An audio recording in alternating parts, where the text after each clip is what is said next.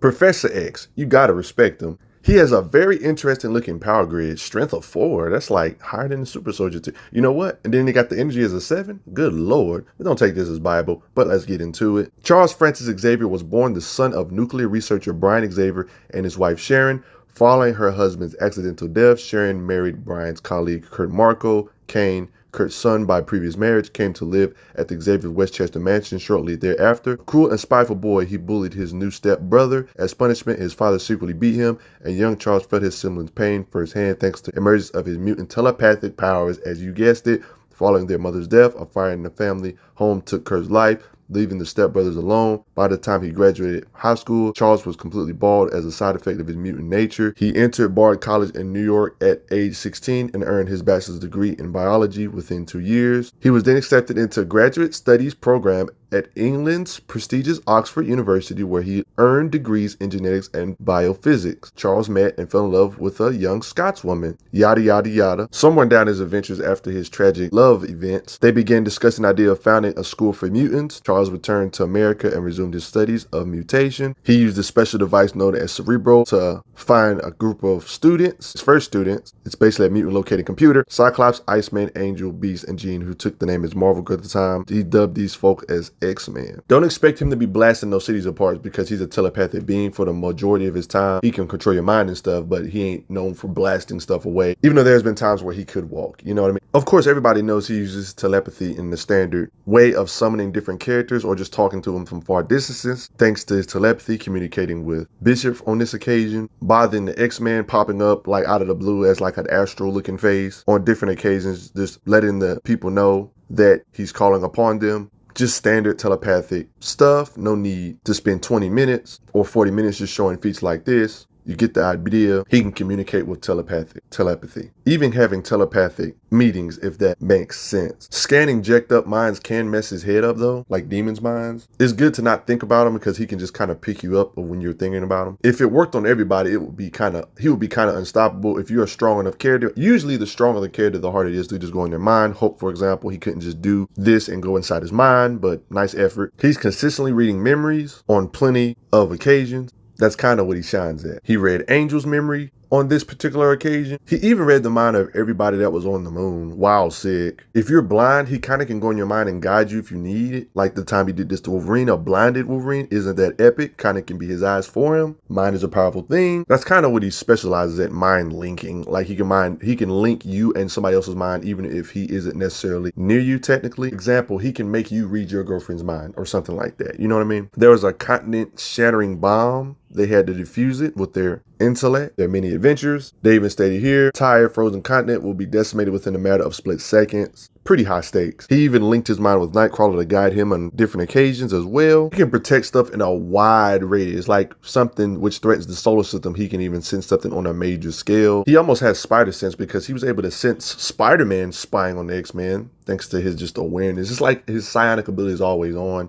It's like in the immediate vicinity. If you're not there or if he doesn't ordain you being there, he can notice, hey, something's not right. Somebody's here. He can probe everybody in the room just to see if they have PSI talent, just to see their level real quick. One of the reasons why the X-Men are such a coordinated team is for the fact that they can mind leak each other in battle, create strategies in each other's mind without having to really speak a single word. He can even probe mechanical brains like Master Mode, for example, the Ultimate Sentinel, evidently. That's kind of cool. Even people with strong willpower sometimes can't notice when he starts doing mind probes, like Wolverine, for example, didn't notice. No point in sneaking up on him because he sensed a scroll hiding in the vents. No point in shapeshifting because he detected Mystique. If you want to be sure if somebody's dead or not, he's the first person to really be able to scan and see if somebody's dead. Like the time he knew Jean wasn't dead necessarily. Able to project literal images. Sometimes he has bad dreams that are kind of implying that he can see the future, like prophecy type stuff of astral projection, like talking to Magneto on the astral plane, projecting himself, pulls Rachel into the astral realm and fought the Shadow King on the astral plane, had a literal astral plane battle between the two. X-Men had his back though because he actually got bodied. Jean was there to help him out. X-Men fight. As you can see, Psylocke, another psionic being, pick him back up and everything. Seconds can literally be an eternity in a mind world because your mind is all about perception. What happens it might feel like an eternity in your mind, but it really didn't take no time in the real world. It was implied that he was ready to enter the afterlife thanks to astral plane projection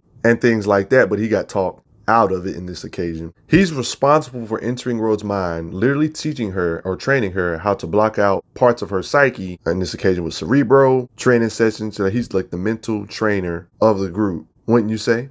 I'd like to say so myself. Enters Jean's mind and literally watches memories like a television set. They're even spectating with him in the mind. It's the Hulk, like it's literally all in the mind. Mind transference, it's such a convenient ability that Professor has, like literally teaching magic English, like literally gives Kitty all his knowledge about the Shi'ar, the warriors, because he can just transfer stuff. Literally took over multiple men's nervous system, creating an army to do so.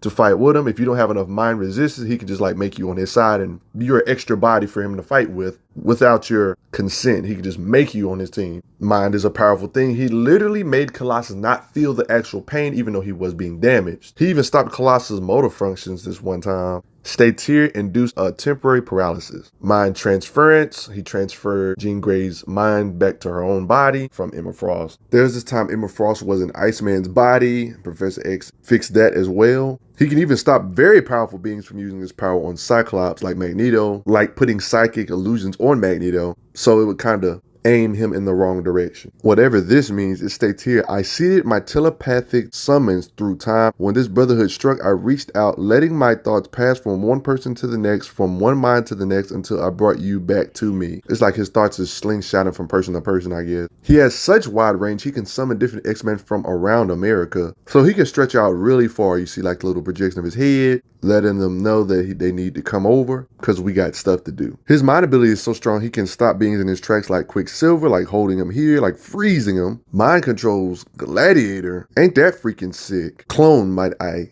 add. He literally took control of Magneto's power and used it to launch someone into space. Yes, he can control people powerful as Magneto. He removed the mental blocks off of Wolverine. B4. Wolverine has one of those brains not a lot of people would like to go in because his past is not pretty. Hulk in general is one of the hardest people to control. He took control of the mind of Grey Hulk this one time, which was incredible. His mind is as incredible as his might. Implied to be able to do this because they stated here now that he is calm and stuff like that. You know, Hulk's one of those people that's hard to control. The top tiers are harder to control when it comes to Hulk, Thor, etc. But that's what makes Xavier tricky because not every top tier is going to have mental resistance like Hulk and etc. Hulk just be one of those people that does have a strong mind thanks to his multi-personality disorder. There was this one time he even allowed Scott to see through his eyes. Isn't that cool? Was able to paralyze the X-Man. Strong telepaths like Emma Frost can block him though, just to throw that in there. What is his writer intent though? It's been stated that Charles Xavier's mutant brain is the most powerful in existence. Here we got narration again, but even the most powerful mutant mind on Earth can be taxed to its limits. Talking to Juggernaut, Professor is the most powerful telepathic mind alive. Oh, what do you know? Another occasion of them stating Professor Charles Xavier, the most powerful telepath on Earth. It's kind of backed up because Xavier was able to defeat the Dark Phoenix with the help of Jean, of course. Gives you a small idea of his mental paralysis and how he's a helping aid. They even state here, the Phoenix rises, the PSI war begins. Insane young telepath versus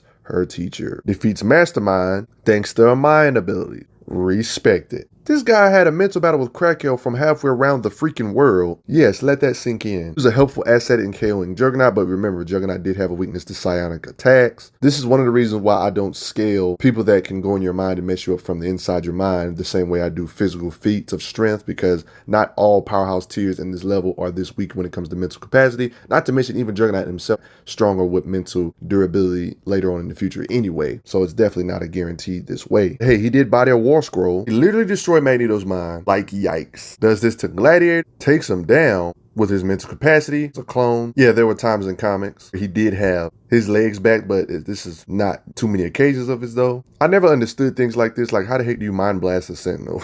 Evil Xavier created X-Men for X-Men to fight, like on some image-inducing stuff. But Xavier beats this fake Xavier. He has the X-Men trained by making mental illusions for them of their said enemies. Like, imagine training sessions like this, the blob. That's extra epic. Thanks to him being able to go in your mind and alter your perception, he can render himself invisible, basically.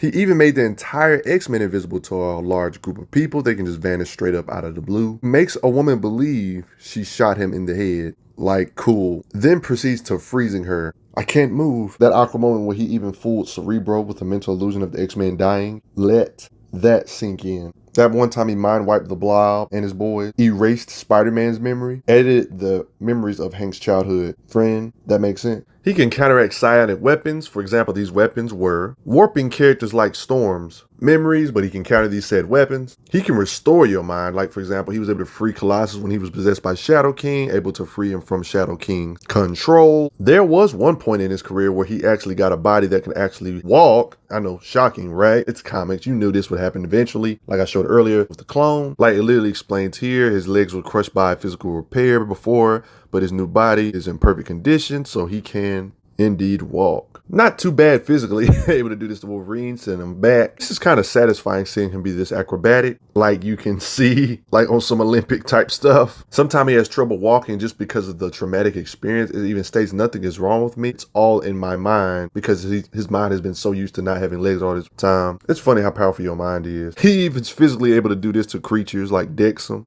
Punches a war scroll, like I showed a little bit of this earlier. He be adding mental blasts with his physical. He's gotten blasted too, and it's not instant L. Literally played basketball with the X-Men. Like, isn't that funny? X-Men playing basketball. Dodges a punch from danger. Literally exercising again. Like, this dude really training. Everybody knows about his standard gear Cerebro. You know, it enhances his already got like telepathic skills. They even say it's Latin for cerebrum, meaning the brain. Its sole purpose is to aid in detecting new mutant brainwaves to help us locate other mutants, both good and evil. That's the first appearance of Cerebro in comic lore. Uses it to reach out to Moira. Picks up troublemaking mutants. Literally stated that the brainwaves of mutants are different. So that's how you can tell the difference. And then they have the Cerebro. She'll amplify my psychic senses to the 10th power. Like, let that sink in. It even states here, imagine Cerebro's big sister. She can boost the Professor's mutant locating abilities to global range. It's like the sequel to Cerebro. Upgrades through the years. He was able to contact Scott, who's in orbit above Earth from the Institute. That long distance. They're just having fun now. He has like literally a super scooter, I guess. It is stated that he is above Jean Grey. It even stated here, Jean Grey, second only to Professor X in terms of psychic power. Talk about prep god. Oh, he has this thing called the Xavier protocol. It states here, it shows in deadly detail how to neutralize each and every X-Man, including Xavier himself. He knows our strengths, our weaknesses. Dude has literally fought with a truck before. Showed one panel of this earlier. Let that sink in. Overall power of Xavier, he's a ridiculous threat only because of pure hacks. Physically, he's below the super soldier tier by quite a bit. I wouldn't say he has anything substantial physically. He does seem to be at least human level athletics, at least, right? Thanks to the acrobats I showed you. But his main threat is his mind abilities. Physically, he's not really much of a threat. If you're a complete immune to mind stuff, you would probably cream him in a fight. Xavier even seems to be a trained fighter and can use fire arms if he has to, in this case with Doctor Strange. Best way of his lore you can get right there. He states, I have the power to read minds and project my own thoughts into the brains of others. If I was a writer of Marvel, I would totally make him the best when it comes to telepathy, just because of the fact that's really his only major thing. I feel like if you decide to give a character like one major ability, he should technically be the best at it when it comes to three-dimensional beings. But that's just my personal opinion on how I would personally write him. But there has been up for debate on who's the strongest psionic being in Marvel. For me, I would purposely make him the best if I was writing, because it just doesn't make sense for other characters to have other powers, but they're better at somebody that only has one major ability, right? It just doesn't seem fair, but that could be just me. Even though I will admit it does make sense for his intelligence to be so high in the power grid, because when your brain this smart, it seems like it'll be easy to soak up intelligence. Like you can literally steal somebody's like thoughts or memorization in their brain and put it in and store it in your head, couldn't you? Technically, in theory. And you're not an official X-Men character if you never got possessed by the Phoenix Force. Even Professor X briefly got possessed by the Phoenix Force. Professor X and Lilandra of the Shi'ar Empire had become members of the Starjammers, a group of space pirates, etc. Everybody in the X-Men gets the Phoenix Force at some point, I know. But don't lie, him wearing this outfit is kind of cool. Even he stated he feels silly in this outfit already. One of the most powerful entities in Marvel. Just to let you know why this is a big deal, like he's literally shown flying, energy blasts, doing what they got to do in these adventures. I've seen it all. Haven't we? In this state, he's more than likely a planet buster. So in this state, he's a competent foe with the black hole level beings. Other than that, he's not. And did you know Professor X was this strong? You probably did. He's a beast with mind stuff. They should make him the best, but that's none of my business. But Post your comments down below. Let me know what y'all think. Respect Professor X, respect the X-Men in general. Logan, the Wolverine, everybody knows who this popular guy is. This guy has a very special place in my childhood and is one of the very first mutants I loved, and to this day probably is one of my favorite mutants of all time. Heck, he might even be my favorite mutant of all time, now that I think about it. I like his tough and rugged manly attitude and the ability to not take no junk. Even if he's outclassed, he doesn't care. He's tough like that. He's a mutant with unstoppable healing power. That's what he's known for. He had bone claws at first, but then he has adamantium coated metal claws, great senses, and one of the most ferocious heroes in Marvel. In my opinion, he's one of the most dangerous super soldier tiers, but even some debate, is he even a super soldier tier? He has a really controversial tier conversations because he's one of those characters where it doesn't matter what tier you're in, he can technically hurt you thanks to his super ridiculous claws that allows him to basically ignore durability. Even if he doesn't have the physical strength to realistically harm them, he can harm them via lore and right intent thanks to these claws. And you're going to see why that. One stat about him I didn't know was that he's only 5'3", but he's 5'3", 195 pounds without adamantium skeleton, so you know he's got to be pretty freaking buff. I'm 6 foot plus and I'm only 200 pounds. Imagine being 5'3", 195. You got to be huge muscle wise. But then he's even 300 pounds with the adamantium skeleton. So that lets you know. Usually any conversation when you bring up the X-Men, Wolverine is one of those people you bring up in the conversation. He was born to a wealthy family in Alberta, Canada in the late 19th century and lived a long and violent life prior to joining the X-Men, etc. And as a child, his family destroyed one night, ending up having to flee his home. His original name was James Howlett, but he is now known as Logan after he left during that crazy massacre. A lot of people think he's just a hack and slasher because they see movies, he just slashes away with his claws. I mean, realistically so, he doesn't necessarily need fighting skills when you have claws this powerful, but he actually has fighting paralysis thanks to his pure life experiences. I mean, think about it. Throughout the years and decades, he even stated, fought in pretty much every war there's been, shed blood on every continent, killed more folks than I could count in a day, made love to every kind of woman you could think of on this world and plenty of others. Literally been a soldier, a samurai, an assassin, and an avenger. I've seen the future, saved the world, invented beer. He stated, in other words, I've done it all. Been a CIA operative. Another image of him at war, shielded with all different cultures. Like, look at this outfit. He still uses his skills, by the way. Like, he's like the fact he's been a secret agent. Literally states Agent Logan. It would be weird for him not to have fighting skills with all these life experiences when you think about it. Stated yet in here, over here in Japan, secret agent. He's ex-army. I like how he's having a conversation with Cap talking about, you think you was in World War II and you gonna convince me you ain't ever killed nobody? Yeah, Wolverine's too smart for that. Hypersenses. He's been betrayed too many times for him to trust anybody. Makes sense. All this life experience would make you paranoid too with the true nature of humans. Thanks to people using him as weapons, you know, outside sources using him as a weapon. That's why he got trust issues, you know, stuff like that. Twisting him to a tool of destruction, basically. Good thing is that after joining the X-Men, his adventures with the team led him across Earth, space, time, parallel dimensions. This experience kind of made him the perfect candidate to be a leading member of the mutant race. He even joined the different Avengers teams over the years, became the headmaster at Resurrected Winchester School for Mutants. Maybe we could see him be an Avenger in more of the movies or something. Who knows?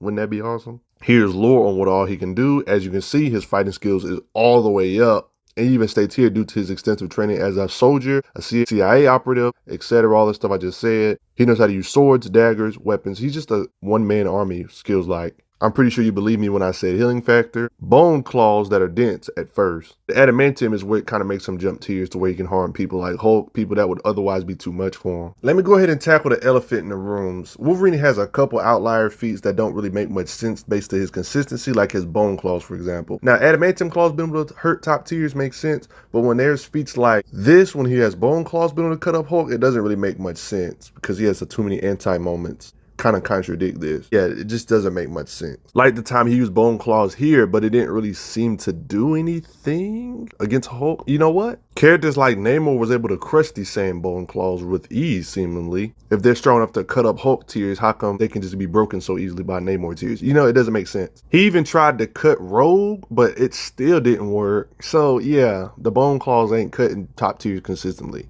It even states here, his claws mess up her costume, but her skin's tough as armor plates. That doesn't make sense, right? Even symbiote tiers like Carnage can bite through bone claws, you know? Breaks his claws on this rocky alien when his arm was fastened with a large chain, like one arm, right? If his claws were just that durable, why he don't just use the right arm bone claw and just slice out? Like, showing very clear limits if the writers actually wanted to pay attention. Bone claws trying to break Galactus' machine. It's too many occasions of this, but enough of this stuff. You get the idea, right? But bone claws aside, I don't want to seem like I'm trying to take a crap on him. He's still a beast though regardless, right? They're still stronger than normal things. Like the fact they can cut through a sword, bone claws. Still strong enough to cut through steel though, like cutting through this metal gun. He can indeed cut through chains with his bone claws, of course. This Psycho Man robot is occasioned with the Thing dives, slicing it like that. He uses claws to climb rocks, like being able to stab into it like that, so they're still pretty freaking strong. He uses to slow his fall. He stabs through Carnage's shoulder. Bone claws can dig through collapsed buildings with it, slice through a garage door with it, thick trees with it. Huge organic Phalanx techno-organic monster or monsters with the bone claws.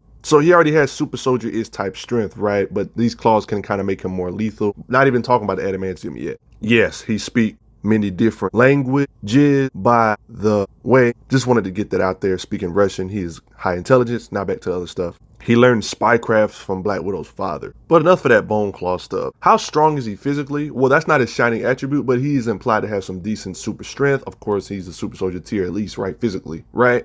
That's evident here where he threw like a dumpster at an attacker. Like, you know how heavy them things can be? I mean, he freaking caught and held an elevator with 2 people in it, might I add. There was this truck. He was able to stop this truck on the spot while it was riding strength. Literally slung this shark onto a boat with his strength. Heavy restraints like this. He doesn't have much leverage. He literally just shatters through with raw power, as you can see. Snaps these chains, made from the hardest steel money can buy. Crazy. Swings Dragon Man into a wall. Look at the strength. This Dragon Man guy weighs literally 3 tons. He also does the same by slinging Colossus into Juggernaut, showing that he's not weak either. And Colossus is at least 500 pounds, even though I personally think he should weigh more than that, but whatever. Literally picks up this many men, throws them through a wall, snaps these overlapped chains with raw strength, pulls open elevator doors with that strength. In a battle feat with Omega Red, of course, battle feat with him, throws them into prison bars enough to dent them.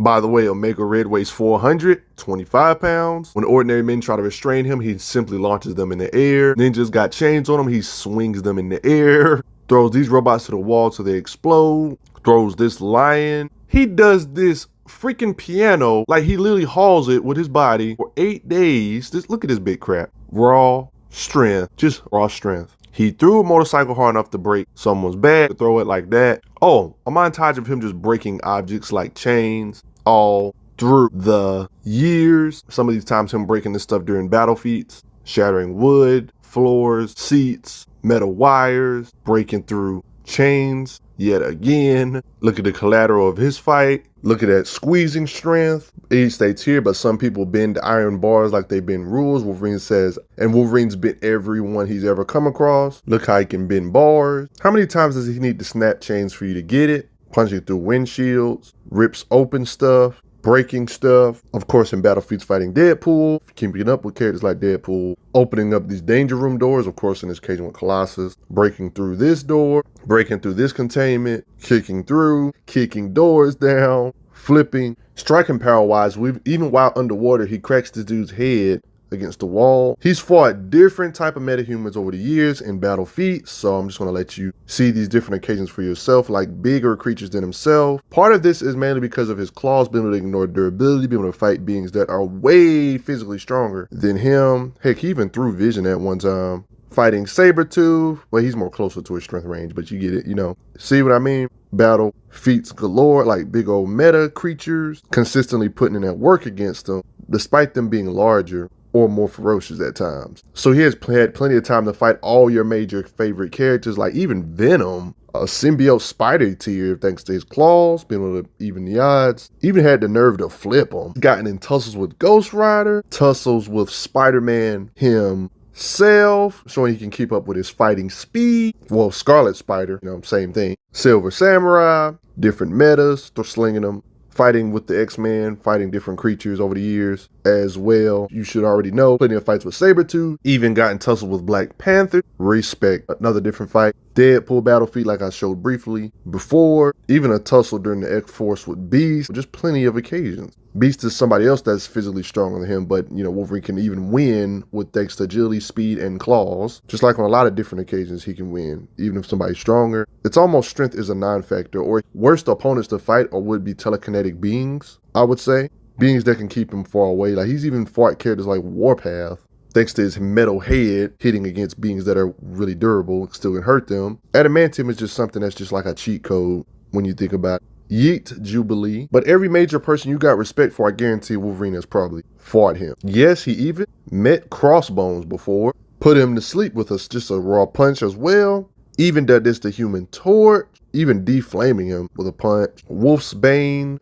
I'm telling you, metas that are way physically bigger than him and should be way stronger, he fights, thanks to his healing factor. He can come back and even punch back.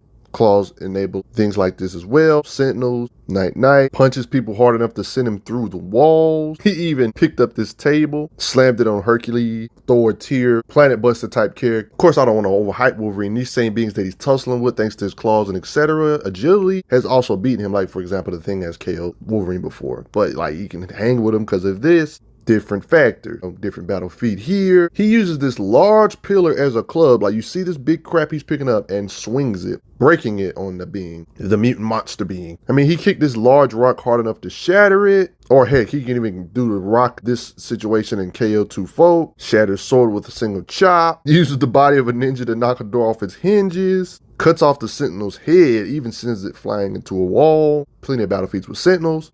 I'm not saying these power grids are Bible, but this guy known as Roguehouse weight is 774 pounds, right? He has great superhuman strength. Look at what they rated his strength, a freaking 6. But he's fought this same being over the years on plenty of different occasions over the years, even making him sleepy. Yet another battle, thanks to his claws, he can even the odds in this occasion getting slung around though. You see, it's just weird that somebody with this level of strength ranking can't seem to put Wolverine down for good in these battle feats. But heck, I told you about them claws. They should be something to respect. Profile said he weighs 700 pounds and Wolverine's punching somebody hard enough that weighs 700 pounds to send him flying. Let that sink in for a second. More proof of this guy Roguehouse pretty strong. Look what he's lifting up above his head, but Wolverine's still fighting him in this occasion. Too much evidence of this throughout the years. Yeah, Wolverine, he's a threat. Another idea of his strength, the fact he can catch Sabretooth's punch, consistently matching Sabretooth in Slugfest over the years, even smashing him down by doing this to Sabretooth.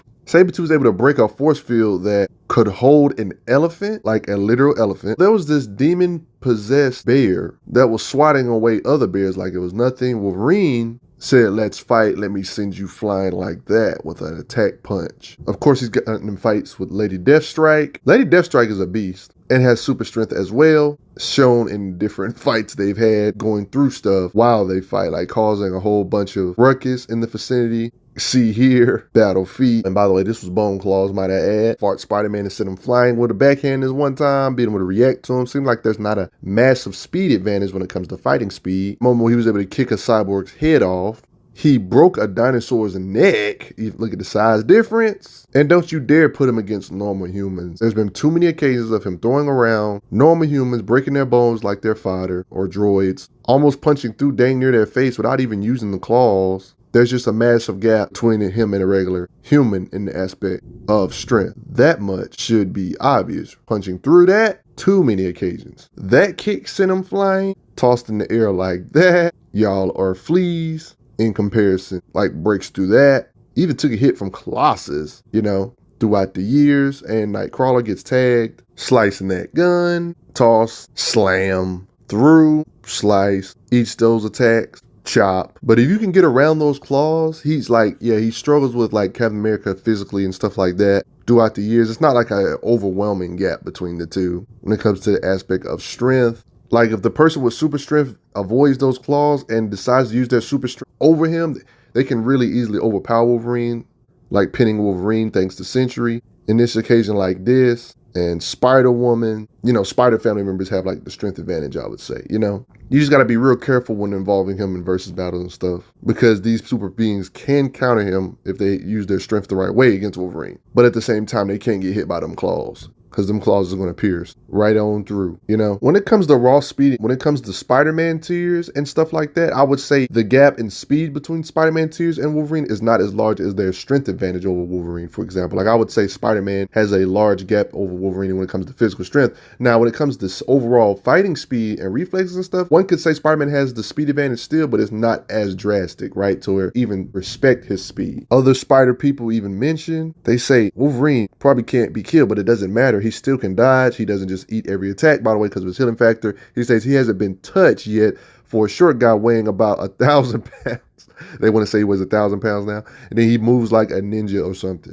They even stated here, I honestly couldn't tell you, it all happened so fast. Stated here, he killed a whole bunch of people before I could even try to stop him. Stated in this occasion, dang, he's as fast as his dad. Stated to be able to move as a blur. Even Blade respects his speed. Watch my Blade video to see why this is important. They state no one moves that fast. He's as fast as ever, maybe faster. He almost has instinctual fighting paralysis that makes it hard for telepaths to read his movement. They say thinks and acts at the same time. They are one. It's being stated, when my mental powers enable me to read your every thought, to counter your plans the moment you conceive them. Here comes Wolverine. It says, but the last instant too sudden for her to react, slicing her deadly stinger. So basically Wolverine has ultra instinct, and telepaths have a hard time reading what he's about to do because his thoughts and fighting are one. Yet another occasion, read your mind and anticipate your next move. But when she fights Wolverine, he literally didn't think, so he tagged her, and she was like, what, you didn't think? When Psylocke was narrating, she even stated almost faster than my mind can follow. And she's a psionic telepathic being, by the way. Even states here, it's all just instinct. That one time it was cool enough, he maneuvered with Spider-Man as they hopped across the place. Bishop has his finger on the button. Like, you literally see the finger on the button. Before he can press the button, Wolverine sliced it that fast. Soldiers aim at him here. Too much speed, he rushes past them before they even notice that he slices. Their guns up. Like, he literally blitzed at him. He says, he moved so fast I couldn't track him. He's behind us. Fought this highly trained ninja. Destroys her before she can even register what happened. Raw freaking speed. Just his raw perception alone would make him hard to fight in real life, because nobody has this type of reaction or fighting speed to even keep up with him,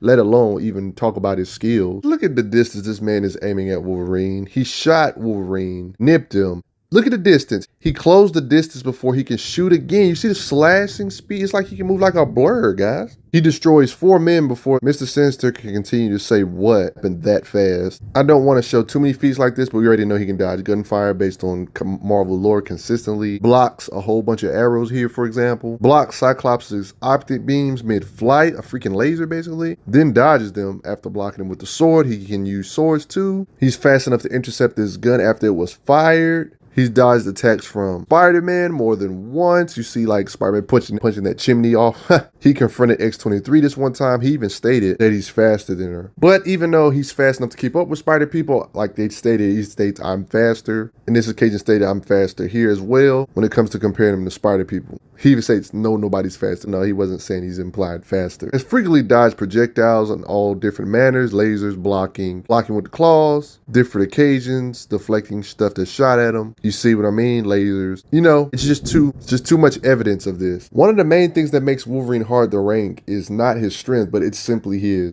It's a mixture of a few things. Durability thanks to his adamantium skeleton, plus his insane regenerative healing factor, plus his adamantium claws that allows him to harm beings way out of his tier, durability wise and physically and stuff like that, right? He's consistently taking blows like Wonder Man. You see what I mean? He's up. He took an attack from, he even took an attack from Sasquatch, another Gamma being in the Gamma family. This is all thanks to his adamantium mixed with his regenerative healing factor, because if it wasn't for his adamantium, he would get splatted. Like in these occasions with Hulk, for example. Like, yeah, Wonder Man here, Scar, Hulk's son here. I'm telling you, if it wasn't for all this stuff, he wouldn't be eating blows from these top tiers this often. So yeah, his durability is pretty freaking off the charts. Like Joe Fixit, you know, you get the idea. Namor, just a billion occasions of that stuff. Getting tossed by the Thing, a Super Scroll, Maestro Hulk, or Red She-Hulk. Is she biting him?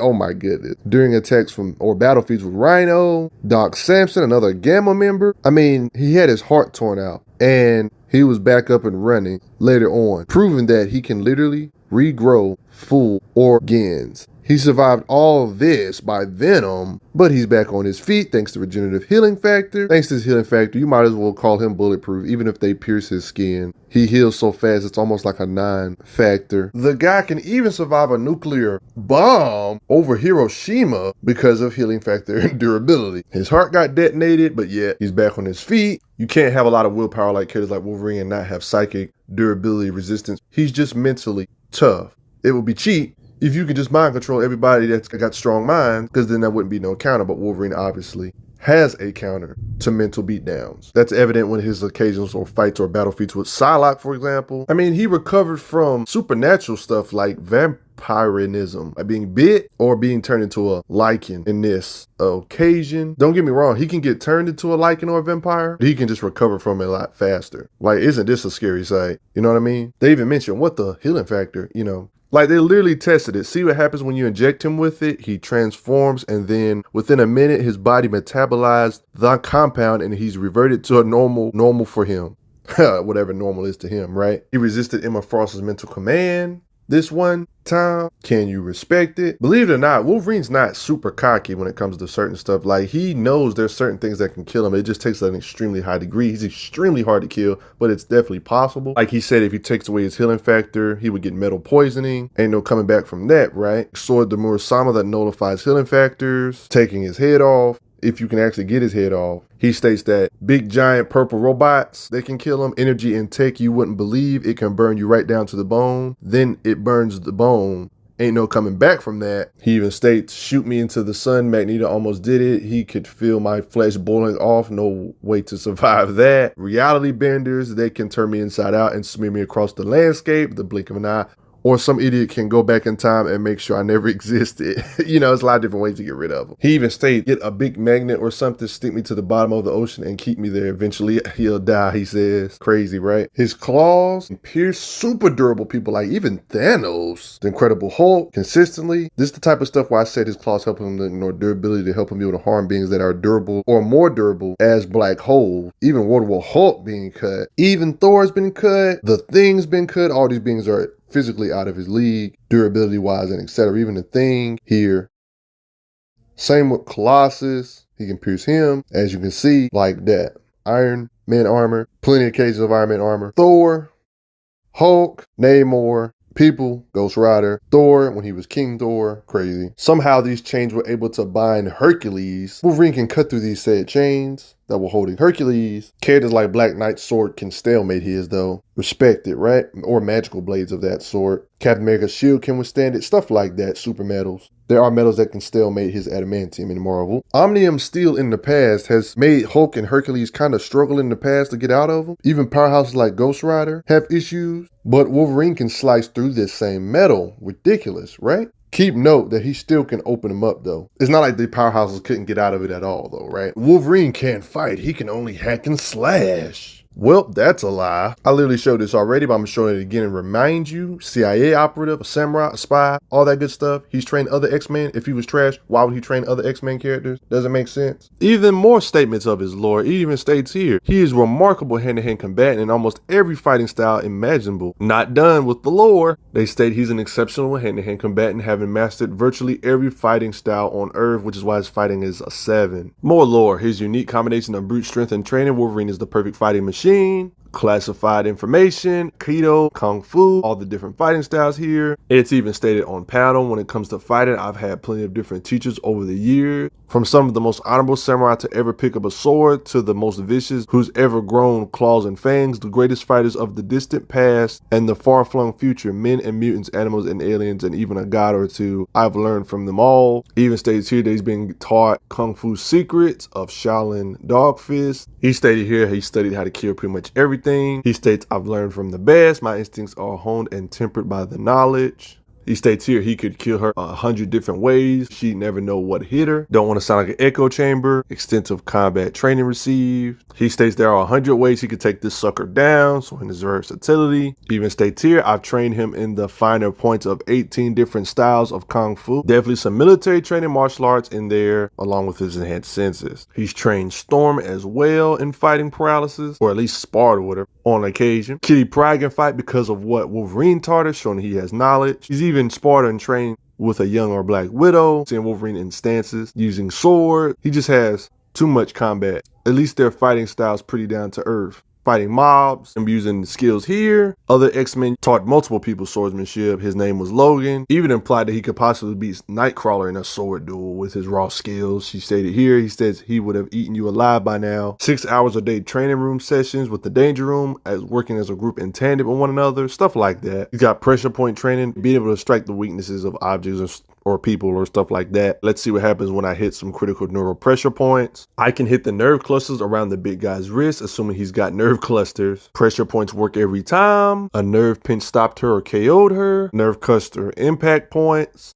More occasions of him using his skills in action. His reputation precedes him, a warrior of such renowned name. Even Thor says it to him. He's a Hercules Hulk tier being. Narration states he was a born fighter, one of the deadliest men on Earth. But Wolverine is one of the most dangerous men on the planet. I mean, look what he does to tanks, for Pete's sake. Look at the writer intent. His power level is a 9. Why is this important? Well, let's compare other beings to his power level. They have Peter Parker's power level an 8, and they have Luke Cage's power level of an 8. Captain America's power level of 8, Daredevil's power level of a 7. So, of course, this stuff isn't viable to be taken too seriously, but the reason why he's higher is probably because of his adamantium claws. The fact that he can seriously wound super top tiers, refreshing his swordsmanship skills with Silver Samurai. In 5 days, he can defeat him in multiple ways, because he's just that quick at learning on top of his other skills he already knows. Has better pure martial arts than Yukio, Wolverine actually kicking. His instincts, reflexes, training, experience, all moving faster than I can think, which means while I'm doing it, I can think about other stuff. Cap even has some writer intent or respect for Wolverine, so this is writer intently made that he has skills as well. Even admits that Wolverine has great moves. Cap even goes as far, I must admit I've been up against a lot of opponents in my career. Some of them gave me a hard time. Some of them weren't so tough. Here are my assessments of the fighting skills of the foes I fought. Captain America is literally about to give you his tier list. And this high ranks, and he ranks like the Super Adaptoid Thanos and them off the charts. Like they're too, they're higher tier. They're ridiculous. But then he has Wolverine right under that. He has him with Cable, Deathlock, those type of people. Captain America even considers him above characters like Grey Gargoyle when it comes to raw skills, obviously, and Baron Blood. Captain America even goes into detail. He says, these guys were stronger than me, but were not quite my equal at hand-to-hand fighting, thank goodness. He considers this group of guys to have superhuman strength, which Wolverine was in. They knew how to use it in its fullest advantage. These opponents were the all-around toughest to beat, Wolverine. I love that Captain America is not a skill tard either. He even knows that there's some people that are too strong for him to beat. They don't even need hand-to-hand combat skills. Captain America even says this is his weight class, so it's like he even admits that Wolverine is physically stronger than him. But, I don't think it's like a ridiculously large gap, but it's just kind of cool that Cap said this about him. He said this weight class is superb fighters in peak condition, expert in unarmed combat. He has Punisher in this list. Captain America considers him a bigger threat than Punisher, which is pretty cool. And even Black Panther. I mean, heck, he even timed a strike from Speed Demon, a speedster-ish type of being, showing his combat fighting speed. Daredevil surprises him in a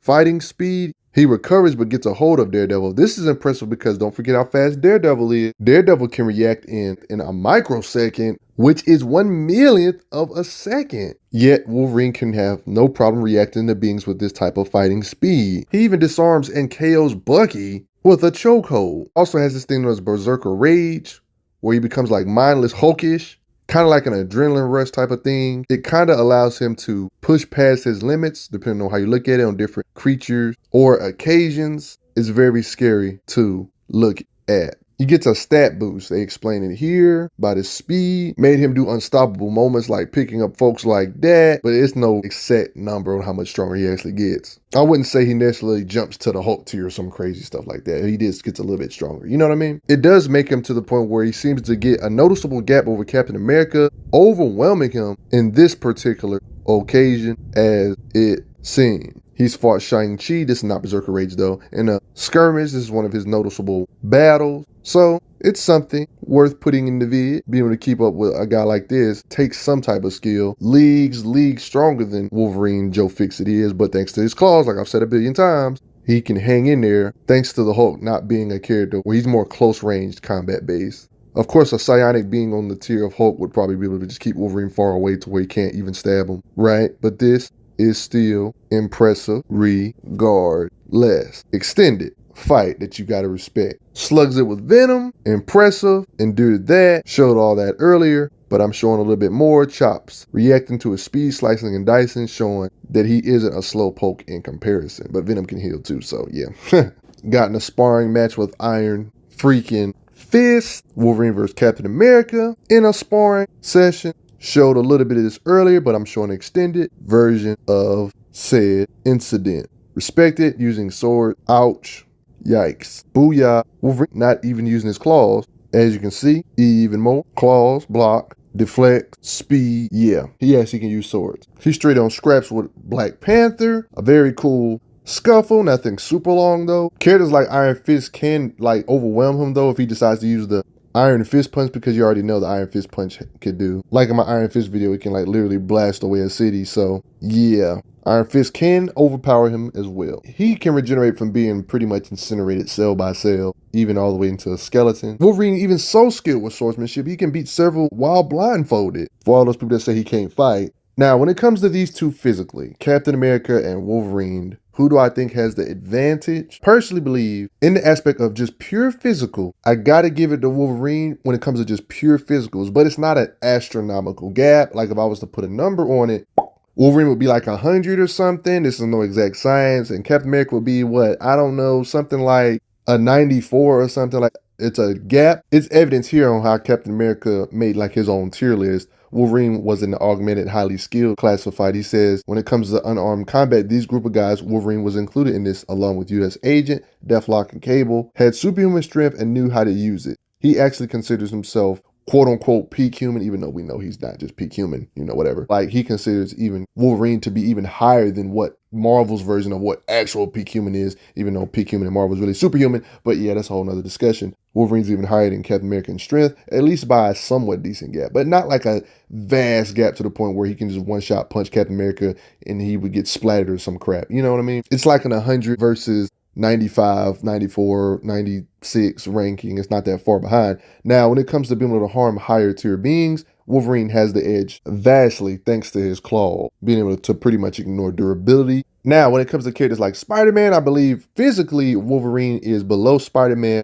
but a little bit above Captain America, if that makes sense. Spider-Man can lift hundreds and hundreds of tons, so that makes sense. Yeah, you know what I'm saying? If you don't believe me, watch my Spider-Man video and my 100-ton class debunk video if you still think 100 tons is a big deal. Wolverine isn't the only character in fiction that has weapons that allow him to hang with top tiers, even though he physically isn't a top tier. Characters like Black Knight, Deathstroke, Red Hood, Black Panther, characters like that are not physically in Superman-ish tier can hang with them based on certain weapons. Like Deathstroke over the years had the Godslayer. Black Knight, Marvel character all the way to the left, has the Ebony Blade. Red Hood has the All Blades, which are magical blades. Black Panther has, of course, Vibranium Claws, Vibranium Daggers, all kind of weaponry that harm top tiers, even a Hulkbuster suit for Black Panther, stuff like that. Wolverine falls into this category of characters that can harm black hole tier beings thanks to his stupid overpowered claws. They just don't even care about durability and says, I'm going to pierce you no matter what. Super Soldier, or some would say peak humans in Marvel, can lift tons and tons of weight. I mean, a lot more weight than you probably think. But for the most part, that's just about going to do it. You got to respect Wolverine, one of the best characters of all time. And Savage, Brute, got to respect him. Did you know he was this strong? You probably did. He's very popular. Did you know his claws can basically ignore durability? It don't matter who you is. You getting cut, buddy. I don't care if you Thanos or Darkseid, you getting cut. But post your comments down below. Let me know what you all think. But if I were you, I would be a psionic being to fight against him. Do not let Wolverine get up close to you. Or you can just simply be Magneto or something. The Wolverine. Scott Summers' Cyclops, known for his blast power, but that's not all that is to him. Cyclops has the mutant ability to fire optic blasts, which are projections of force. He wears a battle visor with a single ruby quartz lens running eye to eye. He has a switch on his visor and a switch in his glove to activate the beams through his visor. In one instant, he claims to have emergency backup ruby quartz lenses. That would make sense because he can't control it if he doesn't have his glasses on. He's always prepared. having multiple ways to shoot out of stuff, not just his actual lens, but his actual gloves as well. He even states he has emergency backup lenses.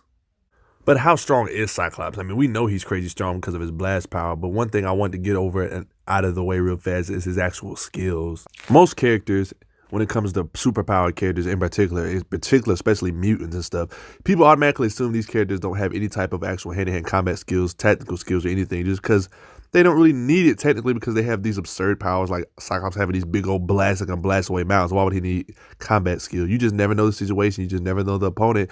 And the X-Men actually train for situations like this via Danger Room and things like that. For one, he's an expert at analyzing his opponent and planning his attacks out, as he has a very strong thought process in the middle of fights. He is consistently shown to be able to predict tactics of the villains he fights as well. Blasting these giant dinosaurs is so satisfying, by the way. Like a lot of characters in, the street tier physically and speed and things like that, they have ridiculous combat speed because that's just how they are. Same dude tried to blitz him and got blitzed before he could even fire the gun. As you can see, he's already knocked him out with his skills alone. There's been times where he was actually able to keep his eyes closed and still beat down multiple opponents, showing his raw skills without even actually having to see. Don't you just love when people sleep on characters with superpowers when it comes to their combat skills? Cyclops is not one of those spoon-fed characters that relies straight on his powers. Being able to slug it out with a martial arts master like Wolverine, somebody else that's underrated when it comes to combat skills.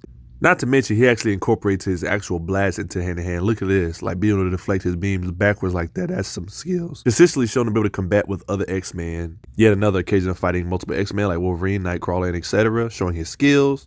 Well, he is the team leader for a reason, right? Showing multiple times where he has agility. As you can see here, showing his acrobats. It gets pretty set in stone that he has really good raw skills, even being able to fight characters like Storm in hand-to-hand combat. But the crazy thing and most impressive thing is that the creativity he can use with his actual optic blast. You would think his optic blast would be like black and white, right? Like you just shoot it forward, right?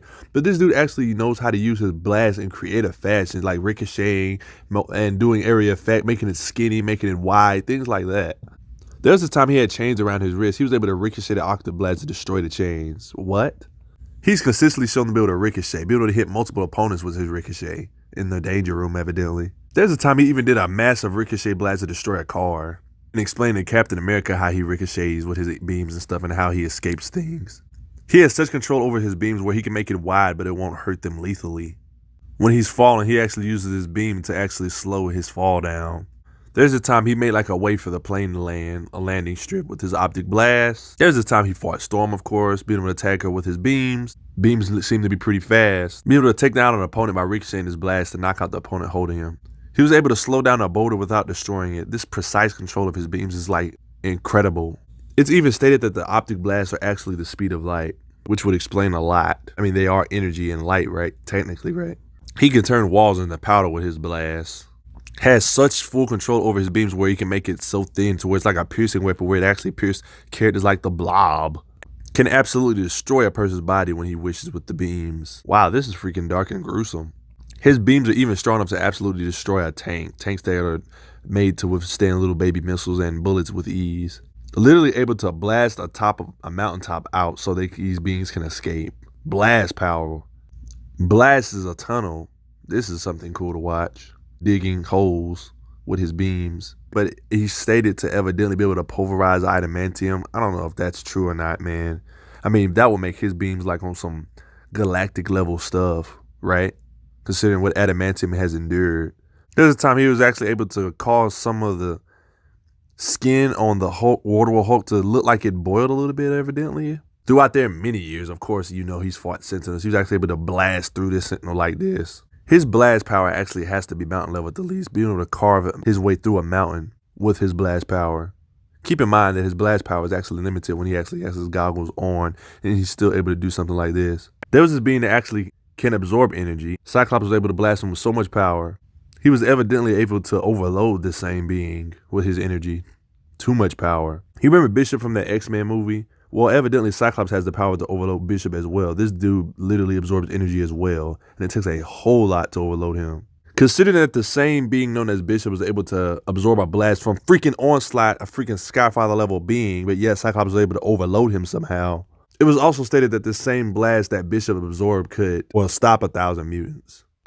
This is freaking incredible. Even though Bishop got knocked out, but this is freaking onslaught. How the heck did Cyclops knock this guy out if he can take stuff like this? Like, Cyclops has a lot of energy. Good lord, Cyclops has freaking wide blast. And they even state that his blast is like a nuke, another island level, city busting level confirmation that concretes him in that level. He can even shoot down incoming missiles. His beams can travel a far distance, be able to shoot down an airplane from far away. Like, dang, that's cool. And Sentinel is on the way to where they're at. He's able to blast them before he gets all the way there. This dude Cyclops can blast with a big area of effect. Look at all that space. He's even a pretty decent tracker when it comes to tracking. Y'all remember Colossus? One of the most underrated beings in my personal opinion, up there with characters like The Thing. How about the fact that Cyclops' beams can actually harm characters that are durable as Colossus? And then there's this absurd feat. Evidently at full power, his optic blast can evidently rip apart a small planet in half. Like, is this an outlier or is this the truth? Because this is true. I mean, he does kind of have some lore that suggests this. He casually busts mountains. He casually carves holes in the mountains. He casually can hurt characters like Colossus with his beams on. And if he takes the visor off, hurting or not hurting, but he can blast with enough force to rip apart a small planet, I would say it's possible. I mean, it is Marvel. There's a lot of planet busts. There's nothing really big. But to think of the Cyclops being this powerful, it's almost like, whoa. But what do you guys think in the comments section? Make sure you post your opinions about this below. He's actually destroyed debris off a ceiling with a big old wide blast before. Hey, he can even shoot multiple targets. He's implying combat speed with a little blur effect here as well. Iceman himself, he has had power fluctuations and had changes and made upgrades throughout the years, and has gotten a lot more ability with his mutant ability. He is considered, some would say, an Omega level mutant, but how strong is actual Iceman, one of the mightiest mutants of all time, with the element of ice, and probably the best ice user in the history of fiction, if I'm being honest, maybe.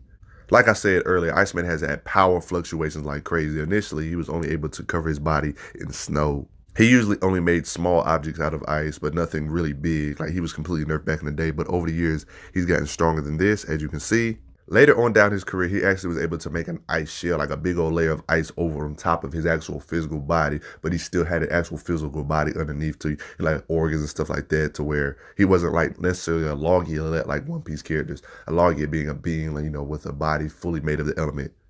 It's actually a technique he learned. You know, he actually like had progressive upgrading throughout the years on some anime type stuff, and Goku took progression type stuff. This evidently gave him more protection as well. We're getting closer to the current era. Like, he started getting so good with his power.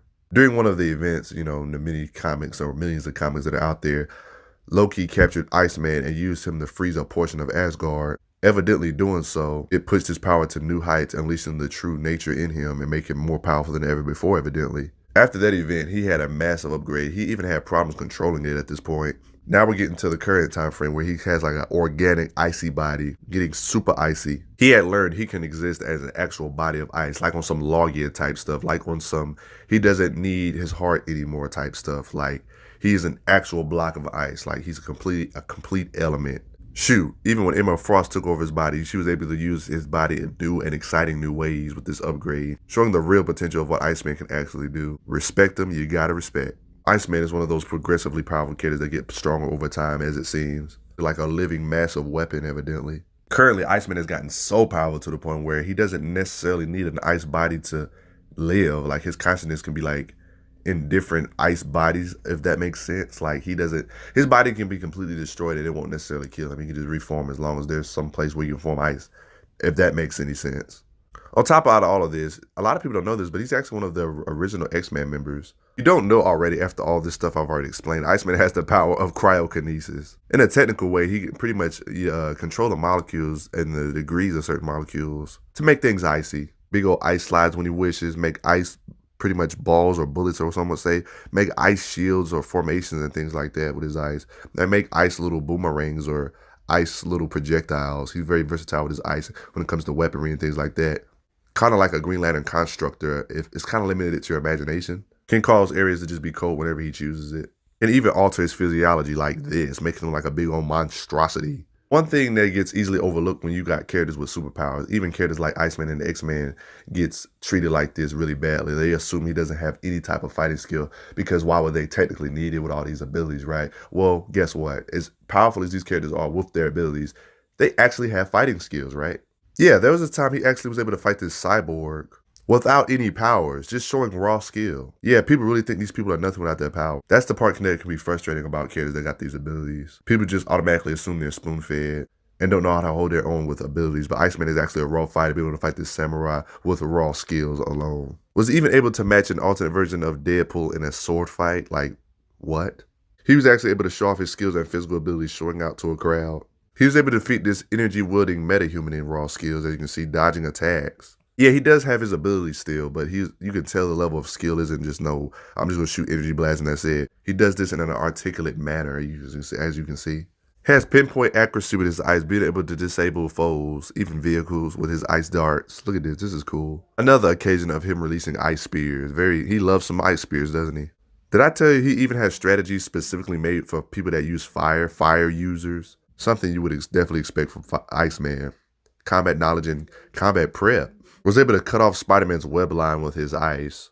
He can quickly react to beings to the point where before they can pull the trigger, he can freeze them before they can even react. Has fought a lot of people throughout the years, even characters like Spider-Man, faces off against Spider-Man, even pretty much being able to get the advantage over Spider-Man. As you can see here, making him slip with his ice abilities, showing his abilities with his ice.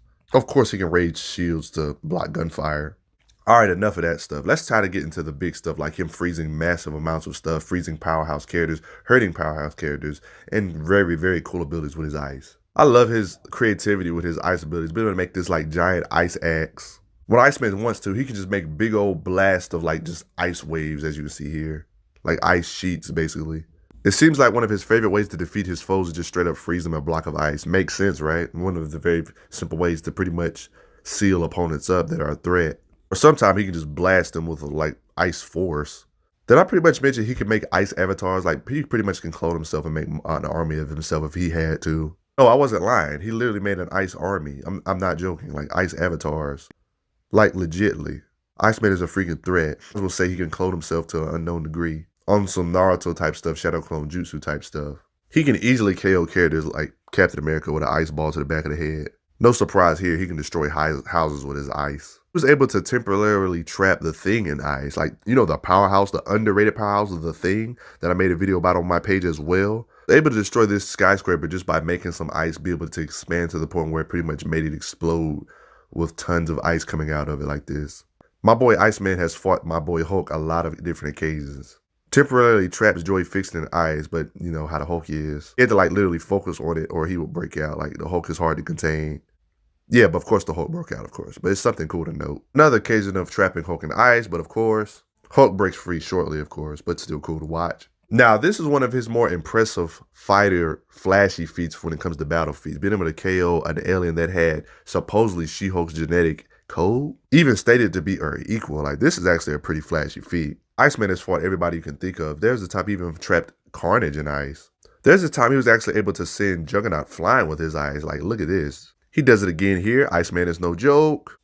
Even can make big old ice pillars. Like, man, this dude Iceman is cool with his ice and dangerous. So his ice is so strong too, to be able to cut through helicopters. Gotta be cold. Let's get into the effect of how much ice Iceman can make at once, like big structures. He seems to be able to put make a lot of ice over a big area of effect.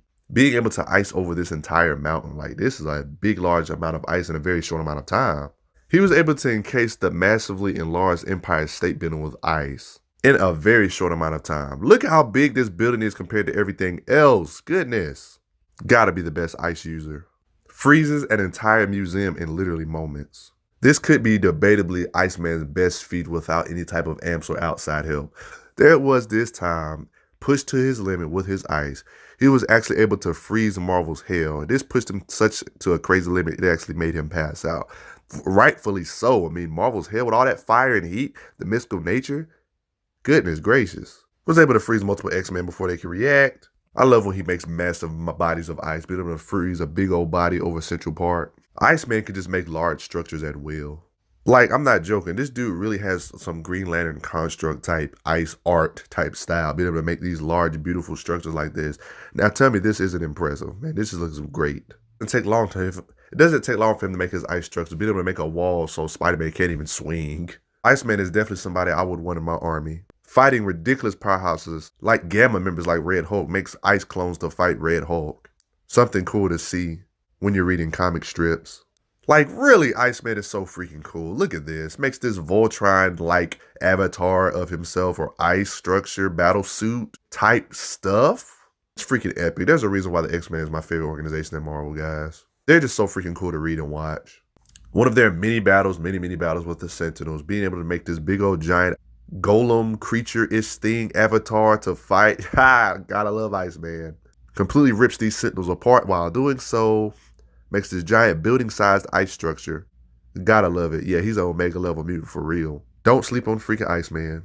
Just to recap on all the different type of weapons he's made. Slides, ice little balls, ice little projectiles, ice shield, ice axes like I've shown earlier, little building tools, giant ice blades looking thingies, ice little slide, little waterfall thingies. What, ice ropes evidently? Ice stairs, ice hammer, ice things to contain missiles, evidently. Little spike balls, like literally shooting ice snowballs like a Gatling gun. Ice chairs, like a little ice cage. You gotta love all the different ways he uses ice. He just likes to have fun and have a snowball fight. Imagine him on a snow day. Man, he actually turned raindrops into actual ice fists, man. Come on, man.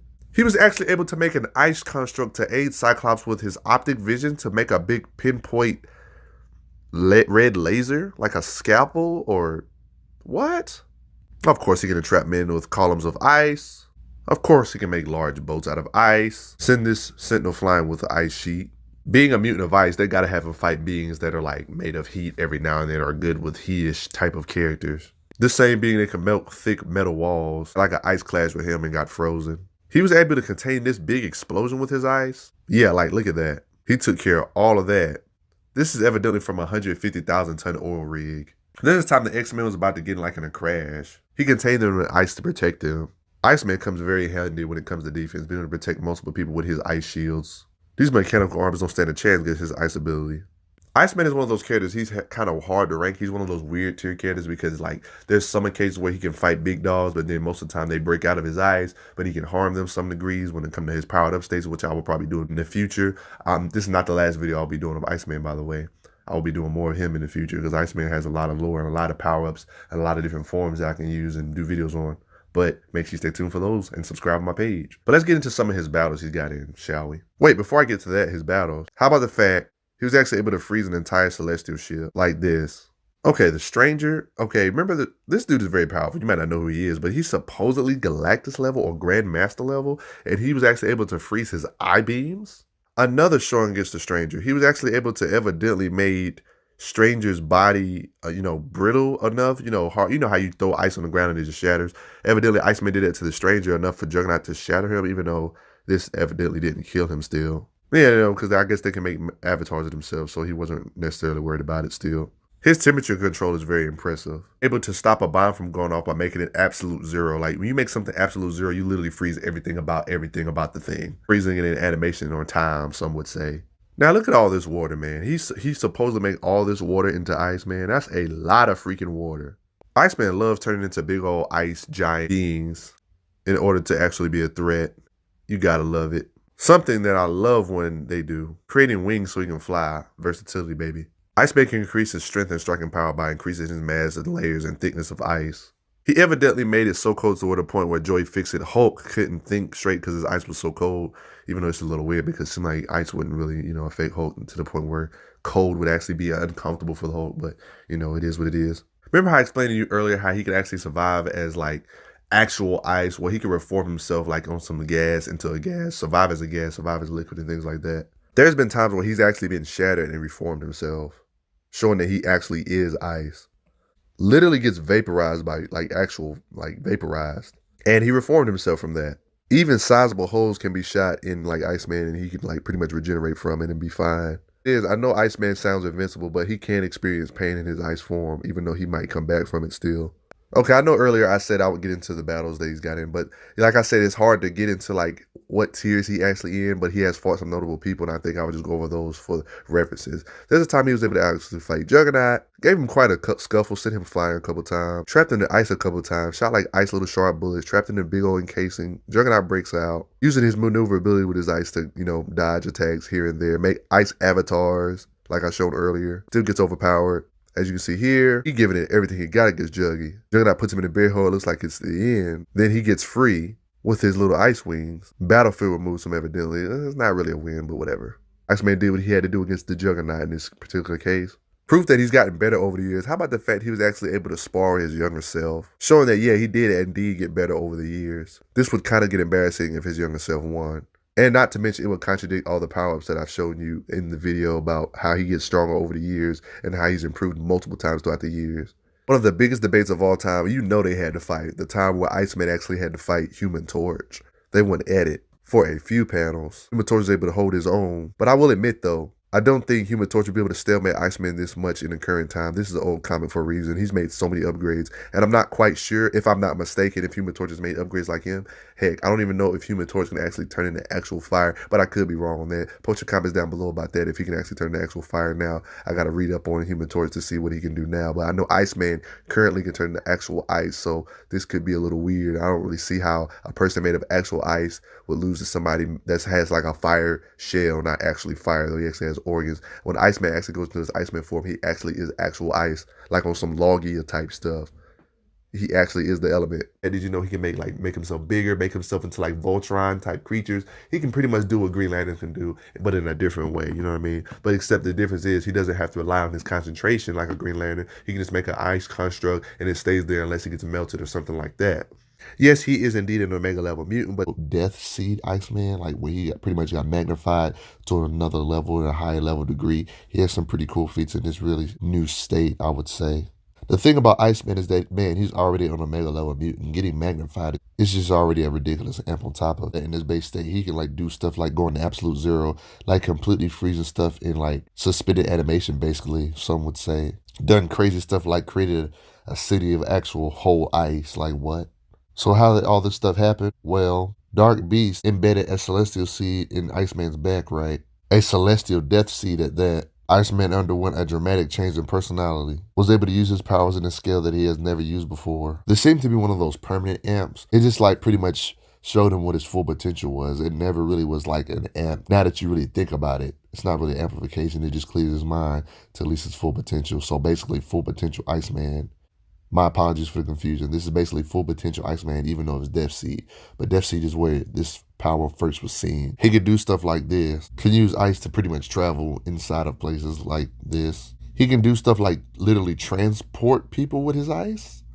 Like literally sending him through the ice to another location, like when there's a big area of ice, evidently, as it seems. Yeah, he was like really powerful. He could do like stuff like this, get real big and take her to the atmosphere, like high into the atmosphere. I mean, we've seen him do giant stuff in the past. At his full potential, it just seems like, yeah, he's at his true self. Like, wow, this is freaking impressive. Look at this. Like, he made an ice thing that freaking long to stand on. And then he more than likely can just fly with those big old wings.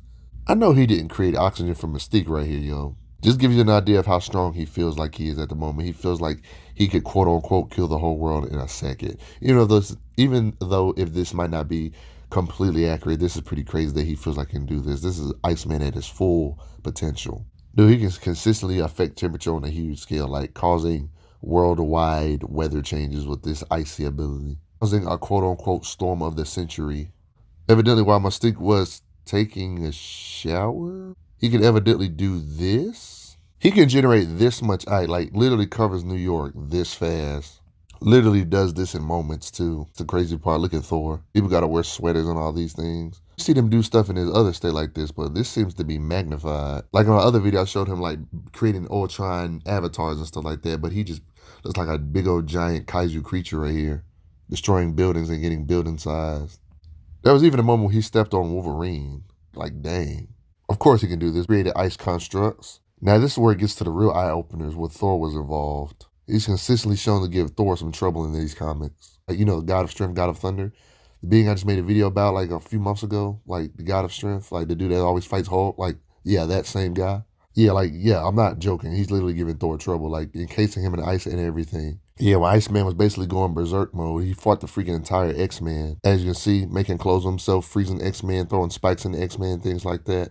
Let's not forget that he actually fought Thor at the same time too, giving him trouble with this giant dragon, having Thor actually having to exert himself. It stated that his ice is razor sharp, right? Here's the real eye-opener. His ice is so freaking sharp and durable, evidently at his full potential. Iceman's ice at this level is so ridiculous that he's actually able to pierce and stab through Thor What in the actual heck is absurdity to be able to have ice on this level? Cannot sleep on him. Like, it literally went through to like a big old piece, like using this to stab Thor. Ice is that freaking strong in its full potential. You would think a piece of ice would never be able to pierce anybody like Hulk or Thor. For those wondering, at the end, Iceman did get smashed by Thor, even though he gave him trouble, but he's Thor. Iceman is a monster either way. This actually got rid of the Death Seed so he would stop acting insane. Iceman in this issue had a lot of Hulk similarities, having different personalities that had opposing differences in motivations. There are even times in the fight during the Death Seed Iceman, aka his full potential, where he actually had to start, some would say, fighting or opposing himself, fighting even different aspects of himself. This is actually pretty cool to watch, though, I'm not even gonna lie. Big old giant ice creatures and avatars fighting each other. Omega level state doesn't seem that different from his normal state, but they say he was stronger than ever before, so they have the right intent to say he's stronger than ever before. Plus, I ain't never really seen him do nothing like that in his base state, like harming Thor. It's only one time, yeah, sure, but I mean, yeah, he did get shattered or get the Death Seed knocked out of him by Thor, but it's just like, wow, I don't know if base Iceman could just stab Thor like that. So this full potential Iceman, it just seems like he was on another level. But what do you guys think? Is there some stuff you didn't know he can do? Did you know he can stab Thor? Did you know he could give Thor that troll? Did you know he can make like big old giant constructs that big? Did you know he can transport people with his ice? Did you know he can literally use his ice as a bridge to get so big to where he can go into the stratosphere at the top of the atmosphere? He can cover the whole New York City in ice, make ice constructs with himself that is like an extension of himself, ice avatars and things like that. There's a lot of cool stuff Iceman can do, man. He might be the best ice user in the history of fiction, but what do you guys think? Let's get into how strong is Gambit and every element of Gambit. Let's get it.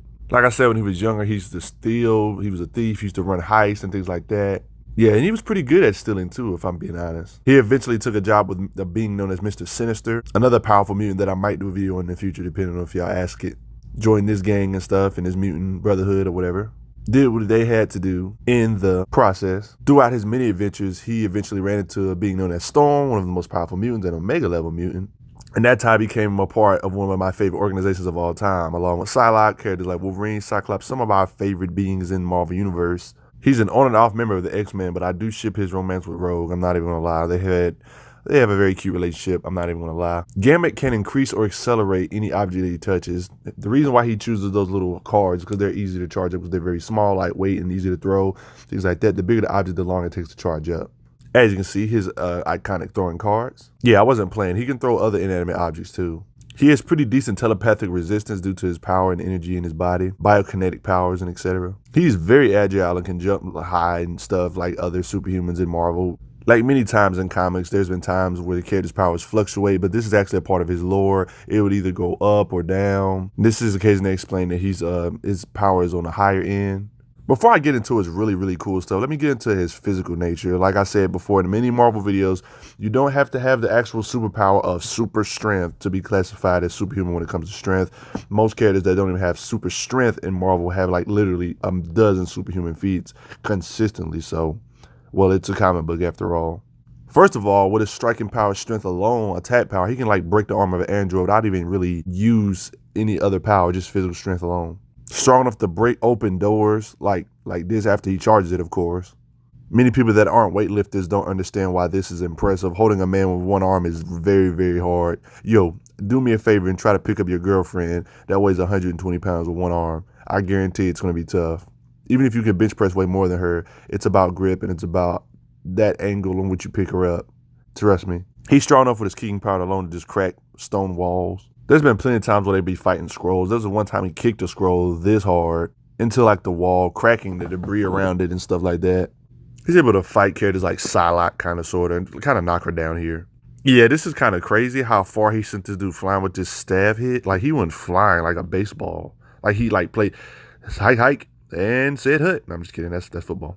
I've said this a million times in videos like this, but one of the most impressive things about beings in this tier's power, even if they don't have so-called enhanced super speed or enhanced super strength, they've often showed this over and over again. Like the time Gambit is just consistently shown to be able to dodge bullets. This is nothing new in Marvel. Not aim dodging. They're literally fast enough to see the bullets as they're going mid-flight.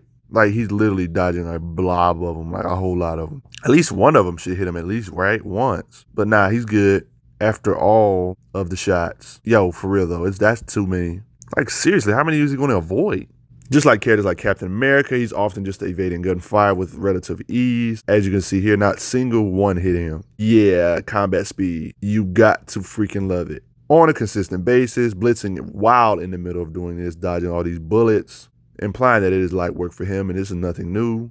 Yo, bruh, they're even like drawing out after image type stuff, implying that he's moving super speed. Characters like X-Men characters are no strangers to fighting giant monsters. He was able to be so nimble and agile enough to avoid all these giant monsters in combat, showing that he is very hard to hit and can get advantage on creatures that are much larger than him and probably a lot physically stronger than him as well. As you can see, okay, you guys gotta believe me now. Like, okay, he was surrounded by a whole bunch of weapons in every direction, dodged every freaking single one. He's evidently faster than Iron Man's targeting computers, as you can see in this occasion. That's insane. It should be noted that this armor that Iron Man was using here was automated. Still don't have enough proof of his combat speed? How about his combat speed is enough to deflect fire with his staff? Gambit and his staff is like his best friends. He's often doing this a lot, using his staff to combat. A very good staff fighter. Using his staff in multiple occasions to deflect fire back. Combat speed on this occasion as well with Psylocke. Speed on a consistent basis. Characters like Spider-Man, who are physically probably stronger than him, or probably even maybe debatably faster, he was able to intercept his web with his cards and is a pretty pinpoint with it as well. I honestly think it's safe to say that he's probably in the massively hypersonics when it comes to combat speed. Look how he dodges this bullet. Like, he literally looks at it as it, you see what I'm saying? Dodges handgun at close range, like it was really close. I don't want to get it twisted or nothing. Like, he ain't no speedster or nothing. Quicksilver can easily blitz him and stuff like that. Just wanted to let that be known. He broke into his museum. He flipped through the security grid, agility. Takes out all these guards while flipping through them, blitz style. But it is implied that his kinetic energy power does grant him, lore behind on why he's able to be this fast. And let's be honest, even if he didn't have this lore, he would be this fast. I mean, there's a lot of characters that don't have this lore that are this fast in Marvel. But yeah, that actually adds to the lore on why he's this fast. They even explain it. It's stated here that his kinetic powers give him enhanced speed and reflexes and etc. Natural agility. For his tier that he's in, Gambit might have some of the best resistance to telepathy. Like, Psylocke, a very powerful telepathic being, has very hard trouble trying to read his mind while he's like knocked out. And then to make it worse, Gambit actually kicked her out of his head. Speaking of his biokinetic charge, before I get into like his feats of his charging ability, how about the fact, I just want to get it, like it is actually stated that, yeah, the bigger the object, the longer it takes. That's the type of things. And the more effort it takes as well. And for those, by the way, yeah, he does have limits to it. Like, he can't blow up stuff like vibranium. Like, there is stuff that's too durable for him to blow up. So if somebody wanted to be like, well, couldn't he just blow up Wolverine's whole adamantium skeleton? That seems unlikely. I'm pretty sure you have a pretty good idea of his fighting skills, especially with his staff combat. But I think it's only fair to go over his fighting ability. He was actually trained at a very young age by a guild. He's one of those characters that add a lot of agility into his battles on purpose, like flexible type fighting. He's one of those guys that actually know how to use his powers well. He like uses his powers in tangent with his combos. Like, he'd be like 1 piece, 2 piece, boom, boom, boom, card throw, kick, bow stab, card throw, charge this chair, throw it at you. That's the type of thing he does. Hitting combos, then throwing objects in the middle of his combo. Gotta love it. He blew up these zombies here. Can blow up vehicles, can blow up motorcycles, can even blow up sand, snow, water. He can blow up clothing, obviously, blow up armor. More clothing that he decide to explode like a tie. This dude is dangerous. Like, you gotta like fight this dude naked or something. Even doing this to braces, Gambit, that's messed up. You literally charging somebody's earrings, that's messed up. Did he blow up somebody's hair? No, not a mustache. Not Iceman's body. What? Even gum he can blow up? So basically, wherever you are, you're not safe. He uses his bow staff a lot to like further his range of combat with his kinetic energy to probably enhance his attack power. Like I just said, he uses melee attacks with his kinetic energy to enhance his melee attacks. Not to mention his normal attacks are already superhuman, but he can enhance them even further with his kinetic energy added to the tip and the point of impact. Kind of like how Tsunade charges up at the very end of the punch, or Iron Fist punch type of thing. Enhancing his attacks, you got to love it. So he can charge the keyboard with energy to reveal the bacteria on which buttons to press. It's kind of like hacking type of thing. It's like, oh, this is the buttons they press the most for the password. Like, what? He seems to have very precise control of his cards. He was able to hold back an explosion with a wall of cards with his kinetic energy. Naturally, he can just charge a card just so he can have light in an area. I think it's time to get on his explosive power, wouldn't you say? He literally KOs a whole bunch of attackers with some sand he threw. His blast power. Uses a lighter to take down a small group of thugs, charges a statue to cause an explosion. Naturally, being a mutant, he has fought sentinels. There was this danger room sentinel they made in simulation he destroyed.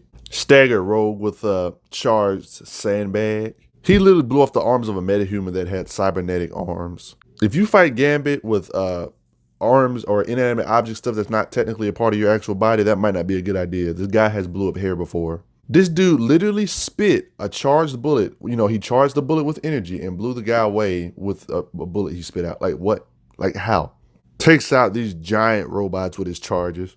Yes, that's right. He can actually charge up the energy in the floor, blow up the floor to cause an explosion of this magnitude. By using this mutant known as Rock Slider mutant, it says here, explosive stone entity Rock Slide's potential energy unlocked by Gambit to create a living bomb. Awesome. Result is X Club rates detonation as one of the largest mutant generated force blasts recorded. The thing about his cards that seems so dangerous is that despite these cards probably weighing less than an actual pound, when he charges them with his energy, they're strong enough to blow up vehicles. Like light stuff that would otherwise be not really that dangerous no matter how hard you throw them, since a card is super light. But when he charges with his energy, that's a totally different story. Fun fact, he can even use his charges to give people jump boosts, like jumping Wolverine really high here. Gotta love this perks. Fun fact, he can even leave a message in kinetic energy. Gambit has gotten a lot of freaking fights. He's fought beings like the Shi'ar Imperial Guard, holds his own against the Shi'ar Imperial Guard, takes on a large group of Shi'ar beings dodging attacks. I showed this earlier with Deadpool. Yeah, they're literally dancing around a whole bunch of fire, blitzing, fighting at the same time, and etc. He rides his motorcycle down a building.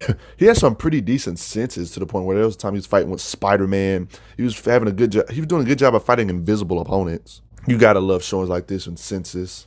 He's one of those beings that has fought two metahumans at the same time and held his own. He was able to take down a telekinetic being by simply charging his body armor that he was wearing in defense against Gambit in the first place. Gambit has literally taken on a group of assassins. I showed this earlier talking about his agility, but yeah, he did take on a group of assassins here. Gambit has insane accuracy with his card throwing. They was threatening to blow up the place with a nuclear. He's like 50 or 60 feet away. He was able to cut the millimeter wire, like, huh? Like, and jam it? Like, what? The accuracy. No, seriously, this dude Gambit is on some marksman stuff. While he's being choked out by this strong being, he throws like a card with such accuracy to disarm a shooter that was standing behind an old lady. Like, the accuracy is real. He wasn't even really focused, really. Beings like Magneto, who are generally considered more powerful than him, he was able to throw his cards so accurately, he was able to hit him in the space between his Magneto's helmet to where his skin was showing. Like, that little small space. I mean, it wasn't that small of a space, but considering how, you know, that's pretty accurate. He throws his staff into a gun barrel of a hostile shooter. Yeah, I know Gambit is impressive so far, but he does have some notable fights. He has fought some of the greatest fighters in the Marvel Universe, some of the best hand-to-hand combatants, some of the fastest beings in hand-to-hand combat too. And I've already told you a million times that Marvel combatants have ridiculous combat speed. However, before I get to that, can we just respect the fact that Gambit was in the middle of falling through his card with such accuracy to sever a hanging vine so he can swing to safety, like in the middle of falling? He actually got the advantage on Wolverine in this Danger Room session. Wolverine probably one of those characters that is like one of the poster boys for beings in his tier when it comes to power. Wolverine's one of those characters where it's hard to rank him due to he has hacks. His claws that ignore durability. Wolverine can hurt and severely wound people in the powerhouse black hole range because of these ridiculous claws. It's not because of his strength, but it's his actual claws. Gambit was able to get the pretty much advantage over him, but I wanted something to be noted. In a lot of other battles with Wolverine that don't seem to always go in his favor to the best, but he can hang in there, you know what I mean? Like in this occasion he lost. For example, in this occasion they fought. They went at it, but it's always a fight though, at least, right? But like right here, it looks like he got the advantage again. Like I said, yeah, Wolverine is a beast though. It's not, you know, ain't nothing wrong with losing to Wolverine. Just want to show some instances of him fighting against Wolverine to show he can still hang in there. It's just those darn claws, man. One of his most impressive combat speed feats, I mean, I showed a part of this earlier, him intercepting his web, but I wanted to show it in a little bit more depth. He kind of duked it out with Spider-Man himself, debatably faster than Captain America level beings. Spider-Man debatably could be faster than light when it comes to his consistent speed feats when it comes to combat and his spider sense thanks to Future Sight. I mean, Spider-Man is the same being that did dodge a beam of actual light in his occasions. I have a couple videos about Spider family members on my page if you would like to check those out. Yeah, he literally dodged a couple of attacks, fought it out with Spider-Man for a little bit. Even though there's a clear strength advantage, Spider-Man having the strength advantage, but Gambit can make up for that with his combat speed and his kinetic energy blasting power and etc. But the fight was interrupted. But yeah, he was hanging with Spider-Man for a little bit. He's able to hang in there with combat speed and strength and etc. with Captain America, even though y'all do remember about this feat, he did lose this actual fight though. But man, this was tight. To see him fight it out with some of the best fighters in Marvel, to show that he isn't like one of those characters that get one shot by some of the best fighters in Marvel like Captain America. God dang, Captain America's a beast for this, I'm not gonna lie. Like, how did he get back up from that?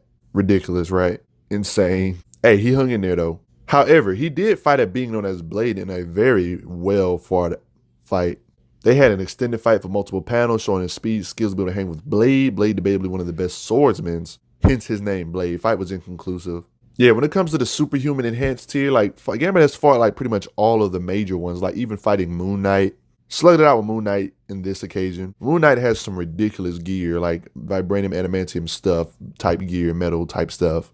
That should be noted in their fight. Yet he's still able to hang with him regardless of this. He's even fought the Man Without Fear, combat speed, etc. All these beings have ridiculous combat speed. If you're not well informed about Daredevil's combat speed, Daredevil has enough combat speed to dodge something in a microsecond, and Gambit is able to keep up with him quite well. So doing this is no easy feat. They were actually evenly matched for quite a bit until they came to an agreement. An inconclusive fight, but bruh, he's hanging in there with the best fighters, just pure skills wise. Literally fight another being known as Deadpool in an extended fight. Deadpool may seem like a gag and a troll, but he's actually one of the best fighters, even though he lets himself get hit more than he should though. But that's none of my business. Gambit fought this being known as Bullseye, yet another Daredevil being. Slugged it out with him, traded blows with him, matched his agility, speed, and etc. Being that should be in the Captain America ranges when it comes to combat speed, skills, and etc. Not to mention Bullseye has absurdly abnormal throwing power. I mean, Bullseye's the same being that has bones that are laced with adamantium, so yeah, you gotta respect anybody that can fight this. Did I mention that he's good at hacking? Little miscellaneous stuff he can do. Resistant to telepathy. He's a nightmare against telepathic beings. He's a nightmare against beings that have artificial body parts. I mean, if you can make your hair explode, is hair even considered artificial if it's actually growing in your body? Isn't that like a living organism? That's kind of similar to making your skin explode, ain't it? Like, you know what I mean? We're not even going to talk about inanimate objects. He can make the floor beneath you explode, causing building-sized explosions and things like that. It's ridiculous. What do you think about Gambit? Did you know Gambit was this strong? Did you know he was this fast? Did you know, like, he can literally look at a bullet as they pass him, like, literally do, like, the Matrix bullcrap on bullets? Like, I bet you didn't know that. That's a lot of stuff you probably didn't know. But that was his time where he pretty much got his fullest potential unlocked, you know, during the New Sun. Somebody call it the New Sun. Then you got the Death Seed part. I'm going to go over those versions of him. But, like, the New Sun thing, it was like his full power was, like, full potential in that arc for a little bit. But let me get right into it. Yeah, Gambit is crazy. It even extended to the point where he can, like, turn stuff that are living, like, into energy and make him explode. Like, it was crazy. Let me get into that. But how strong is Gambit and how fast he is in this new state, full potential Gambit time? Let's get it. I didn't really expand upon this, but Gambit in his early days actually decided to get brain surgery by Mr. Sinister to like limit his powers and limit his full potential. So via surgery, he can, in theory, get his fullest potential unlocked again, right? Because his power was pretty dangerous. During the late 90s, Gambit actually got his surgery reversed and virtually making him go to new heights, like I previously said. Like he, you know, just get the surgery again to make it his full potential again. Like it's literally people that discuss his powered up state. Proof of it right here. She states, static charge from your kisses. He's so powered up he accidentally hurts other X-Men like Colossus and Rogue. It makes sense why him and Rogue would be together because, you know, they both are scared of their powers, which is why he got his power limited. It's always a scary thing when a mutant can't control their powers.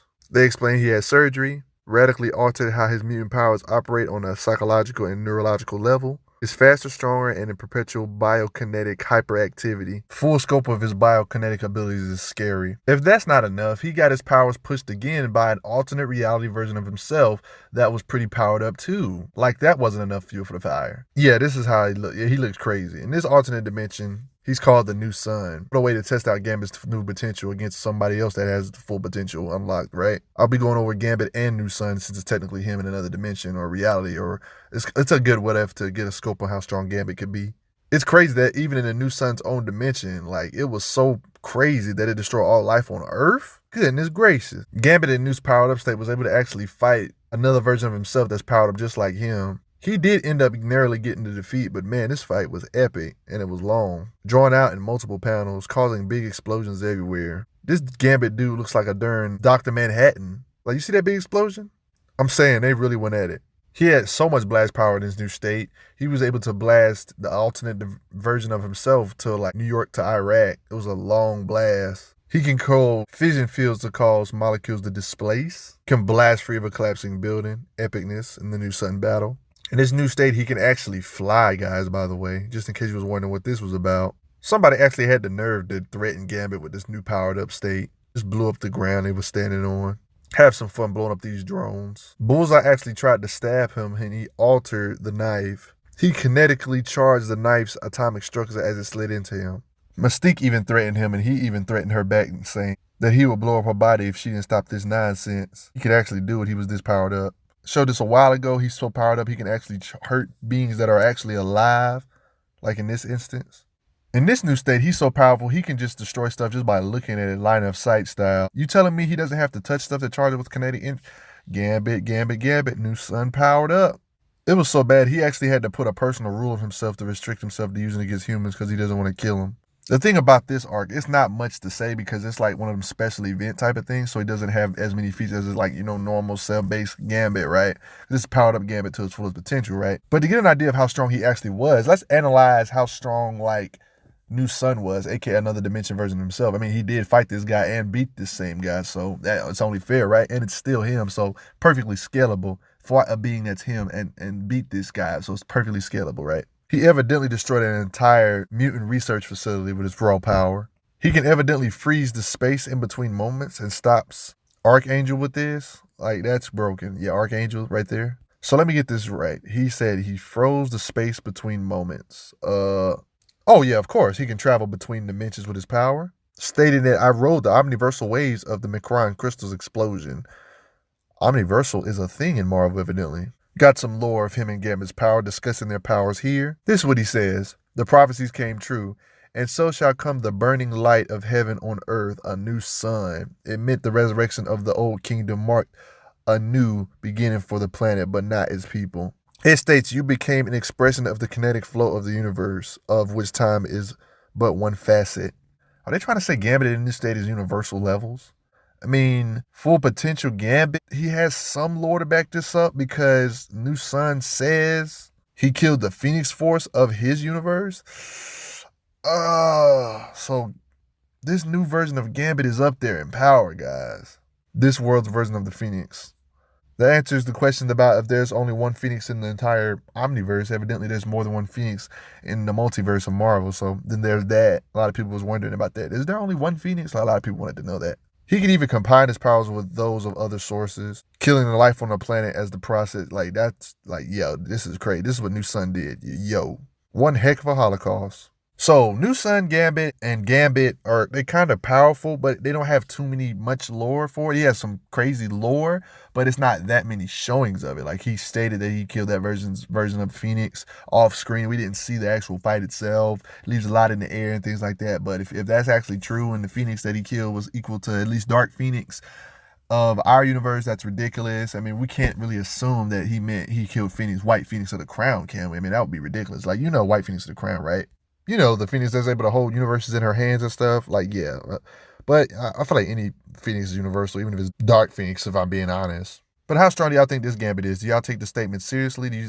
I think he's at least a planet buster, lowballing it, if I'm being honest. This statement right here is what really makes you wonder what this full limitations of it. Does this mean Gambit is in the Skyfather ranges in this new powered up full potential state? Even though I would like something else to be noted. I don't think this Gambit can be used in debates because during that fight with New Sun, he did burn away that power. I don't know how that works, but I guess he burnt away his full potential in his brain because it wasn't that just a limitation in his brain. You know what? I'm okay. Back to what they were before, right? They had to do this. They have to write it away where he can't be at those power levels all the time. Gambit can't always be no planet buster. That would change a lot of consistency for his characters. A lot of people might have fell in love with the nerf version of him, you know what I mean? But he's still powerful regardless. Still can level buildings, right? Gambit and the New Sun's fight was epic. Nonetheless, and they went on for panel. One debatably could say these two were universal at the moment they was fighting, especially if you consider what New Sun said about him killing his version of the Phoenix Force. And look at the battle. It looks like it looks like a battle between Thor and the Hulk, like the way these explosions look, flying in the air, changing the weather. I mean, you look at it, it just doesn't look like no ordinary, building level beings type battle. Causing massive destructive shock waves and etc. throughout. Look at all these colors and effects. He burnt out his full potential, I guess, right? Look at all this colossal damage they're doing. Okay, there's a time Gambit had another power. This is totally separate. You know Apocalypse, right? Yeah, this guy, the guy that stumbled upon Celestial Tech, the Death Seed is the thing that helps him get powerful. He has Celestial Technology. Here's a Celestial Ship. You know, he always has his times where he wants to make mutants his horsemen, or not even mutants in particular. He makes people in general or characters, powerful beings on Earth from Marvel, his horsemen of Apocalypse. He actually made that was the time Gambit actually became the Horseman of Death, Death Seed style. So Gambit got powered up by the Death Seed. Now the thing about the Death Seed, it has some very confusing lore. Sometimes they say it just gives you power, and sometimes they state that it just gives you your full potential, right? Like the time right here where it stated about the Death Seed giving them power comparable to the Phoenix Force. So right one panel art, like right here, they say that it gives them power comparable to the Phoenix Force here, but then another panel with the event with Iceman becoming powerful. Iceman got the Death Seed here. They stated that the Death Seed didn't give him power, but rather just give him like his full potential. So in this occasion, it was a little different. Maybe because it came from Dark Beast or something. That might be the reason why it had different effects than the Apocalypse Death Seed we usually see. You know, different storylines, different Death Seed purposes, I guess. What's your thoughts on this? But you guys get the point. So how strong was Horseman of Death Gambit though? He went through the whole 9 yards, went under with like the whole procedure and everything. Like he looks like ridiculous. He has even more savage attitude and everything.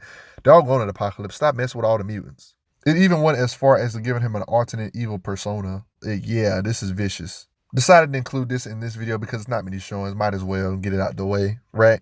Gambit was able to take out a being like Havoc with his raw power, just attack power, just knocked him out here. Does this to North Star, taking him down in the process. Slammed Iceman on the ground right here. Not too many flashy showings as this, not really, if I'm being honest. As the new Horseman of Death, he says he can turn like the air into poisonous gas. He like threatened Apocalypse here. Like, yeah, Apocalypse ain't having it. That's pretty hacksy with this new death-ish powers, bro. He's even able to charge his card with dark energy to the point where it can envelope them in energy and cause them major harm. Like, whoa, god dog it. He was in limbo, and he has like, as death, he has corruption, like that type of level stuff. Yeah, he really is the Horseman of Death. There ain't no doubt about that. Whoa. Having them do their bidding and do what they tell them to do. Talk about Horseman of Apocalypse. This is scary seeing Gambit in such a way. Feats for New Sun, which is him in the alternate reality that has full potential, that supposedly killed the Phoenix Force of his dimension. Then I got the Horseman of Death, which doesn't have that many feats, and I went over briefly in this video as well for Gambit. Don't underestimate Gambit. I do kind of wish they had, like, they didn't make his full potential that overpowered to the point where it's just like, oh, he burned it out. Like, no, I want to see his full potential again. Lies, like, come on, like, really? The reason they took it away is because they don't want him at those absurd power levels. What, Phoenix Force killing power levels all the time, I guess, right? I mean, but it's just like, okay, maybe they didn't have to make his full potential that overpowered so we can see his full potential like in regular runs. But, you know, for the story purposes, I mean, because they sometimes writers overdo a character's full potential and then they have to end up taking it away for story purposes.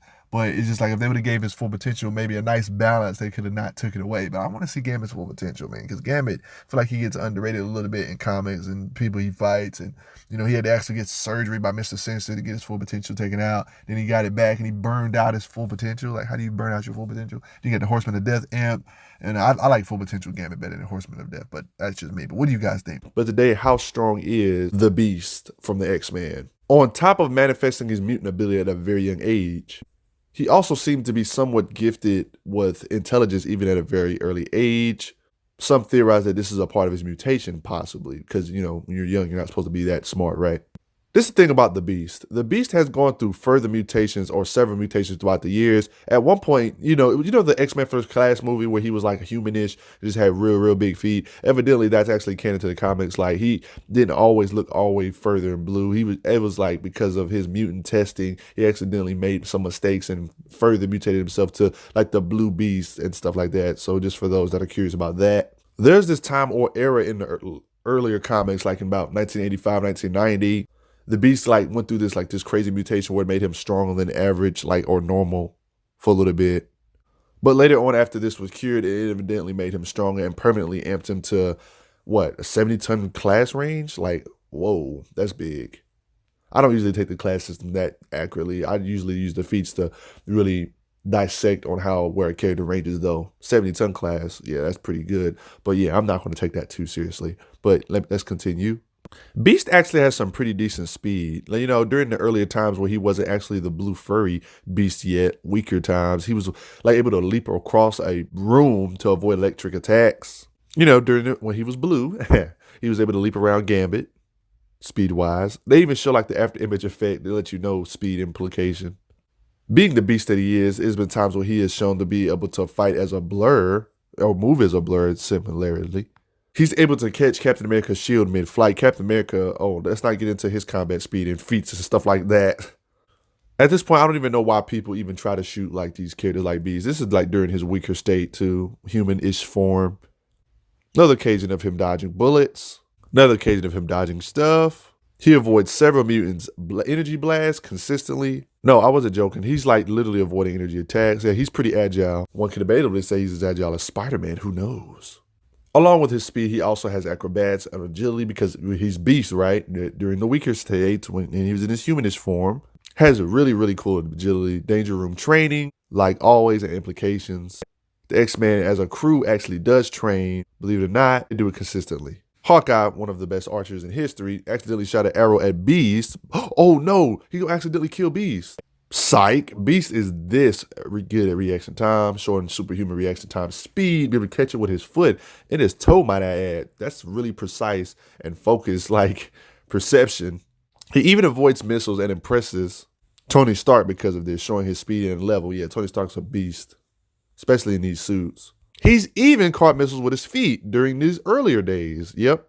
Okay, so you remember how I talked about earlier how the Beast went through different transformations and mutations throughout the years where it kind of made him permanently stronger. Like, you know, he has his human form, his beast form. After he lost that amp, like I said earlier in the video, he actually got a permanent power increase to the so-called 70-ton class. I don't take that class seriously. It's already been debunked to be just a class system, not to be taken literally. But yeah, how strong did he actually get? For a second though, let's go over those, what I'm gonna call peak feats, I would say, like at his peak, like his max strength.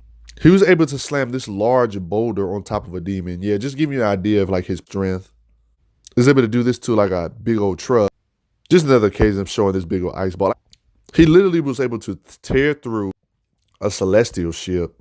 Okay, there was like these omnium bars. I'm assuming a very powerful metal. They had Joy Fixit Hulk and Hercules trapped. Beast was actually not dead weight and aiding on trying to break out of these bars along with Hulk and Hercules. I am not trying to say he's on their level, but this is absolutely absurd when you think about it. Like, he actually helped. He even went as far to say he's almost as strong as Atuma. Guys, I don't think you guys realize how big of a deal this is, considering that Atuma is more or less similar to characters like Namor in power, and we know Namor is ridiculously strong. Don't want to do too much power scaling, but Namor has fought some of the heaviest hitters in Marvel, like Hercules and Slugfest, dry land or water. Same with Hulk, dry land or water, Namor. Nope, I wasn't kidding. Namor and Atuma had some decent battles throughout the years too. No, I wasn't kidding. Like, they really be battling. Yet another occasion here. Beast must really be feeling himself to even say he's comparable to Atuma in strength. That's ridiculous. I don't even know if I believe that. And leaps into the air and snaps a piece of celestial ship. And that is going to be about it for that level of feats, folks. Those feats wasn't even all that crazy, other than the statements with Atuma and Namor and him aiding in Hercules and Joy Fixit. But like at a normal levels of power level, higher levels of power level.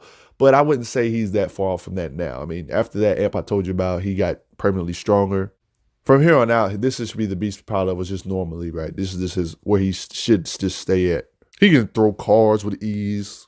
He was able to pick up this tree of solid gold, which was estimated to be around 60 tons via calculations.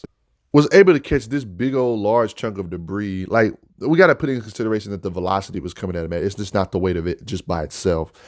Makes the feat even more impressive. He was able to catch this. Raw strength, baby. So there's a time they actually try to contain Beast in a containment device, and he just tears free. Yeah, I know there's two Beasts on panel. Don't ask. Comics, right? Comics are alternate reality, time remnants, clones, yada, yada, yada, the whole 9 yards, robot in disguise. It's all that type of stuff in comics. He can casually swing trees at characters like Juggernaut. No, I'm not scaling him. The Juggernaut, I'm not saying he's on Juggernaut's level, but you're able to use agility to dodge a couple of attacks from Juggernaut, which is cool. Swings a tree at him. The tree like it weigh probably maybe, 10 tons? Not really that much of a feat since the Juggernaut doesn't weigh that much. He was able to pick up Juggernaut and toss him to the ground. Didn't really hurt Juggernaut doing this, but it's just something to know. Yeah, he's just that strong enough to lift him up. Obviously, right? He can lift up 60 tons. Of course he can, right? Now, this feat is a little bit more impressive than people ask. I've done a whole video about Iceman, and you'll probably know why this is impressive. He broke out of Iceman's ice. That's pretty freaking strong. Strong enough to tie these thick elevator cables. And I guess we can also assume that he's strong enough to lift an elevator because, you know, characters like Wolverine can. Why am I bringing up Wolverine in the Beast video? Well, the Beast is consistently shown to be, well, Beast is confirmed to be physically strong in characters like Wolverine. So there was a time he was actually pinned down by this very large mutant, just slings him into the air to crack the ceiling. Yeah, Beast is strong. He literally can jump over entire buildings. Nothing super crazy, but it's just something to note. He's that, you know, his legs are strong too, agility-wise too. Another occasion of him fighting like this, you know, another mutant. They fought a lot of mutants over the years. Don't ask. He threw this large rock at Beast. Beast casually catches it, obviously. Just light work for him. He can jump real far even while carrying mutants. One of my favorite showings of strength, like as you see these characters in Marvel, they love showing off. This is a good way to display his strength. They was having a workout session. Yeah. Captain America was there too. So Beast just casually picks up a weight, right? That's like literally a 500-pound barbell. The crazy thing is that Captain America evidently doesn't have his super soldier powers evidently right here. And he's still able to, this is a Captain America feat really. How is he able to curl this much without no super soldier serum? And Beast was able to casually lift this up. And one thing we can kind of confirm is that he's just out of his strength class, physical strength wise, right? We can at least get that out of it, right? Soldier's a lightweight to him. Him fighting with Ghost Rider, yeah, this is cool team up. So here's the thing about Beast. He's gotten a lot of different interactions and fights. But one thing I will admit, he has some decent striking power feats. He was able to cause like some type of ground smash, like earthquake-ish type thing with this ground smash. This is kind of crazy. So there was this tractor that was possessed. Don't ask. It's a demonic tractor. Yeah, comics, right? He was able to pick this up and literally smash it. Yeah, he's strong, right? He got in a slugfest with this being known as Frenzy. You might not know who Frenzy is. Frenzy's a lot stronger than you think. Implied to be stronger than Frenzy. Oh, if you don't know how strong Frenzy is, Frenzy can actually collapse buildings, just for those that are curious. Yeah, just in case you're wondering, Beast is considered to be this strong, meaning Beast probably can produce 100 tons of force at least, right? That would be similar to the Spider-Man levels of strength, at least. Another occasion of him causing some kind of miniature earthquake. He saved Jubilees in this occasion, by the way, against this brood-infested Ghost Rider. Yeah, Ghost Rider was kind of crazy, infected. You know how comics are, you get infected with different viruses and stuff like that. I really like this particular scan for the simple fact it reminds me of the X-Men, the animated series, the cartoon. Like, this literally looks like a mirror image of the X-Men, the animated series art style, the way Jubilee looks here. I like the fact he was able to stagger this Ghost Rider with his attack power, showing that, yeah, he kind of concretes himself in the building, leveling levels of power, being able to strike with at least hundreds of tons of force, because that's what it would need to, you know, break something that can support the weight of a building or something like that, right? Causes another earthquake, kind of, sort of, but he just kind of breaks the floor of a stage. Not only has he gotten in a fight with characters like Silver Samurai, he was actually able to break his helmet. Keep note that Silver Samurai has fought Wolverine a whole bunch of times throughout the freaking years. Was able to do this to the Danger Room wall. Yeah, Beast was crazy. Naturally, the Beast and Wolverine has gotten fights. They've went at it from time to time. Even though Beast, I would say, does have the pretty good strength advantage over Wolverine. You know how Wolverine is. Wolverine, it doesn't matter if you have super strength because he has those ridiculous claws that can hurt top tiers like Hulk and stuff. So that's the reason why, you know, and plus Wolverine's one of the best fighters in Marvel. That's that on top of that. So just because a character is strong doesn't mean they can't get beat down by lower tier characters, especially when other factors are involved. Not to mention that Wolverine actually complements Beast's speed in combat. Let's get into some scaling, just a little bit, just a tad bit. Wolverine is one of the faster, you know, street enhanced characters, enhanced level characters in Marvel, with Captain America, Black Panther, etc. When it comes to skills and stuff, he's comparable to speed and strength and skills to characters like Black Panther, can react to Black Panther consistently over and over again throughout the years. Same with characters like Captain America, over and over again. You're probably wondering why I'm bringing this up. Well, I'm bringing this up for a very important reason. Black Panther. Black Panther is a faster than you probably thinking. You're probably, oh, he's a street-ish, enhanced Captain America tier character. He can't have no really crazy reaction time or combat speed. Wrong. Black Panther is fast enough to dodge stuff in a microsecond. Microsecond. You're probably like, what's that? What's a microsecond? So if we assume that Black Panther has comparable combat speed to Wolverine, Wolverine has comparable combat speed to Captain America, and we assume that Beast has comparable speed to all these characters because, you know, he's shown to fight these characters, right? Comparable speed-wise. If we assume that, okay, What is a microsecond?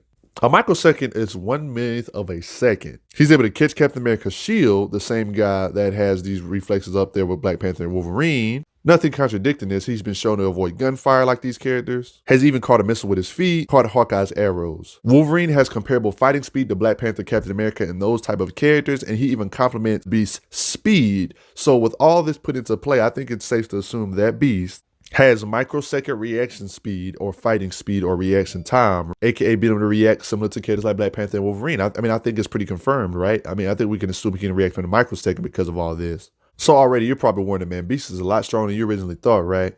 Well, I'm not even done yet. He can lift like really big boats like this, toss them with ease. Wolverine and Beast have had a lot of fights, interactions with one another. Yeah, and a few battles in the slugfest. Wolverine's able to hang in there because of his skills and his ridiculous claws, of course. Other mutants are watching by, you see here. But if I'm being honest, I think when it comes to pure skills, fighting-wise, I'm have to give it to Wolverine, not being biased or nothing, because there are occasions where Beast has been got bested by the lower tier, like characters that are a lot weaker than him physically, like how Captain America was actually able to get the advantage over him. Captain America is one of the most skilled fighters, so this actually makes sense.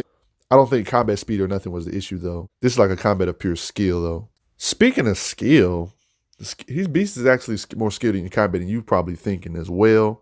Even though there are times where characters like Captain America or Wolverine can get the best of them if they use their skills smart in battle the right way without getting overwhelmed by the Beast's vastly superior physical strength. The gap in strength isn't that large to where they can't hang in there with Beast, though. You know what I mean? It's still massive enough, but their skills are such on another level that they can hang in there in some occasions, at least, right? Everybody knows he's really smart. He was the guy that was smart enough to cure an actual virus. He's actually smart enough to perform brain surgery, actually smart enough to build a time travel device, which he used to, bring the young X-Men to the future. Yeah, I know, yeah. Beast is one of those characters you might not want to underestimate when it comes to prep time feats. He evidently made this thing called the Phoenix gun, something that was used to hurt or severely wound or even kill Ego the Living Planet, evidently. This is absolutely absurdity. Beast created this. We might have to start considering putting Beast up there with some of the smartest people like Reed Richards if he can make devices like this with his prep time. I'm just saying, prep time feats. You gotta respect it. I'm just gonna let this sink in right quick. Ego the Living Planet. Ego the Living Planet. The Beast made something called the Phoenix gun. Yeah, Ego the Living Planet. Just to give you an idea of how powerful Ego is, characters like Galactus that's starving refers to characters like Ego the Living Planet power as incalculable. Galactus has even stated that he was powerless against Ego.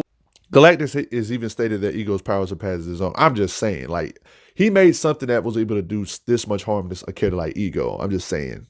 If you're wondering why he used this was in the future, by the way. I don't know how long this took. A future. It's probably took years of prep time to make this. This was used to kill an Ego the Living Planet that was controlled by Dr. Doom's consciousness, in case you're wondering why he looks like Dr. Doom. Yeah, he looks like Dr. Doom. Yeah, you know how Dr. Doom be taking people's powers. Silver Surfer, Galactus, he did the same thing with Ego. Yeah, don't ask. Crazy alternate reality future storyline or possible futures. That's comics for you. But it's absolutely crazy for you to think about Beast making something like this. Yeah, this is ridiculous. He somehow learned how to harness the Phoenix Force into actual bullet to shoot out of a gun somehow. Evidently, the strain of it blasted away Wolverine in the process. It's like the gun couldn't handle the amount of power it was producing. So it shot in both ways, the direction he was shooting and the other way. Yeah, Wolverine got effed up really bad. He even built a magnetic device to pin his villains to the ceiling. Yeah, Beast, man. He's even the one responsible for helping design a new Cerebro for, telepaths and stuff in the X-Men mansion. Yeah, Beast is a really valuable asset. Even has access to Pym particles.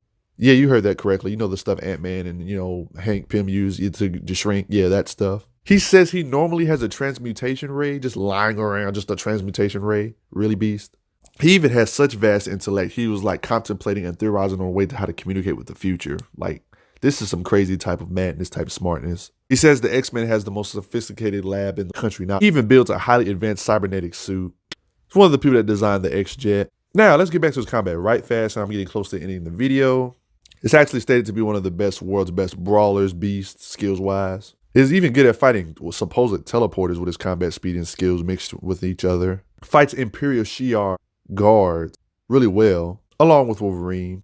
Great team-ups. Just epic to see. Literally fighting multiple opponents, like mobs of opponents while he's holding Jean Grey, literally this many.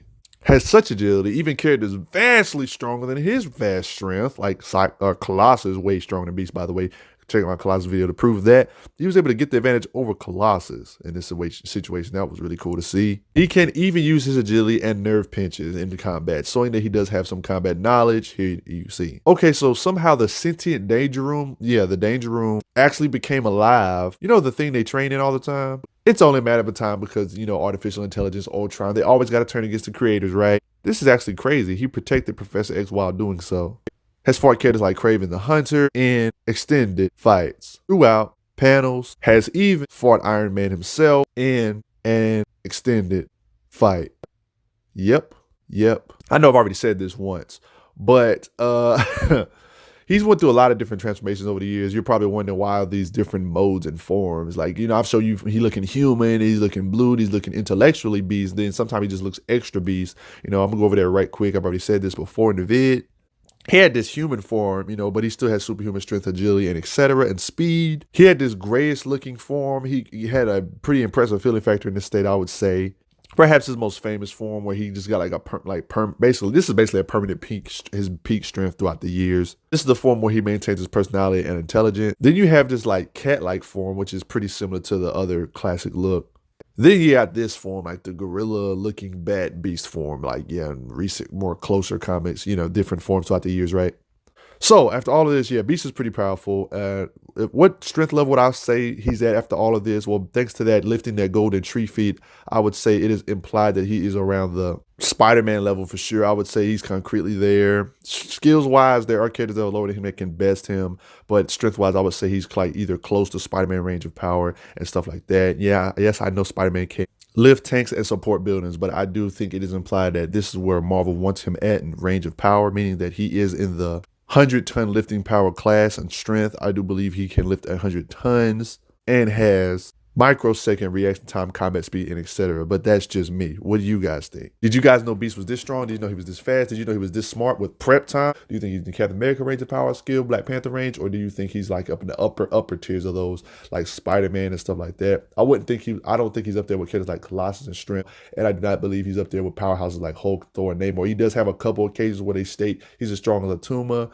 I don't know if I would consider that his consistent power level, because that was his peak power. And plus, he could have just been feeling himself. I don't know if he really is on the level of a Tuma. That would mean he's Namor level, which I don't see. But who knows? I mean, Beast could be stronger than what we all think. And plus, he keeps getting mutations. Who's to say he might get a mutation that puts him up there with Colossus? Who knows? That's how Marvel Comics is. But what do you guys think? Do not underestimate Beast, Hank McCoy, especially his prep time. Boy, that Phoenix gun, though. Probably underestimated when it comes to the top smartest people in Marvel. Archangel Warren Worthington, number 3, is a mutant. And surprisingly, something that people don't know is when he's one of the founding members of the X-Men. He was born to an astounding wealth as the heir to the Worthington business empire, but he didn't let his privileged upbringing dampen his compassion for his fellow man and mutants, though. That's the great thing about honor. Even when you got a lot of money, he went straight into heroics. If you want to get more lore on him, you can literally pause the video right here if you have to. The official handbook of everything related to Archangel, about the heroics things. Back to that. Saving his boarding school classmates from a fire. Doing so wound up creating a superhero identity as the Avenging Angel. So he did have a short solo career, but it was short-lived because, of course, he discovered X-Men, the founding members, recruited by the X-Men and one of the founding members and stuff like that. Charles Xavier quickly located him and recruited him.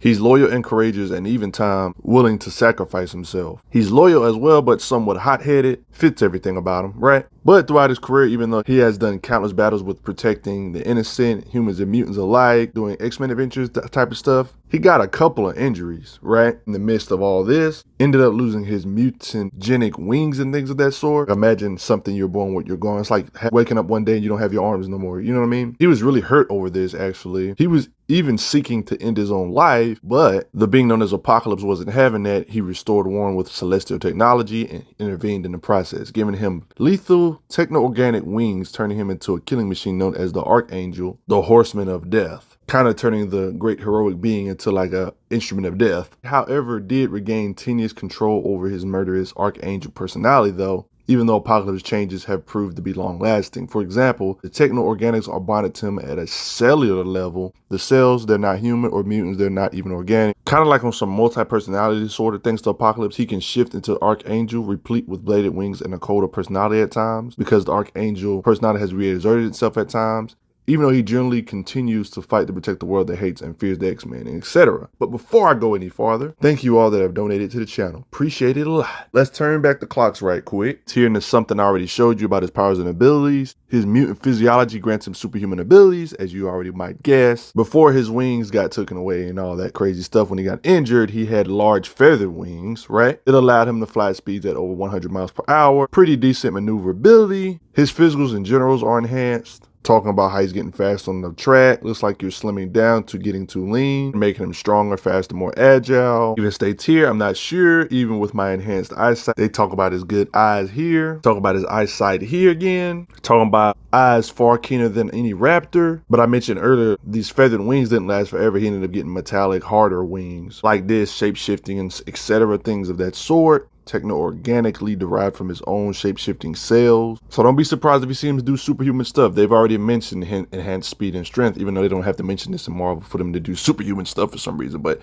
the fact that they're even mentioning this over and over again, let you know, just get your brain ready for all the feats. There was even a time where Archangel exhibited a healing factor, a pretty quick one might I add, and his blood, on top of all of this, could actually heal others. So yeah, Angel has a lot more depth than you probably originally thought. They even talk about Archangel's life seed energy powers at one point, like later on down his career. They said that in your previous life you encountered a celestial life seed. It's a sort of alien genesis bomb designed to regrow whole worlds. Thanks to these events, it even stated, as the old you died, a new you was born from this seed, a whole new mind, new personality, new powers as well. Apparently, judging by these energy blasts you've described, since being reborn, you've continued growing, changing at a remarkable rate. The power of this life seed still courses through your veins, a power that is nothing less than staggering in its potential. Hold this little energy construct. Like, let that sink in. If you can get to see an idea of what he can do as the Archangel, or I'm just going to be jumping back and forth between Archangel and just normal Angel, strength, lifting big armored beings in the air, charges at Age of Apocalypse, Sunfire, driving him into Age of Apocalypse Iceman, drives beings through stone, through the wall, showing strength, duffel bags on top of it, might I add, and they seem to be full of power tools. Even while injured, he can fly through with enough force to plow through trees, slams large demon from the air to the ground real hard, flies through a waterfall that dumps supposedly thousands of tons of water. Respect all of that. Slows the crash of an X-Men flying craft with strength examples. Wings. Slung Wolverine into a wall, smashing it this one time. Carried multiple large monsters. Battle feat, throws them back. Slams X-23 into the wall thanks to his liftoff. He broke free of these restraints that encased his wings. As you can see, they got him trapped, but nope. Stops this large bomb from falling, then throws it in the air. And if he could do all that with his lifting power, just imagine what he can strike. Most folk can strike harder than what they can lift, me and you included. I mean, his wings add to his striking power, like knocking 5 men back. I mean, look how big the wings are. Smashes through ice from underwater, striking. He be cutting the flesh of folk, slices through tissue and bone. As the darker Archangel, you might as well say these are giant blades or wings, right? Yep. Various occasions of slicing with the wings, striking power using them as deadly weapons consistently. He cut through a stone door because he can, consistently slicing through metal and other materials, doors like that. Jets gets murked. He's got some decent battle fighting feats with some decently sized inanimate object type of stuff. Flies through that, strikes that, flies through it. Yep, it's consistent, breaking restraints, taking blasts. Durability feat, by the way. Breaks through, yep, flies through, slices through that, consistently, flies through that, causing destruction when it flying through the gate. Night trees, Battlefield Wolverine, consistently breaking through stuff, you know, breaking through walls. I mean, he flew right through a mech. He seems to be one of those characters to use his travel speed in combat, so it kind of applies to him because he's always flying in the air. So the amount of energy produced based on his flight speed kind of adds to his kinetic energy, drilling through floors, like drilling through walls of a villain's underground base. For example, like shredding, slices up Godzilla-looking creature thanks to Angel fighting big creatures this big. Techno-organic, of course. Flies through him. Yeah, you see the power. He smashed into a roof, causing debris to send Logan and Gambit flying. Xavier even says he could cut diamonds smashes through a stone pyramid, flies through a sentinel. Of course, they gotta fight sentinels. They even go a bit farther. The most advanced sentinels ever created, they say, and the X-Men are destroying them, working together with the X-Men, of course. Iceman and Colossus over there. Angel flying right through him. He's a beast, but he does have his limits. It's implied that he can't cut things harder than diamonds. Wolverine and even Warpath had issues restraining him, showing his levels of strength. I mean, heck, he tossed aside a desk with one arm. Snaps off a diving board, then hit an enemy with it. Carried Bishop with one arm this one time. Does this to a man in fast circles, showing his strength. Striking power-wise, he broke his enemy's blade with his sword. Smashes Hydra Soldier through a mech's window. Large humanoids get slung and overpowered in this scuffle. More than one, and they're pretty big too. Hit Psylocke through a stone wall before, battle feat. One-shots multiple armored enemies. Implied to be able to scuffle with Sabretooth, hitting him back here. He's not necessarily in the strength tier with characters like Colossus either. One could say his wings add to durability, being able to shield himself kind of with his wings, adding durability to his, I would say his wings are more durable than his actual skin. Being able to withstand psionic darts, for example. Hi, Rogue. Shields himself and Psylocke from missiles. So yeah, he's durable. His wings are durable enough to withstand an actual missile. By the way, these same darts that had the same level of durability are somewhat able to give discomfort to Rogue, even though she had Wonder Man's powers, a Thor-ish or Hercules-ish tier character. This is actually insane. I actually got a video about how strong is Wonder Man. For these wings to be this durable, that's pretty cool. These psionic darts destroy the helicopter too, by the way. Yeah, by the way, blocking gunfire and projectile weaponry ain't really nothing to him. He's consistently able to block all of it on plenty of occasions throughout his career. This could also be a reaction feat, be able to put his wings up fast enough before the bullets hit him. So yeah, his wings adds as shields, adds to his durability, protection, and resistance against projectiles.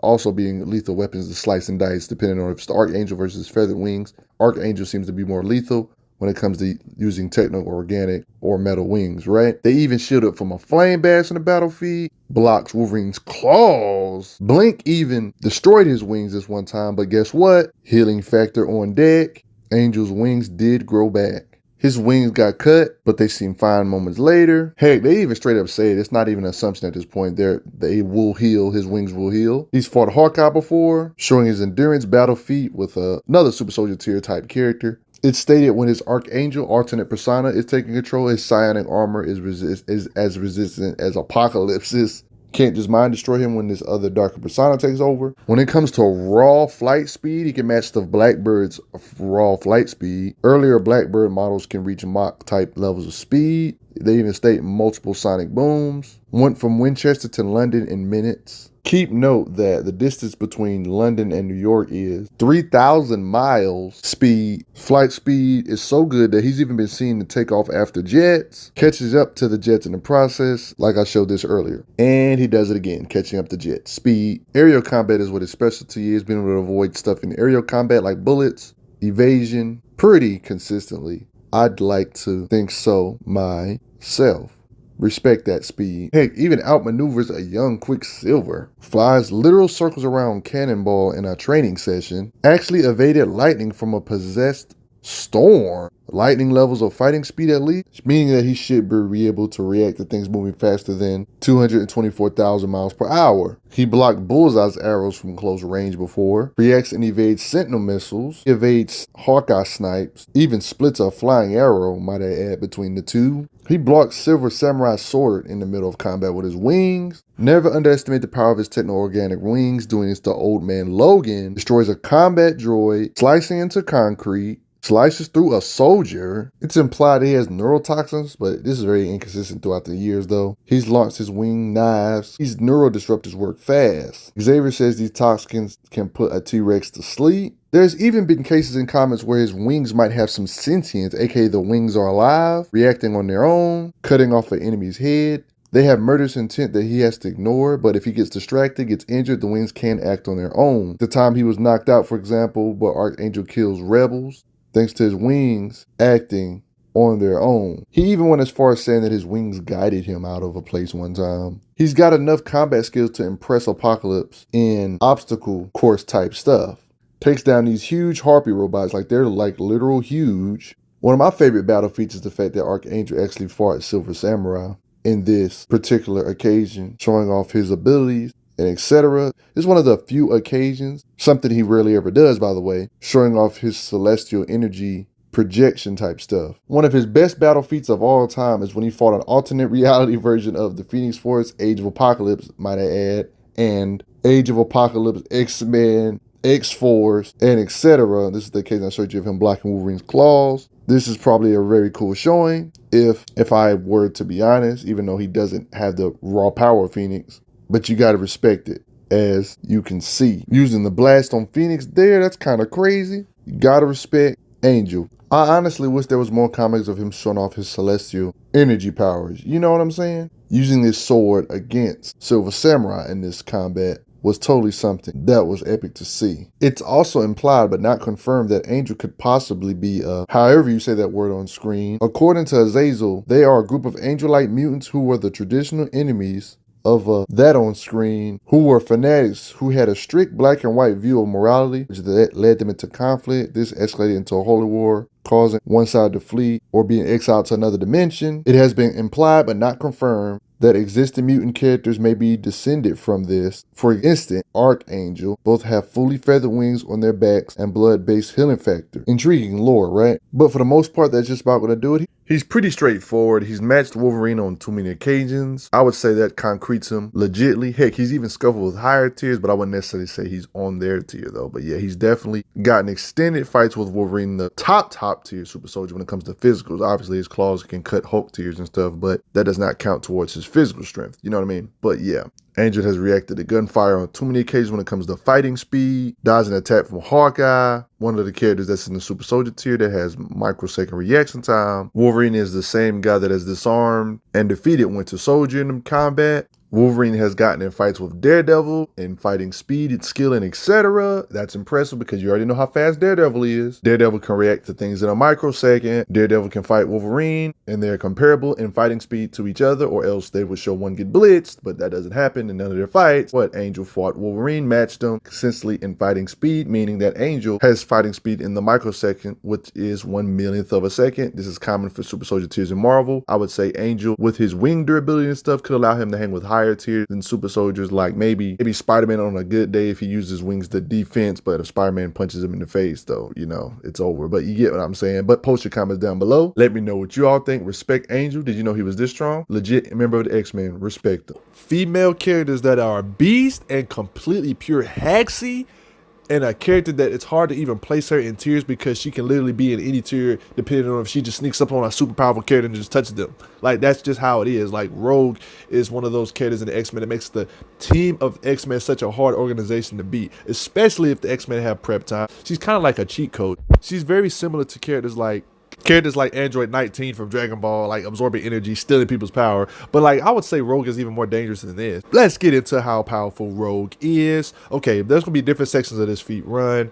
I'm gonna go over just her powers in general, like her actual absorption power. That is actually her power. Like, okay, a lot of the feats you're gonna see is not gonna be her powers. Like, it's gonna be her, you know, using her powers and benefiting from using her powers. But her actual power is absorption. Like, so an absorption can do a lot of things on its own without actually using the people's power she absorbs. I absolutely love this picture of Rogue. This is the best way you can describe Rogue, really. Like, literally just having everybody's abilities. Like, this is like one of the best representations or pictures of how to describe Rogue. She's just that beast, right?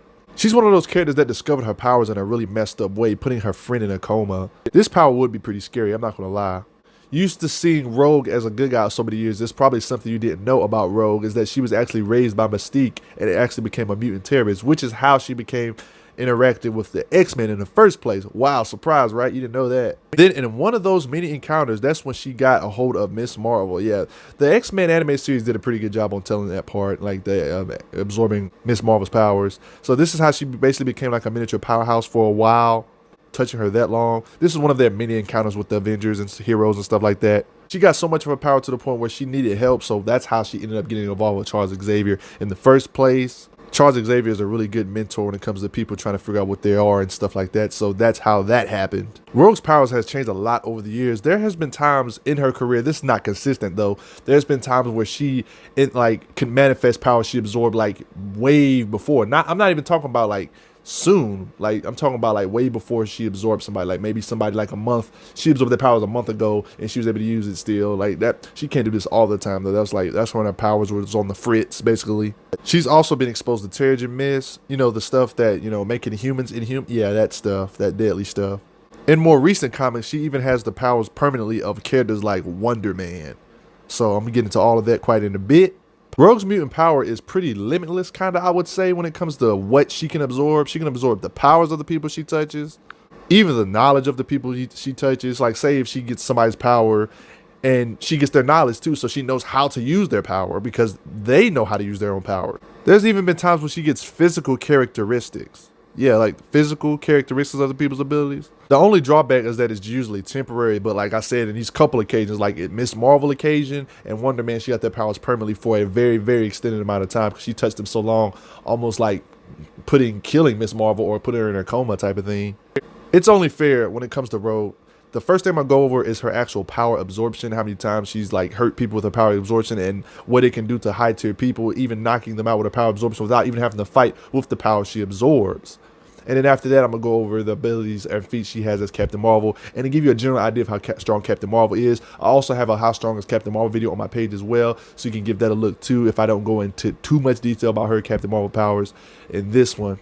Same with Wonder Man. Powerhouses on the level of like She-Hulk, like I would say she's like a miniature powerhouse, like the Miss Marvel level powerhouse. She's able to touch She-Hulk so long to the point where she's actually able to even knock out characters like She-Hulk. And as you can see, she got like the characteristics of She-Hulk. See it, as you can see there. Same thing happens with Wolverine, of course, knocking him out in the process briefly. She needed to find out some information, so she used her like abilities to like touch somebody to get their memories, like kind of like mind reading. It's kind of like a hex to mind read somebody, right? Has even knocked out characters like Falcon with the touch. Legion, a very powerful mutant I'll probably do a feat run on later. She was able to absorb the memories of a mutant like Legion, being at the Beta League's Universal. Yeah, I'll get on that later in probably another video. But like this dude is a ridiculously powerful being.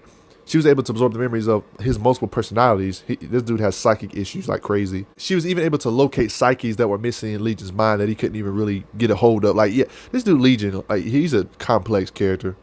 Okay, so how about this time Rogue's body was like physically on another planet, right? So she was in astral form, right? You know, the ghost form, like her not real form, like your soul just floating around form. And she was still able to absorb somebody's abilities even without physically being there and only being in an astral form, a ghost form. She can absorb people being in a ghost-like form without her physical body. Like, what? Rogue? Really? Really, Rogue? This touch even works on characters like Colossus. He was unable to move, so he needed to go back to human form for a little bit, so Rogue takes the power away from him so he can kind of recover better. Yeah. Colossus is a very strong being too. Check out my Colossus video on my page as well. Whoa, whoa, whoa, whoa, whoa. I know what you're thinking. Holy crap, she sounds invincible. Not necessarily. She's not invincible. There are limitations. Just very, very, very high limitations. If she absorbs the powers of an unusually powerful psyche, it can kind of overload her. It's like little occasions like this. Yeah, like crazy people like Moon Knight. She actually absorbed a little bit of Moon Knight. She kind of started going crazy. Like Moon Knight kind of got issues in his head too. So like when it comes to people that got messed up personality disorder issues, that could be her really kryptonite really. She touched a character like Mr. Sinister. Mr. Sinister was able to dominate her mind with this, kind of making her Mr. Sinister for a little bit. Crazy, right? Yeah. Psychic people might be her kryptonite. But yeah, this doesn't always work. But don't get it twisted though. She can still get their powers even if they don't seem relatively harmed sometimes. Like there was a time she was able to absorb the power of Juggernaut. Actually did get the power of Juggernaut for sure. But Juggernaut didn't really seem like fatally wounded or anything. Like the top tier people, like they don't really get fatally wounded. I guess Juggernaut just had so much because his power is not mutation. It's like a Sidorak. It's like limitless. So it's like just because you become his equal doesn't mean he's not an avatar Sidorak. You know what I mean? As you can see here, it's like he's not really that harmed. Same thing happens to characters like Magneto. Like I've showed this in my Magneto video. It didn't really do much to him. Like really powerful people can really, like it doesn't like knock them out. Like, you know, characters like She-Hulk knocked her out on that occasion. And maybe Magneto in certain situations it can work, but it's not always, you know, it's not going to always knock him out. Remember how I said earlier how she absorbs somebody's power, she gets their knowledge, so she knows how to use their powers after she touches them. This is just confirmation of that. So it's like if she touches a character that's been like experienced with their abilities for years, then she's gonna be just as good as them with their abilities like that. You know what I mean? So that's what makes her even more of a threat. Oh god, I wonder if she does do this to Phoenix. Oh, but that's none of my business. Touching characters like Legion, a reality warping being, she's able to use his powers. Legion has a lot of powers like teleportation. She uses this ability to like move across space. Travels light years, by the way, just letting you know. There's been several times where she's used powers from multiple people. She fought the actual Avengers at one point, used the powers of Captain America and Thor to fight the Avengers. As you can see here, you gotta love it. She's forever kissing people. Like, I love her flirty nature. She reminds me of She-Hulk. As you can see here with Thor, seemingly after she touched Thor, she was too strong. God dang. She really taking on all the Avengers. Is that Wonder Man? God dog. Rogue, you've got to stop. That energy absorption is broken. Oh, what do you know? Another occasion of her using multiple abilities from mutants, combining their abilities into one. That's why I say she's tierless, man. Like, depending on who she touches, she can just jump tiers. Just have her touch Odin and Zeus at the same time, or Dormammu. Right? Look at this. All these people right here touching Rogue. Gotta love it. Yeah, she got all of their powers to the fullest potential in one body. Uses that power to defeat a foe, like Predator X. Yeah, Rogue is freaking a beast. I mean, it's just like, what can you say? So there was this prison ride. Yeah, Supermax prison. Don't worry. She got the powers from like a couple of supervillains at once to pretty much stop an actual prison ride. This is epic. That's what I'm freaking talking about. Yep, wasn't playing. She absorbs the powers of Colossus, Nightcrawler, and Shadowcat all at once. Gots to love it. Like, she literally is a fusion. You talk about the fusion technique. Rogue is literally the Patara earrings. Like from Dragon Ball, she's literally Patara earrings. I am no longer Rogue or Colossus. I am Rogue, Colossus, Nightcrawler something. Let me stop. Uses these combined powers to fight a Sentinel that was like a Nimrod Sentinel, like a super powered up Sentinel. Of course, those powers are temporary, just to let you know that. Yeah, I don't want you guys to get that twisted. They're temporary powers, but it's still epic that she can do this all the time. She touched this ninja and got his hand-to-hand combat skills. You gotta love it. I mean, the best way to beat Rogue is just to fight her with normal people. That's your best bet. She can even literally become the best surgeon. All she has to do is like touch all the doctors and get all their surgery knowledge like at once. Like, she can perform surgery. She can even siphon the power of mystical beings. Uses the same magic to try to banish it. Just a reminder that, yeah, she's not invincible. Characters like Scarlet Witch, who are kind of mentally like out there, psychotic type of thing. She kind of can't really control their powers the right way. Same with Storm. She couldn't really do. I mean, hers is more complex. Like, just because you have a knowledge of how to control the tornado doesn't mean that it's going to, you know, go the way you plan. You know, that's how the unpredictability of some of these people's powers are. Limitations aside, man, it doesn't really seem like it's much limitations, man. I'm just going to be honest, man. But you're probably wondering, okay, if she can absorb multiple abilities at the same time, like, how can they really be stopped? Well, I hate to make your intentions even worse, because she can absorb like hundreds and hundreds of heroes at once. You're like, what? But didn't she get overloaded by the Immortal Hulk? Not necessarily. She just got, you know, it was like one of them Scarlet Witch abilities, one of them psychic beings like Hulk. He had so much anger she couldn't really focus. She had no problem absorbing his abilities though and be his equal. That's how Rogue is. Rogue even absorbed like hundreds of heroes with Sentry, Death Seed. Check out the Sentry video, by the way, as well. Okay, guys. Look at all these heroes she touched. Okay, look at the powerhouses. We got Hulk, black hole level being right there.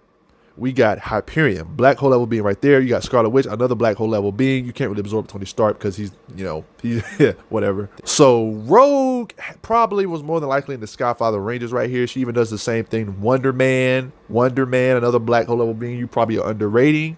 Does just Wonder Man. That's Storm in the roster too. She's touching literally everybody. Like, literally everybody. Avengers, X-Men, and etc. Is that Spider-Man too? Yeah, okay. Yeah. She was probably in the Skyfather Rangers of Power right here, if I'm being honest. Like, yeah. She was, if she was to actually fight somebody like this, she probably would have been unstoppable, if I'm being honest. She would have been on some godlike stuff easily.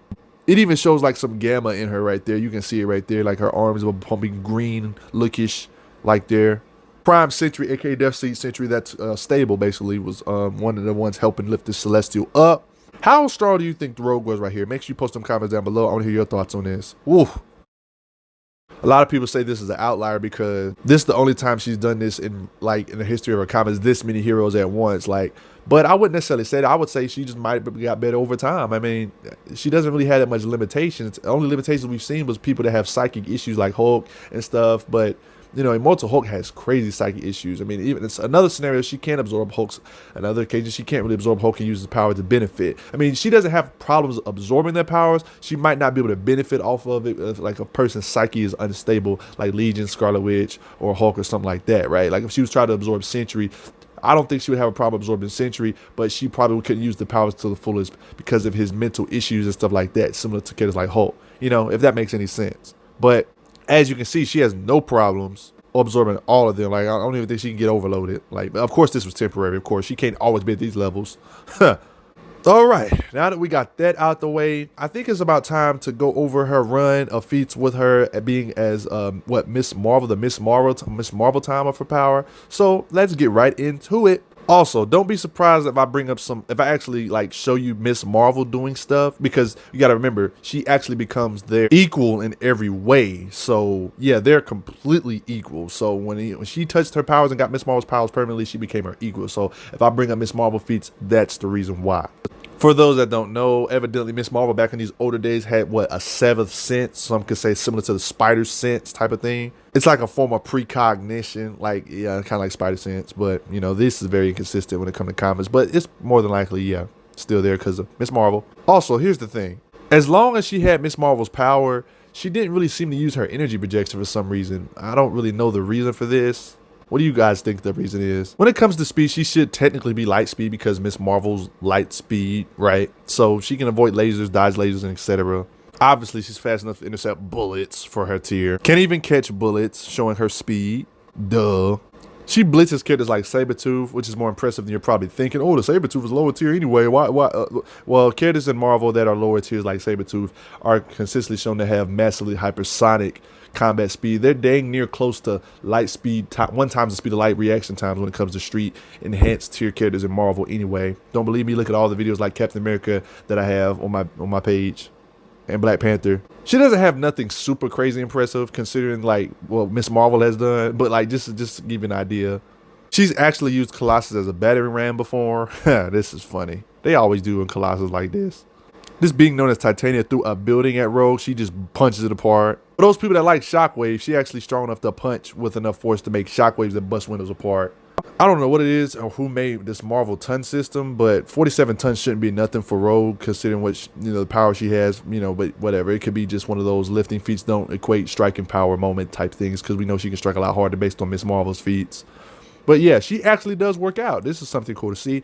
I'm a big fan of working out myself, so I love seeing characters work out. That's one of my bread and butters. Obviously, she can punch through hella characters. Okay, enough of this. Enough of these light feats. Enough of it. To get a better understanding of how strong she is, we got to go to some of what Miss Marvel, or some would say Captain Marvel, back in the day she was called Miss Marvel, so we got to see what she's done. Miss Marvel is consistently shown to be above the Spider-Man range and strength of characters like Venom and Spider-Man. Curb stomping Venom Gargan at this moment. Yeah, he's not ready. Yeah. She was actually able to get the advantage over Joy Fixit Hulk for a couple seconds. Not saying she's stronger than Joy Fixit, but just giving an idea where she is in strength. This is a bigger deal than you probably think. Rogue is a complete equal to Miss Marvel, so she could do the same thing here because she got all of her powers to an exact same degree. So, destroy an asteroid 2 times the size of Earth. One of the most famous feats for Joy Fixit Hulk, of course, right? Everybody knows about this famous feat, planet busting at least, right? She's in recent comics, of course, she's portrayed to be a lot stronger than Spider-Man, while he's wearing extra padding. They're having a little sparring session here. She's an exact equal to her like this. And let's not forget the time she actually threw Ronan and actually knocked him out, Ronan the Accuser, the real powerful Ronan. Same Miss Marvel that actually knocked out characters like Valkyrie. You're probably thinking this is no big deal either. See, here's the thing about Valkyrie. Stronger level Asgardians. A lot of Asgardians are a lot stronger than normal humans, but Valkyrie's way stronger, to the point where she can actually fight and block blasts from Nova. Literally fought She-Hulk in a war. So Miss Marvel able to one-shot Valkyrie, a being that gives She-Hulk this much of a competition. Just give you an idea. So, but if you want to see more of that, you can this video can my Miss Marvel video that I made, you actually can help you out on referencing how strong Miss Marvel is in the Miss Marvel era, just in case these wasn't enough to prove it to you. They kind of work off each other. This video and the Miss Marvel video kind of work off each other. They're like hand in hand. So make sure you check that out to further prove it. And they also have a lot more better speed feats in that video too. Her using combat and her speed, you know, Miss Marvel using her combat, and Rogue can evidently do that stuff, even though we didn't see her do that energy, you know, blast and energy absorption and stuff like that. We know she can for some reason. I don't know why they didn't have her do it. It could be a writer oversight type of thing. Also, we've never actually seen her go binary for some reason. I mean, I'm pretty sure Rogue could do that too, but it's like, I don't know why. It's like the writers were drunk. Like, it's like they forgot to put her in those situations to absorb energy or something. Yeah, or they just completely forgot. You know, writers are these days. If it wasn't a Miss Marvel writer writing Rogue, then that could be the reason why. Crazy thing is that Miss Marvel actually slugged it out with like characters like Wonder Man. And yes, you guessed it. Oh, I got a whole video about him too. If you want to reference that video to this video, go ahead and do that as well to get a full understanding of how strong Wonder Man is. And guess what? Rogue became a part of this team, and she got the permanent powers of Wonder Man currently in the comics recently. So yeah, Rogue is a monster right now. She got the powers of this guy. You probably don't know who this guy is. You don't know why he's impressive. Check out that video. Let me give you a brief oversight on why absorbing his powers is impressive as well. At first, she did not seem to be able to use Wonder Man's power at its fullest potential, but with training, hard work, dedication, she eventually was able to learn his abilities to the best and fullest. This also could be caused by being weakened by the Terrigen Mist, which is why she might have not been able to use it to its fullest potential. When this girl gets an MCU, she is going to turn the MCU upside down. A lot of female fans are probably going to consider her their favorite, because Rogue is a really dope female character. I'm not even going to lie. With Wonder Man's power, she briefly got in a scuffle with Clue Hulk when the Hulk got this new personality during this special storyline, which we never seen again. It's probably not like a permanent personality Hulk has, but yeah, this is just a demonstration here. It's a Hulk, so that's like a big thing. Not to mention, Wonder Man has actually fought the Hulk. You know, just give you an idea. She did not overpower him in this situation, but she was able to kind of slug it out with him a little bit. Juggernaut here. As far as we can tell, she does seem like she's a lot stronger than when she had Ms. Marvel's power. Could be because of recent comics too.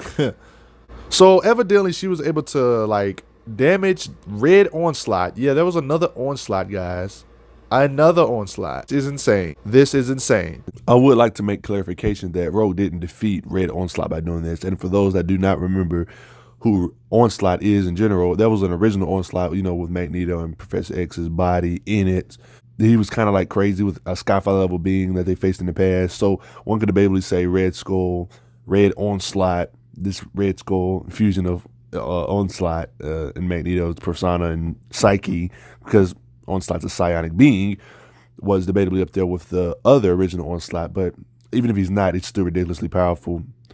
Long story short, during this crazy Axis event when Cyclops was possessed by the Phoenix Force entity, during this time he had killed Charles Xavier, like, you know, so Charles Xavier was dead. The Red Skull did experiments on Charles Xavier, his powerful psionic brain. Magneto was angry and literally smashed Red Skull's head, but was reborn to the powerful being known as another Onslaught reborn. This being was able to fight off all these freaking heroes at once. Characters like Scarlet Witch and etc. Rogue with Wonder Man's power, even Magneto. Not trying to make his feet run about him, but he seemed to have similar powers to original Onslaught, psionic abilities, pretty much mind blasting characters like Scarlet Witch, torturing her with the psionic stuff and etc. Like, yeah, it's bad. Like how massive he is too. He caused some serious havoc. It is the embodiment of pure hatred given form.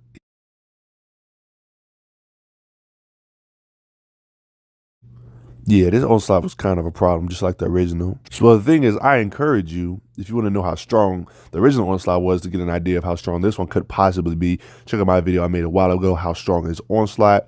Yeah, even characters like Doctor Strange had to get involved. You see him over there. There's been a lot of events in Marvel, but this was an epic one. Having Red Onslaught summon Sentinels at will as well. Dude was causing major havoc, man. Oh, teamwork with a lot of different heroes. That's how she was able to do this right here, but this didn't like kill him or nothing.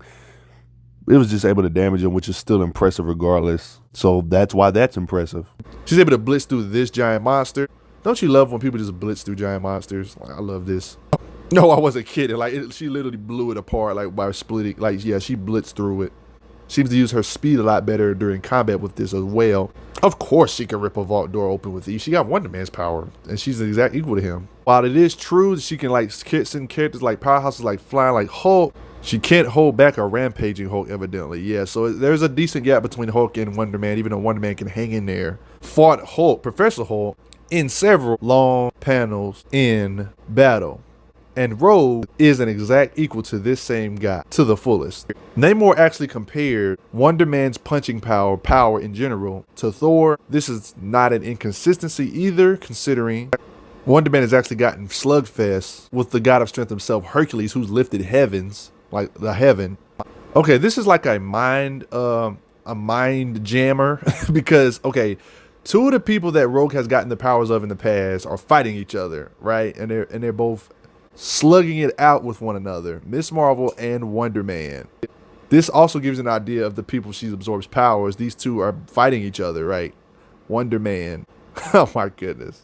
Wonder Man has even beat up beings like Abomination, Hulkish beings. Just another demonstration of Wonder Man's strength. I'm telling you, man, and Rogue got this guy's abilities. I'm not gonna lie. When it comes to Rogue being an exact equal to Wonder Man, it does make me question it from time to time, being like she admits that Juggernaut is stronger. I'm not saying Wonder Man is like equal to Juggernaut either, but it seems like Wonder Man will be able to do more than this. You know what I mean? But yeah, I don't really, Wonder Man's power is really weird. About do it for the, showing how strong she is with these characters' powers. To further aid in this, I will more than likely leave end screens on the end of this video to show you those videos I made about Miss Marvel and Wonder Man to help aid on this, because I have a lot more stuff about their powers and stuff, which should automatically scale to her here, because I'm going over her power when she had the powers of Miss Marvel and the powers of Wonder Man. Even without her powers, by the way, she does have some type of fighting skills, being able to fight off a horde of aliens, like literally a whole bunch of aliens. So she isn't just like a character that's just going to be like, oh no, I don't have no powers, I'm useless type of character. She's still hard working, still fights for what's right. She does have skills. She's able to anticipate Nightcrawler's movements because he can teleport. She even has such fighting skills. She was able to match Wolverine, as you can see here. Gotta love it. There's not no really super concrete showings of her super speed with Wonder Man's powers. With Wonder Man's powers, she's able to quickly find the orbit, implying faster than light speeds at least, or massively faster than light possibly because of Wonder Man, right? But guys, that is just about going to do it for the day about Rogue. I know I could have had more here, but man, I really don't want to go over the videos I already made. But like, please do me a solid favor and check out my Miss Marvel and Wonder Man videos in my How Strong playlist on my page, so you can get a further understanding of how strong Rogue is with these people's powers. Without her powers, she's a really good fighter. Without their powers, she's still a ridiculous threat, like being able to like knock out characters like She-Hulk, and with their powers, she's even more of a threat. I mean, she can even absorb multiple people's powers like at once, being like on some Batara earrings fusion technique type stuff. Even changing her physical appearance, like the time she looked like Nightcrawler and Colossus at the same time, like stuff like that. It's just ridiculous. She's a dangerous threat. With prep time, X-Men can't really lose a fight. I don't see how they really lose if she's in the roster and they created the right strategy or something to get them, like her to somehow touch the opponent or things like that. But what do you guys think? Did you guys know Rogue was this strong? I'm pretty sure you did. Everybody knows that she can absorb a lot of people's powers at once, and it has really very low limits, like psychic things like that. Her psyche might not be strong enough to handle some of these crazy people in Marvel. Marvel has some crazy people like Hulk, Scarlet Witch, Moon Knight, like psychotically messed up people. Like that's when he has the mental issue breakdowns. But other than that, she gets the power, she learns the abilities of the power, and she gets them to their fullest potential. Even if it's temporary, she can get their power and become their equal. It's not like, okay, it's not like touching Hulk, right? Touching him for 5 minutes, she gets like what, 5 minutes of his power. She touches him for 10 minutes, she gets 10 minutes of his power. No, that's not how it works. She touches the Hulk and gets 100% of his power, but she might not be able to control it right because anger issues. But she does become his equal temporarily. It's not just I need this absorber. I only touched him for 2 seconds. I only got like 1% of his, or 0.1% of his power. No, it's not like that. No, she becomes their equal. And the people that are unfortunate enough to get in a coma or to completely knock them out, like Miss Marvel, and getting the powers of Wonder Man completely, like she's their equal. Do not disrespect Rogue. She is very, very powerful. I would actually consider Storm a deity. She's extremely powerful and could possibly be in those black hole level being ranges when it comes to raw power. But enough of that stuff. Let's dive deep into Storm. Mistress of the elements commands you to release that child.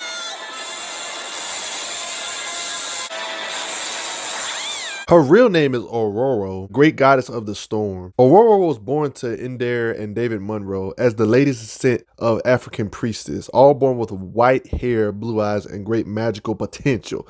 That's right, forgot to mention that part. she actually has magical potential. Unfortunately, while she and her parents were living in Cairo, a bomber plane was shot down and crashed into their house, killing both her parents. After escaping from being trapped in the rubble, Aurora was taken in by a street gang and was trained in the arts of thievery by their leader. Years passed, blah, blah, blah, blah, and she was trekking the Sahara. She discovered her mutant ability to control the weather and used them to save T'Challa from would-be kidnappers as he had done for her previously. Yeah, T'Challa. Yeah, Black Panther. Continuing her quest, she eventually found her ancestors' homeland and remained there, learning to fully control her powers and serving as the goddess of local tribes. She remained in that role until Professor X approached her for recruitment with the X-Men. She accepted, of course, and went on to become one of the team's most prominent and powerful members. I usually consider the Thing and Colossus as some of the most underrated characters in fiction, but after this video and after doing some digging on Storm, I think she might actually fit in that classification as well. Despite popular belief, she actually doesn't need hands to control the weather, by the way. Use your hands and hand motions in fiction is a thing, and sometimes people would get that mistaken if they need it. When it comes to functionality of her actual controlling the weather, she can control weather on other planets as well. She's even so connected to the planet to the point where she can actually feel the planet's quote-unquote pain. She states here, I am saying I share a bond with the earth. I feel her pain as if it's my own. Yeah, she's on some goddess type stuff. She's so deeply connected to the point she can observe the human nervous system, the weather patterns, electrons leading to lightning. It's a lot more to Storm than just weather control, guys. States here, over time she's learned to observe the weather patterns of life from the flow of electrons leading to a burst of lightning to the guttering cataracts of the human nervous system. Yeah, I would say don't sleep on Storm, by the way.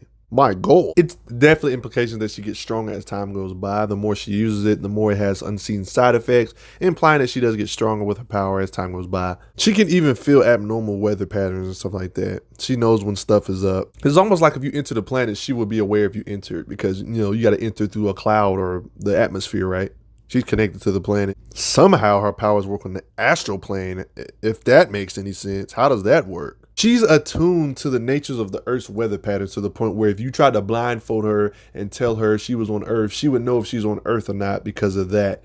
She knows what she is. She can tell when she's not on a different planet based on the weather patterns and stuff like that. Yeah, she's deeply connected. She was able to manipulate the elemental forces of Tryon to seal a hole in space and time with her abilities of elemental abilities. Yeah, I would say she's a lot more than just weather manipulation. Let's be real. She's attuned to the actual planet. Like, say, if you make an artificial earthquake, she won't notice that. She actually notices natural forces of the planet. This is some mystical type stuff for real. She views storms like that like energy patterns, for Pete's sake. When Emma was in her body, she felt the same way. So it is like, yeah, it's consistent. Energy patterns. I briefly touched on this in my last video, but surprisingly enough, even though physical strength isn't what she focused on, she does have absurd blast power, which I'm going to get into in a second. Right now, I'm going to get into her actual fighting skills and training. She's a really good fighter, and the movies do not portray this for some weird reason. Yeah. How good is she at actually fighting? She was able to fight this being known as Callisto in a knife fight with raw skills. You're probably thinking, why is this freaking impressive? I love seeing occasions like this when a character can use you straight up hand in the hand, especially when characters are just this strong overall, just showing what she can really do in a knife fight. By the way, this being superpower is super skill, and Storm fought knife fight. Fought him in the knife fight. Isn't that crazy? There was this one occasion with no powers, not using no powers. She was able to beat up some thugs with some knives, like just straight up skills, showing that, oh yeah, I can just beat you up, skills. She has skills with other weapons, even like a staff, showing her impressive speed and strength. If I'm being honest, she more than likely has super strength. Not necessarily no Hulk level super strength or Wonder Woman level super strength, but she actually does have super strength, kind of like in the super soldier range. Even if that's not her power, we know Marvel humans, that they just defy physics when it comes to that type of stuff. See another case of her throwing a knife, pole, staff skills. Gotta love it. There's a contest of skills where Cyclops fought Storm in just a contest of skills. As you can see here, going at it with the supposed leader of the X-Men as everybody watches, showing that Storm is no joke. She even got the better of him. States here, the best X-Men won, Storm. Congratulations. That's what Cyclops said. I love Cyclops. Storm is that good at fighting, by the way. Like I said, super strength may not be something she specializes in. Well, she's evidently strong enough to fight this many goons with straight up skills hand to hand and etc. In the 2x4,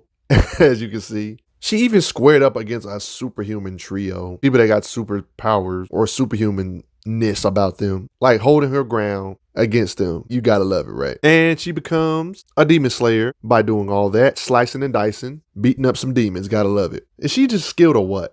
Yet again, another ability with skill. Slicing and dicing. People gotta stop sleeping on her blade combat skills, man. When are people gonna respect her skills just overall without using her weather ability? It's just too many occasions, and it's consistent. Even rips out a heart in the process. Another occasion of skills, fending off the new mutants, multiple mutants at the same time. Another occasion of some Gundam trying to fight her, and they're too slow, not strong enough. She's pretty freaking quick. There was this large mutant creature. Guess what Storm uses? Fighting ability yet again to take down this huge mutant creature with just straight up skills. As far as I can see, I don't think she used no lightning or type of energy projection. If I'm being honest, right? Unless I'm tripping. Let me know if she used some abilities or was this just pure skills. She's just a beast regardless. As you can see, more panels of it just to show more of her skills. Yeah, she's superhuman when it comes to physical strength too. At least in the super soldier tiers when it comes to physical strength. At least. She's even sparred with one of the best hand-to-hand combatants ever, Wolverine himself, Logan, in sparring sessions in the Danger Room. This is impressive because Wolverine has like hundreds of years of fighting experience. Yet she's able to hold her ground and they train consistently together in raw skills, combat speed, etc. Wolverine has absurd combat speed, by the way, being massively faster than bullets when it comes to reflexes. Oh, another occasion of her fighting some goons, light work. Like, look at all those people getting swarmed by Storm. Like, she's too strong for them. Oh, by the way, she can actually spar with Gambit. Yeah, Gambit. In a contest of raw skills, speed, etc. and skills and strength. Like, you gotta love it, right? It's really hard to get a reading of vampires. We know Blade in Marvel is at least in the Captain America ranges of power. So she was able to fight these vampires. And by the way, she can actually use a sword. Yeah, that's right. Storm is actually skilled with sword combat, fighting multiple vampires. No telling how strong each of these are. But that doesn't really matter because she's able to slay them and hold her own regardless of all of this. And if you're still doubting her super strength, what if I told you she was able to fight a vampire barehanded? She definitely does have super strength. No weapons, just straight up fighting a vampire. Now, when it comes to top tier martial arts fighters like Black Panther, she can hold her ground, but I would say like, they still got her when it comes to pure skills. Other stuff that makes up for her lack of skills that she might not, even though she does have a lot of skills she does lack, she makes up for it in other abilities that I'm gonna go through in this video. So she had a little fight with Black Panther here. She states here, she said, of course, even on his worst day, my husband is still one of the greatest hand-to-hand fighters on the planet. I think we all can admit that one of her most common abilities is Storm. So she, of course she got Storm abilities, able to suck up a Sentinel and obliterate the Sentinel, light work stuff. She was able to disperse a monster storm in the atmosphere across the continent. Talk about levels of control. Plenty of them times of fighting the Phoenix. There was a time she temporarily paused her. She didn't beat her or nothing because Phoenix is crazy, but paused her for a second with her Storm abilities. There's a time she even used a storm to stop the Phoenix from powering up and try to get the advantage over her because Phoenix is overpowered. It was this occasion fight Magneto. She was able to kind of compete with Magneto for a split second here. States here, my Magneto powers are anchoring me against the Cyclone's pull, but the strain is incredible. Also, the whirlwind is creating a vacuum around me. Yeah, Storm is able to do all of that. Even to the mighty Magneto.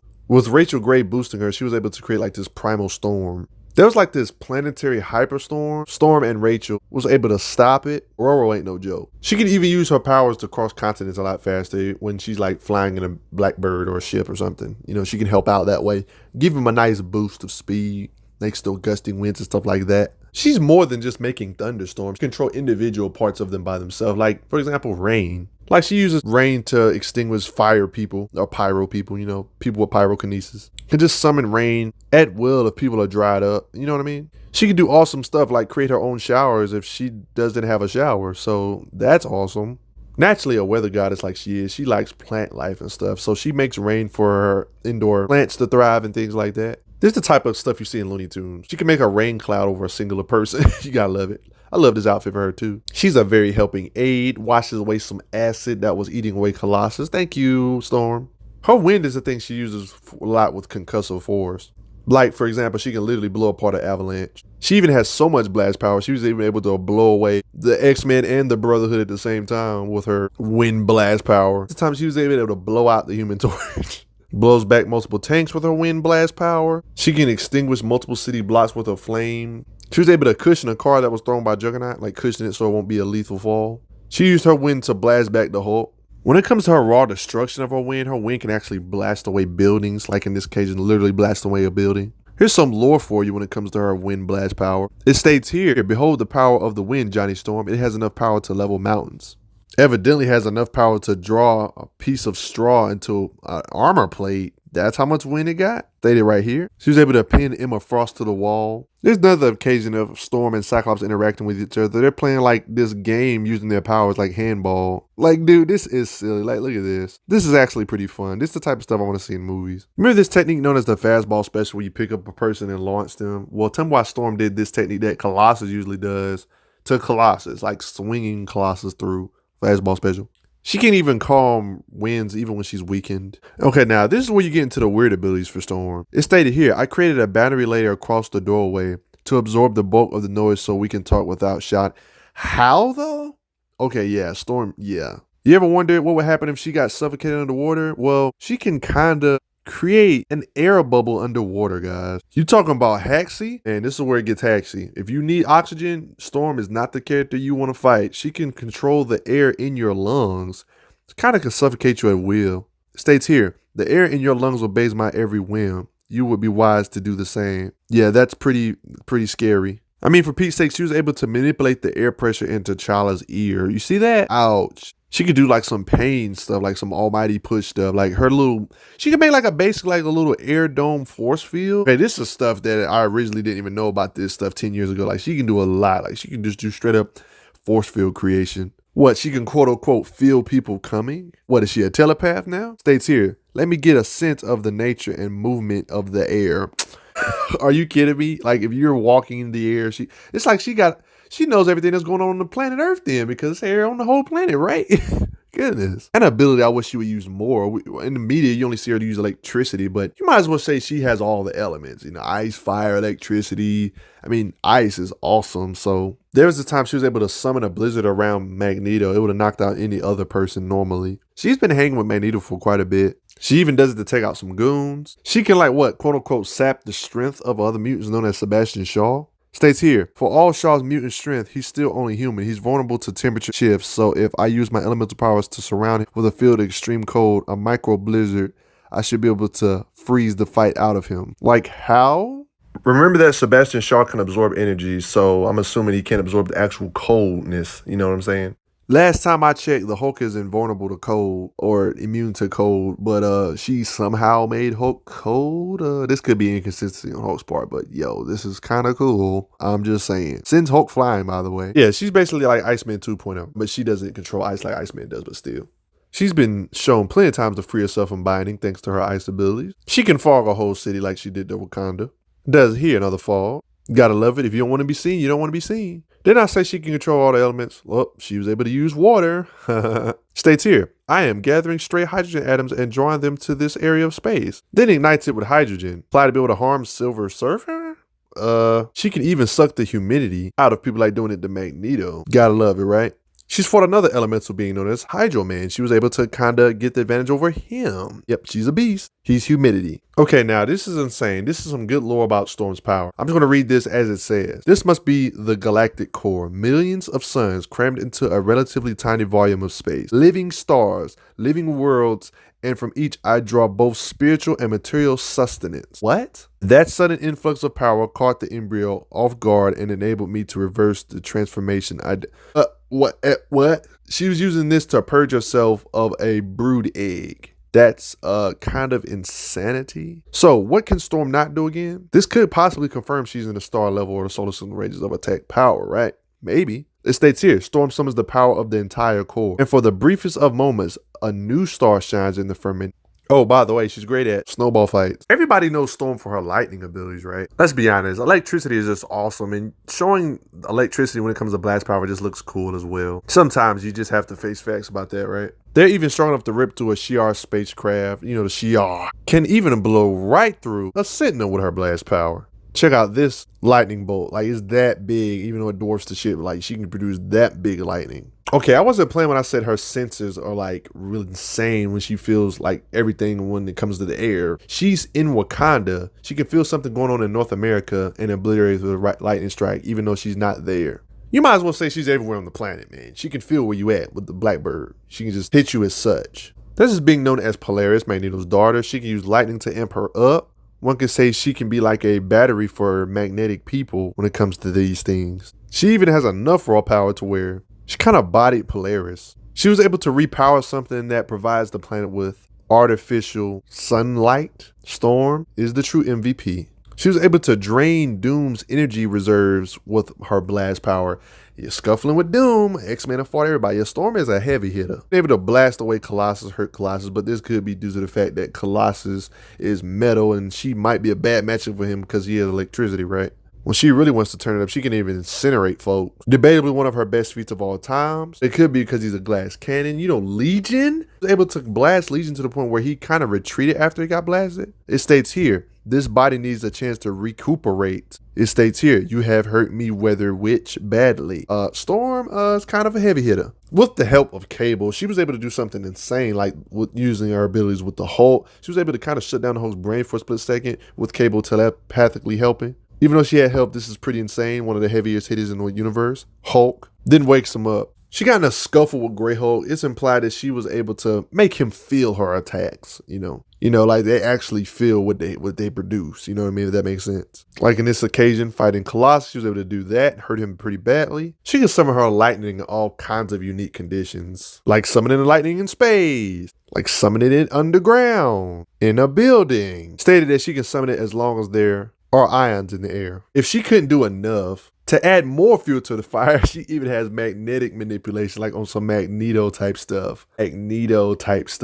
What? Filled with emotional trauma, she was able to like make a aura, like literally around the planet. Like you see that everywhere, like Mexico, Kenya, they all see it. Is that crazy or what? It lasts for 4 hours. Oh my gosh. She was able to part the Earth's ozone layer and magnetic field to evaporate a huge wave. Like so. And it's gone. It was going to hit that bridge and it's gone. Like, whoa, evaporated that crate. That's ridiculous. It was literally stated she was able to tap into the planet's magnetic field, like right here. Like, this is crazy. She does this to throw a whole bunch of zombies off the planet and literally create an EMP, an electromagnetic pulse, to fry out stuff. Like, this is good against electronical beings. She can even instantly fry metal suits all around her. Like instantly fry them. That was this being known as Ragnarok, a Thor clone. She was got in a scuffle with him. She was able to hit Ragnarok with an EM. Storm is just a force to be reckoned with. I mean, she can compress the air to make it heat up to 6 times hotter than the surface of the sun. Her lightning can get this hot, evidently. She can compress her lightning into a needle point length. Precision with her lightning, kind of can make some construct creation stuff with her lightning. She was able to will the face of Abraham Lincoln back to Mount Rushmore. Gots to love it, bae. She was also one of the people to help fight Red Hulk, by the way, just in case you were wondering. Incinerates trees. Okay, I'm being silly. To really prove how much of a threat she is, Emma Frost, when she was in Storm's body, was able to knock out characters like Colossus with her intense blast. However, I will say it looks like Colossus was not in his metal form. Lightning is one of those unpredictable elements. I find it interesting that she can hurt beings like Blob without hurting the people that the Blob is holding. The precision, right? I mean, during her occasion, she was actually helping Ada fighting Red Hulk, able to hurt Red Hulk with the help of Invisible Woman and stuff like that, our Gamma being. She was able to shoot her lightning through a pinhole, as it states here by Invisible Woman, helping aid. Like, she may not be bulletproof and stuff, but Storm is not without her defenses. She has plenty of defenses, like being able to defend herself against like Optic blasts. Like, she has tons of ways of defense of whatever durability she does. Like, she has definitely a ton of defense. By the way, her bolts can move at 100,000 miles per hour. I would say this is like a benchmark. Storm is awesome. She does imply to have some physical strength, like because Marvel humans are awesome. Even when you don't have enhanced strength, you got super strength somehow in Marvel. Something I love about these characters very much. Keep note that she's like evidently a 120-pound woman. She can evidently carry like Wolverine, who is supposedly 300 pounds because of his metal claws, and Nightcrawler. Stated she could have carried Colossus as well. This goofball tried to stab her, get kicked. There's a time she made this being slip on ice. This guy. Then she uses her strikes, sends him flying with her strikes, showing her level of attack power, punching wise. Strike there for the victory. She catches War Machine while he was falling, yeah, but it nearly tears her arm out of the socket, though. But it shows her level of strength, that she's not just a featherweight, you know? She's not just all her power. She has a ton of training and combat speed. Like, she was weaving through lasers during training. Like, this danger room session's got to be epic. She's even able to dodge turrets from lasers from a castle, weaving through it. No, I'm not playing. She literally dodged Cyclops' optic blast this one time. No, it is now the outlier, and her speed has actually been noted. Stated here, hey, she's fast. Jean targeting certain lasers at her was able to dodge those. She's trying to blast me with lasers with high velocity stun shells, she states. She dodges it anyway. She's able to leap over a staircase with just her jumping ability, I guess. That's awesome. Catches a knife thrown while mid-flight, combat speed, just little small showings of reflexes. Can deflect Gambit's cards thrown at her. More instances of her reflexes. This dude dares to pull a gun out of Storm. She not only bodies him, but uses him as a meat shield to get lit up in this occasion. Marvel humans have been shown on many occasions to be able to dodge bullets. This is no different occasion. She was able to evade bullets while they're mid-flight. Like you see on panel, you see the bullets literally with the blur effect implying that she's dodging it. If she wants to, she can even react to those bullets by stopping them with wind. She even deflected Captain America's shield. Oh, this guy has absurd combat speed. She even dodged Thor's hammer before. Don't want to get on this too long, but when it comes to like the super soldier tiers in Marvel Universe, like, you know, characters like Captain America, for example, they have like absurd combat speed. Storm should have similar reaction speed to this, being in the microseconds at the very least, meaning that Storm herself should have combat speed or reaction speed similar to 1/1,000,000th of a second. Don't believe me? Remember characters like Daredevil? Being in the same tier as Captain America when it comes to everything, speeding, etc. Storm should have reflexes on this. Look how fast Daredevil is. Microseconds stated right here. I don't even think I should spend more time on that. Yeah, Captain America can do similar stuff. It literally was explained. Even in my Captain America video, you can go back and watch. That Captain America explained that he can see faster, that it is indeed intently made for them to be a part of that lore. I would say Storm has to have these type of reflexes to even be able to react or hang with beings in this verse consistently. If not, she would just keep getting destroyed or tagged without even being able to react, right? That's only making sense, right? There's a part of me that believes she's faster than this, but the bare minimum, she can fly jet type speeds. A being that's way faster than Mach 1, it's implied she can keep up with Human Torch when it comes to flight speed. Thanks to her being related to Storm and stuff, she doesn't really feel cold. Her powers actually protects her against Iceman's cold. She has cold resistance because of her nature's being a storm and stuff like that. Gotta love it. She isn't immune to telepathy, but she can resist it thanks to her nature, like Emma Frost. It was even so insane, she was even able to control it with her will, even being able to resist Psylocke's telepathy. More lore into it that Jean even states about Storm. She wanted to add reasoning on why it's hard to control her. States here, there's too much static in your brain to pick up your pleasure centers. Oh my goodness. However, she can be controlled, like Omega Cable is able to control her on one occasion because he's ridiculously powerful with telepathy and stuff. She even has skills nobody knows about, like lockpicking. She managed to almost break free of these advanced locks even though their strength was reduced. Fails on the first attempt, but did it on the second attempt. Skills. She was even skilled enough to open a lock designed by T'Challa that yields not to magic or science. Talking about being gifted at pickpocketing. When it comes to her standard gear, she's very paranoid, evidently like a lot of characters. She keeps a lock picks in her headband. I gotta love how skilled she is with sword combat. She projects lightning with her staffs and stuff, like channeling lightning through it. Her costume itself has unstable molecules, so as you can tell, Storm has a lot of depth to her. Oh, they wasn't playing when they said she was on some goddess type stuff. On top of having many magneto powers or having some magnetic forces to her control, weather, rain, acid rain if she wants to, fire, heat, cold, ice, water, pretty much every element you can think of. She even has some magical abilities. Magic in Marvel pretty much applies the same thing to everybody. Life force energy. The life force with her is incredible, stated here. By the way, future Storm can perform magical rituals. So yeah, it's definitely magical in her nature. Yeah, it's future her, but it's like, come on now, it's still her. You know what I mean? Like letting you know her potential with the black arts. It states here, as I grew older and my ability to control the elements waned, I turned to other half of my heritage, sorcery. States here, allowed my study of the black arts, assuming that their fundamental evil would corrupt me as they had Nightcrawler. Yeah, it's definitely a part of her heritage. It's even so deep, she's even accepted by the Panther God, of course. Even going to the spirit world and such, with Black Panther, of course. Because Black Panther, after all, is got his foot in the science door, he's got a foot in the magic door too. They're like in a little realm and showing the essence and stuff like that. Let's be honest, I love these type of interactions. It gets licked by the Panther God, really. It's time for celebration. Panther God has blessed the couple. To really show her magical nature, there was a group of beings like Silver Surfer, Fantastic Four, and etc. Only her and Doctor Strange, because, you know, he's a sorcerer, states here, I'll need a scalpel, something that can sever the fabric of space-time. Stated here, Doctor Strange moved Eternity's consciousness into Storm's mind. She was basically able to contain or hold Eternity's essence. This could be due to her magical nature. But they all work together doing this, so then there's that. It's real deep into the magic lore. She was able to enter limbo to pull T'Challa back to life. Now tell me that ain't some deep stuff. See all that? Yeah. Storm ain't no joke. This was a cost to her own life, though, by the way. That should be noted.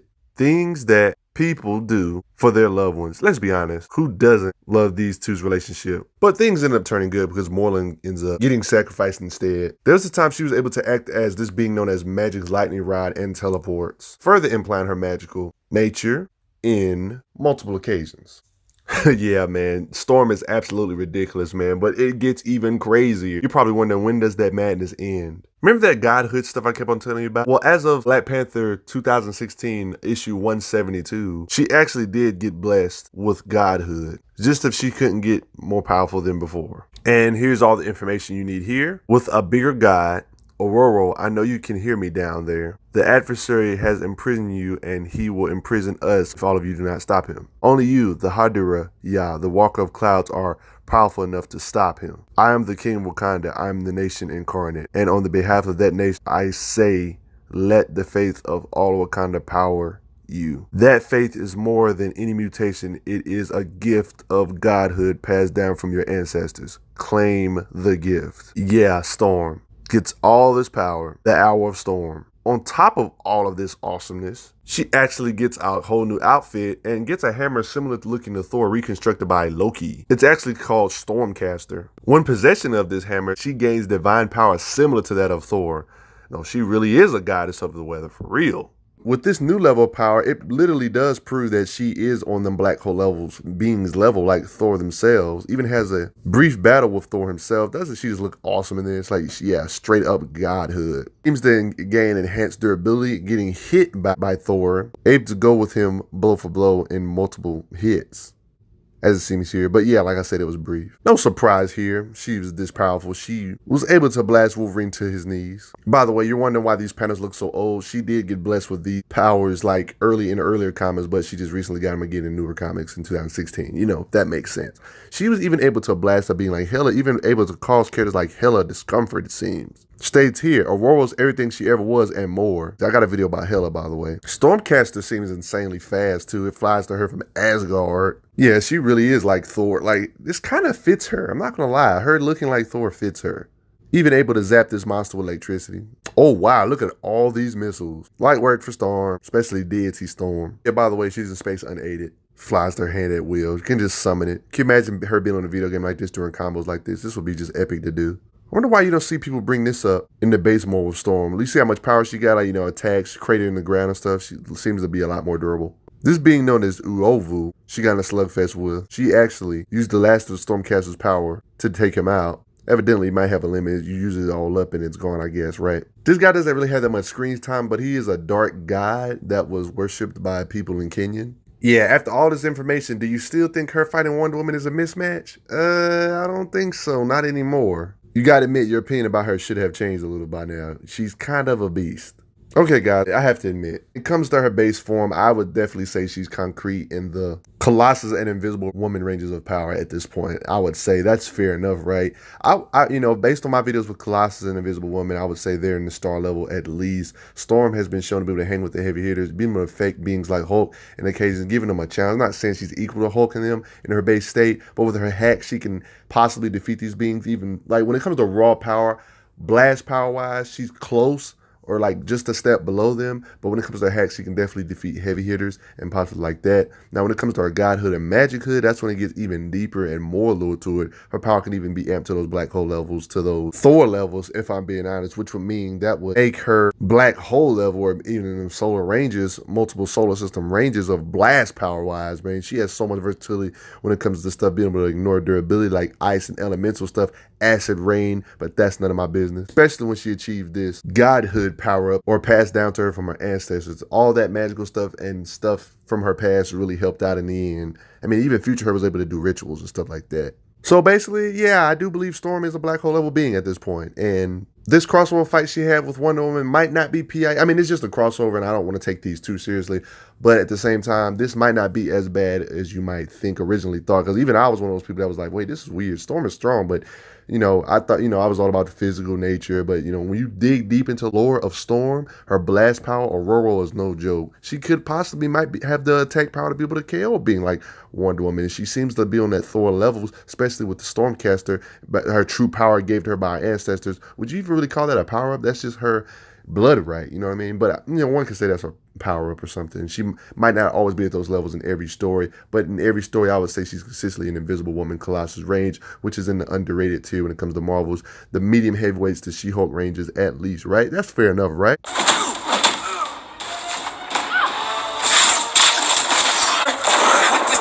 I am told that AIM only worships science. But if any of you believe in the goddess, now would be the time to start praying. Kurt, aka known as the mutant known as Nightcrawler. He is one of the, one could say, reoccurring members of the X-Men, one of my favorite organizations of all time. He was born in Germany to Mystique, you know, the blue mutant that can shapeshift, and the demonic mutant Azazel. They had some like relationship issues, and Kurt got abandoned. Yeah, that's pretty jacked up. He states, "Why couldn't you love me, Azazel?" During this time in her life, she had to basically start over, you know, Mystique, because she had that money and stuff, but she had to start over, no money, no clothes, nothing of any value whatsoever. Luckily enough, Nightcrawler was saved and rescued by a powerful sorceress. He then became a circus performer. Despite all his miserable tragedies and stuff like that, he actually had a pretty happy childhood and was close to his adopted brother and sister, but his appearance was becoming an issue. His powers increasingly brought him negative attention. That's when he found refuge in a Catholic church. People thought he was a demon. He does have like a demonish look, you know what I mean? He even became a priest later on in life. He eventually had to confront his brother over a series of murders, right? Which, sadly, resulted in his brother's death.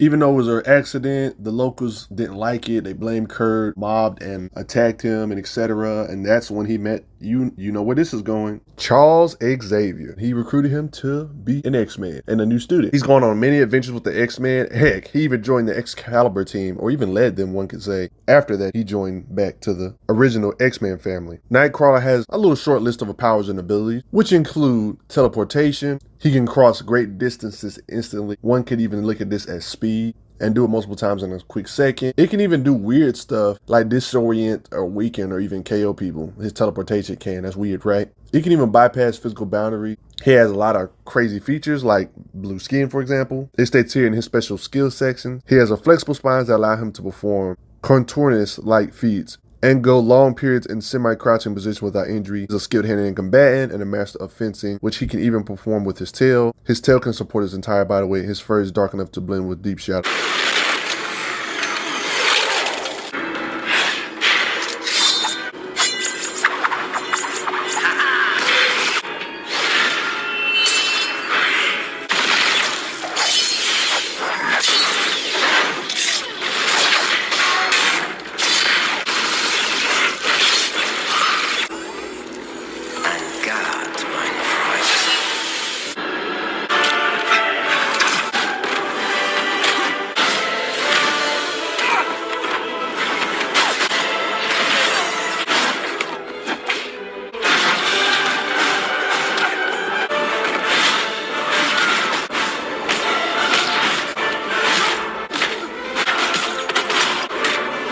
Let's get on his skill. He actually does have to train in combat. He spends hours, it states here, the week of training, 6 hours a day, 5 days a week. He states here, you are a great teacher, my friend. You see like the skills, like him striking through stuff, training, going through block. A lot of people don't understand how Marvel works. For example, just because you don't have the superpower of quote unquote super strength doesn't mean you can't like have the strength of super soldier tears. Don't ask me, that's just Marvel for you. A lot of characters that don't technically have serum or physical super strength, they say, still can hang with like super soldier tears and strength and stuff. Be able to compete with them in combat if they have enough training. Danger room sessions on this occasion, on things of that sort. Has trained with Beast, has trained with Storm, Rogue, Colossus, Wolverine, this occasion, too many occasions. Another occasion right here, and another occasion right here. Them working together to take this down. Danger room. You gotta love the dedication, practice of the team in general. I mean, he's even skilled enough to target the villain's neural sensor with accuracy. You can't tell me he ain't got skills. I mean, the guy used a nerve pinch on a shield agent. I'm just saying. Pressure points, combat skills. Heck, he was even recruited to improve combat skills with Spider-Man because of agility and stuff like that. Marvel must have felt like he was worthy enough to teach these type of characters, some of the most agile characters in combat skill, speed, and etc. He is known for his uncanny accuracy. This dude faced 3 acolytes, holds them all off in like a fight of skill. He uses his environment to an advantage, to entangle werewolves in chains. He fought a group of prisoners to the bad where he was too agile for him, blitzes all of them, and makes them hit each other in the process. He used his opponent's momentum to throw them into another opponent. He's not a bad teacher. He trained somebody to be a good fighter in a very short amount of time. I showed this already, but Danger Room feat of him using teamwork with Wolverine and Storm, take down Sentinels. One of the best teams, that's right. He throws somebody into Captain Britain's punch, and Night breaks the hold in the process. Hey, he's a great swordsman. Yeah, I'm getting to it early. Swordsmanship on top of the teleportation. He made it into the finals of a blade fighting tournament. Like a space blade fighting, interstellar type of tournament, if that makes sense. Yeah, he's that skilled. Look at these pirate-ish like beings, like they got swords too, and he fights them all in swordsmanship, skills and agility, speed, get out my way. Y'all all a night. It was so easy to the point he even disarmed their leader, had them at his mercy. Oh, that's right, he's actually gotten a fight with Azazel, technically his father. It states here, I always liked you best, Kurt, of all my children, all over my world. He was able to disarm Azazel in swordsmanship skills. He even faced this being known as Bloody Bess, a skilled swordsman that he defeated in just straight sword play. Speaking of training with swordsmanship, he often incorporates his swordsmanship in his training sessions. He even targets robots' vulnerable parts when fighting, so he does think. He targets their vulnerable weapons as well. Imagine practicing with Colossus, right? The buff Colossus in swordsmanship, and then turning him into a decent swordsman on top of it. Isn't that funny?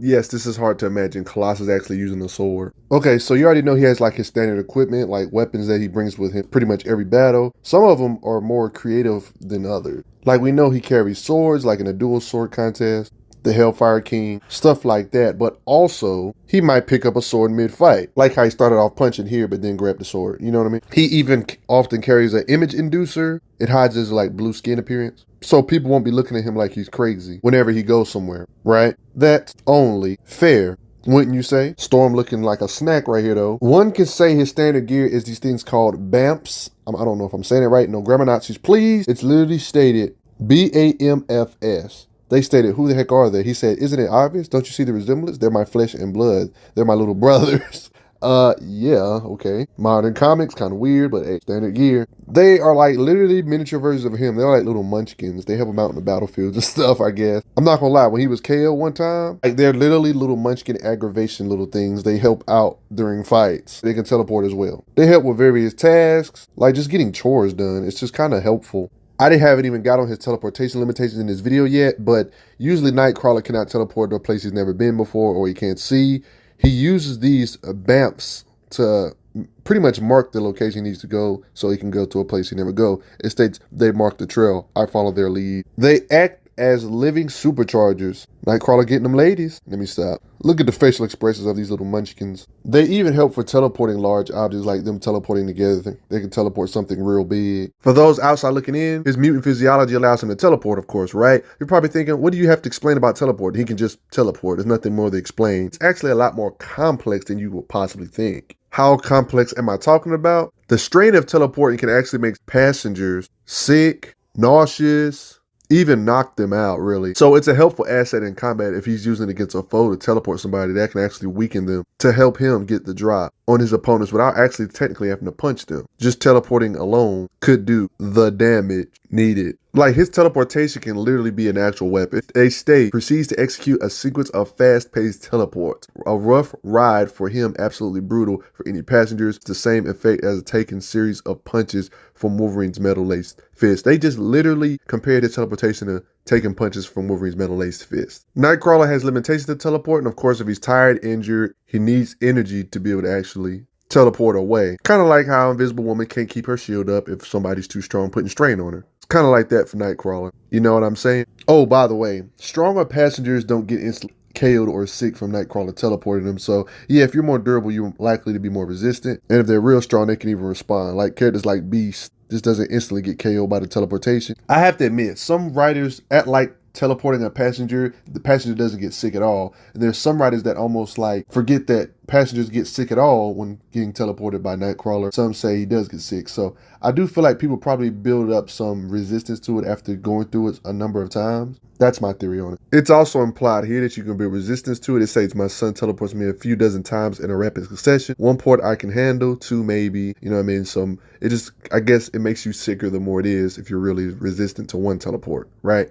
I do find it weird that even if he teleports, he can even get nauseous from it. You know what I mean? And he's the one that got the ability. But he actually worked on to increasing his stamina so he won't have this issue though. He even stated here and made it. Not long ago, I'd have had make this jump in stages. This time with training and practice, I did it non-stop. So yeah, he is trained to overcome this. Now, when we talk about out of character type of things, I'm talking about if there was no morals and he just wanted to go straight for murders, Nightcrawler would be very scary because he can literally just teleport your freaking arm off or something. Like, how do you freaking counter something like that? Like, he's done it on more than one occasion, teleports a chunk of his body off. This guy teleported enemy's head off. He teleported a car engine into a thing's chest, robot thing's chest. That's kind of crazy. He did this to a sentinel by severing its midsection from his limbs. Teleport, like one could say this disruption is like an outer character thing, and it would almost make it no point of using swords if he can just do this. And it does have strain on him too, so it's not like something he should just spam. When Rogue was using Nightcrawler's teleportation ability, she states the limitations of it. If it wasn't for her other abilities she currently have at the moment, yeah, fusing with different abilities at the same time, Rogue is awesome like that.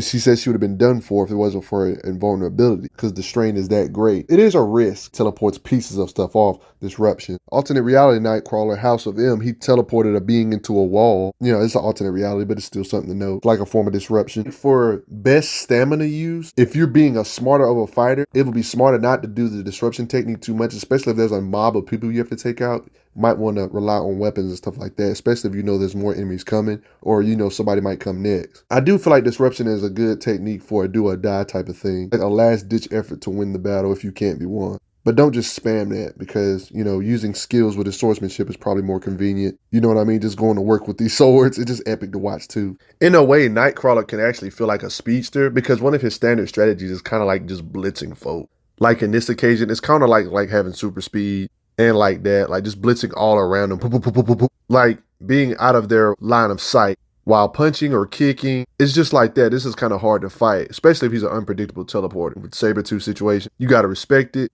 no matter who the opponent is, whether it's fighters or thugs. I mean, if I had this power, I would probably go with the strategy as well, the blitzing strategy. Not really that bad of a strategy, if I would say so myself. He uses teleportation. It's kind of like one of those things, even if you have ridiculous combat speed, he literally leaves existence and comes back into existence. So it's not like you know exactly where he's going to be based on your reflexes. Like he does this to place bombs on Sentinel's leg, like bombs in this occasion to take on this creature. Very cool occasions of him getting crap done, using strategies with his teleportation. One could say he can even battlefield move you to an environment that's your weakness. If you really want to look at it like that, he can move his allies around the battlefield to help him avoid unnecessary danger. He's a good asset for the battlefield. Let's be honest. Like saving him here. Imagine being able to teleport your enemy off the battlefield and put them in a dangerous position like this. Or drop you from extremely high fall. Yikes. This occasion with a high fall. He does this to the blob. Teleport from high distance. You can kind of get an idea of how he teleports in combat or avoids stuff in combat thanks to teleportation. You're probably thinking, well, that's not his combat speed because the teleportation is what's giving him instantaneous movement. He has to activate that teleportation before the person actually hits him. So it is kind of like a reflex feat for his actual reflexes because he has to know to be like, oh, shoot, he's shooting lightning at me. I got to teleport to avoid the lightning, you know, because that's him activating it. It's combat speed or fighting speed, reflexes. Like there was this occasion where he literally shot the rifle at Nightcrawler's head. He teleports away and it's likely it was an AK-47. He teleported 800 miles away in less like or under a minute with just like little short leaps here and there, like kind of like that. In a lot of occasions after the shots have been fired, he teleported after it was fired, showing he is reacting to the actual raw speed of bullets and etc. See how the bullets are mid-flight and they're just he teleports away. Same with doing this to projectiles. It's just kind of hard to land a hit on this guy. Projectile, no mistake, you cannot shoot me. Dancing around folks and projectiles. It's just not going to work out for your good. Don't you love when he can catch up with speedy type of characters with his teleportation? Because it's like instantaneous movement, short bursts, you know what I mean? He can avoid X-23's attacks. They do describe his teleportation to be instantaneous. Okay, fun feats aside, he's able to like play baseball with himself and his bamps, his little brothers, he says. His physical abilities aren't just strictly teleportation. It states here in the narration, teleportation ability enhanced strength. That's a part of the lore. So this kind of makes sense on why he's able to keep up with like metahumans and stuff like that in raw combat speed or fighting speed and stuff like that, right? They even state here, as well as my mutant agility, stamina, my speed, and the strength. They state here in this occasion, you're so lucky that mutants heal so quickly. Oh yeah, he kind of can wall crawl. Like, he seems to be able to have no problem with sticking to surfaces, even though gravity's pushing him the other way. Like, sticking on this, on the wall here. You know what I mean? It could be because his hands or his feet got really good grips, like hands, you know? He can see in the dark better than average to some degree. Like I mentioned earlier, he does kind of conceal himself in darkness a lot, but he can't conceal himself against infrared. You know, there's limits to it. His tail is strong enough to hold the weight of an adult human. His skinny old tail is that freaking strong. Hard to believe, ain't it? But there is too much proof of it. I have to say, like, literally, like, was webbed to the wall. His tail, it got ripped off. Like, what? It's like an extra arm, one could say. Uses it in combat, taking on respect. Grabs people right here. I know I've been spamming teleportation speed feats, right? But what about his actual, you know, deflecting bullets feats with his swords type of stuff? Well, it was stated that he could react to something that was as fast as lightning, quote unquote. Saves her from gunfire. This is not teleporting. He even was able to hit too fast to the point where characters like Beast with incredible reflexes and fighting speed, it was too fast for him to count the blows he landed. And yes, he can actually deflect gunfire. I showed a little bit of this earlier, but didn't really talk about it with Deadpool and Spider-Man. He does it again by deflecting it. Yeah, that raw speed. Dodges Juggernaut's punches. Can intercept energy attacks to save people without teleporting. He avoids simultaneous attacks from all these characters at the same time. Scroll, Cyclops, different scrolls. Wolverine scroll, Cyclops scroll, you know. He's avoided automatic gunfire with just pure agility and no freaking teleporting. Even helicopters with heavy gunfire. Spider-Man even says he's as agile as him. That's some big props. Another occasion of just straight up agility, avoiding gunfire. And then got the nerve to disarm. But let's go back to teleportation. As long as he's been there before, he can teleport there to some degree. Like, he literally was able to teleport across dimensions on more than one occasion. They even stated here, traveling between dimensions always leaves me feeling a bit queasy. I mean, there was this one time he grabbed Psylocke and he teleported 50 miles at a time. It states here, it's 50 plus miles from the X Mansion to here. He does not like teleporting to unknown locations because he might teleport in something which could be lethal. Limits aside though, he can teleport like across the country to the X Mansion in New York. You see the environment? Completely different environment. When he puts everything he got into it, he can teleport vast distances like 600 miles, like from Kansas to Las Vegas to Utopia.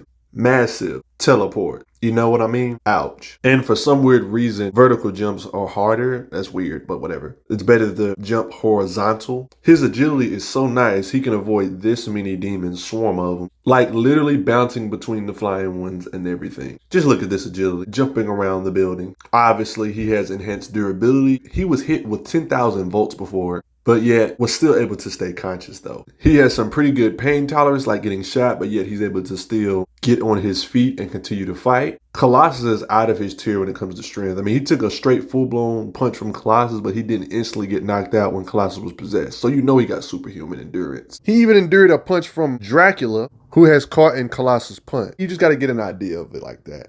He doesn't have the most occasions of him lifting heavy stuff up, but he's got some pretty decent strength. Like the time he was able to swing Spider-Man into a wall with his tail like that. You know, just little small stuff. He was able to pull free a metal pole and bash the Sentinel's head in. Striking power, smashed this creature with a stick into a tree. And not only that, he crushed the head of a werewolf. They are super strong and tough. Yeah. One of his better feats, Beast, a Spider-Man tier guy, strikes characters like Wendigos punching him. I don't know how he was able to do this, but he was able to throw trolls. And look how big they are. Like, these things are tough, guys, because look, Beast was having issues with them. You see what I mean? Like, the whole mutant, like Iceman, Kale's, like, literally a gorilla man was attacked. That was with Wolverine helping. The Gorilla Man are pretty strong. A member of the Serpent Society. He was able to do this to an alternate reality version of Beast, smashed against the wall. He's physically strong enough to catch Wolverine. Like, yeah, even though he weighs 300 pounds. That's not lightweight. And at one time, he kicked Beast off of him in the fight, you know? This is more proof of his strength. He could just hold a man with one arm. It's just casual work, stuff that people don't pay attention to. Like, I want you to do me a favor and try to grab your little sister that weighs 100 pounds with one arm in the air.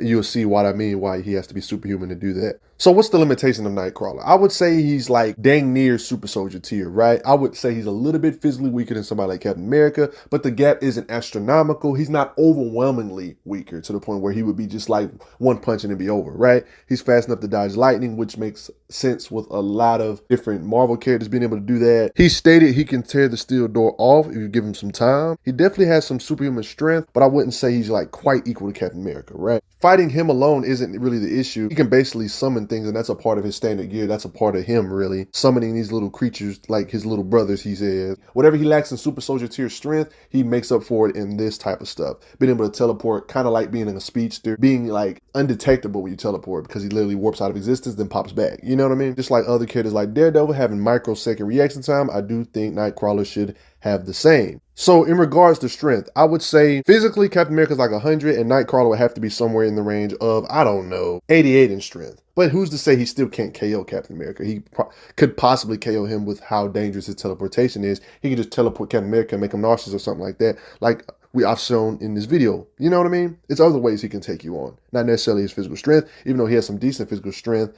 And he even stated he can rip a steel door off the hinges with his raw strength. But then he has the sword combat, sword skills, teleportation, which makes him hard to fight in combat, even if you are stronger than him. You see what I mean? Like occasions like this, like I showed earlier, of him knocking people out with his teleportation and making them sick. You know what I mean? But he's not in the physical strength range of characters like Captain Britain, though, of course. Or characters like Colossus. You right? And there is kind of implication that Nightcrawler might actually be immortal. Like you're probably thinking, what? He states here, but because I escaped from heaven, heaven wouldn't let me back. It's almost like he cannot go to the afterlife. It's kind of implied that. Still weird though, because he can still sustain injuries and he still needs like help to recover. So it's like, But I will admit though, there are wounds that seem like they should take him out, but he somehow miraculously heals. If you still have your doubts about Nightcrawler, what about I list some battles for you? Look, the whole X-Men was possessed by the Shadow King and Nightcrawler had to fight them all off.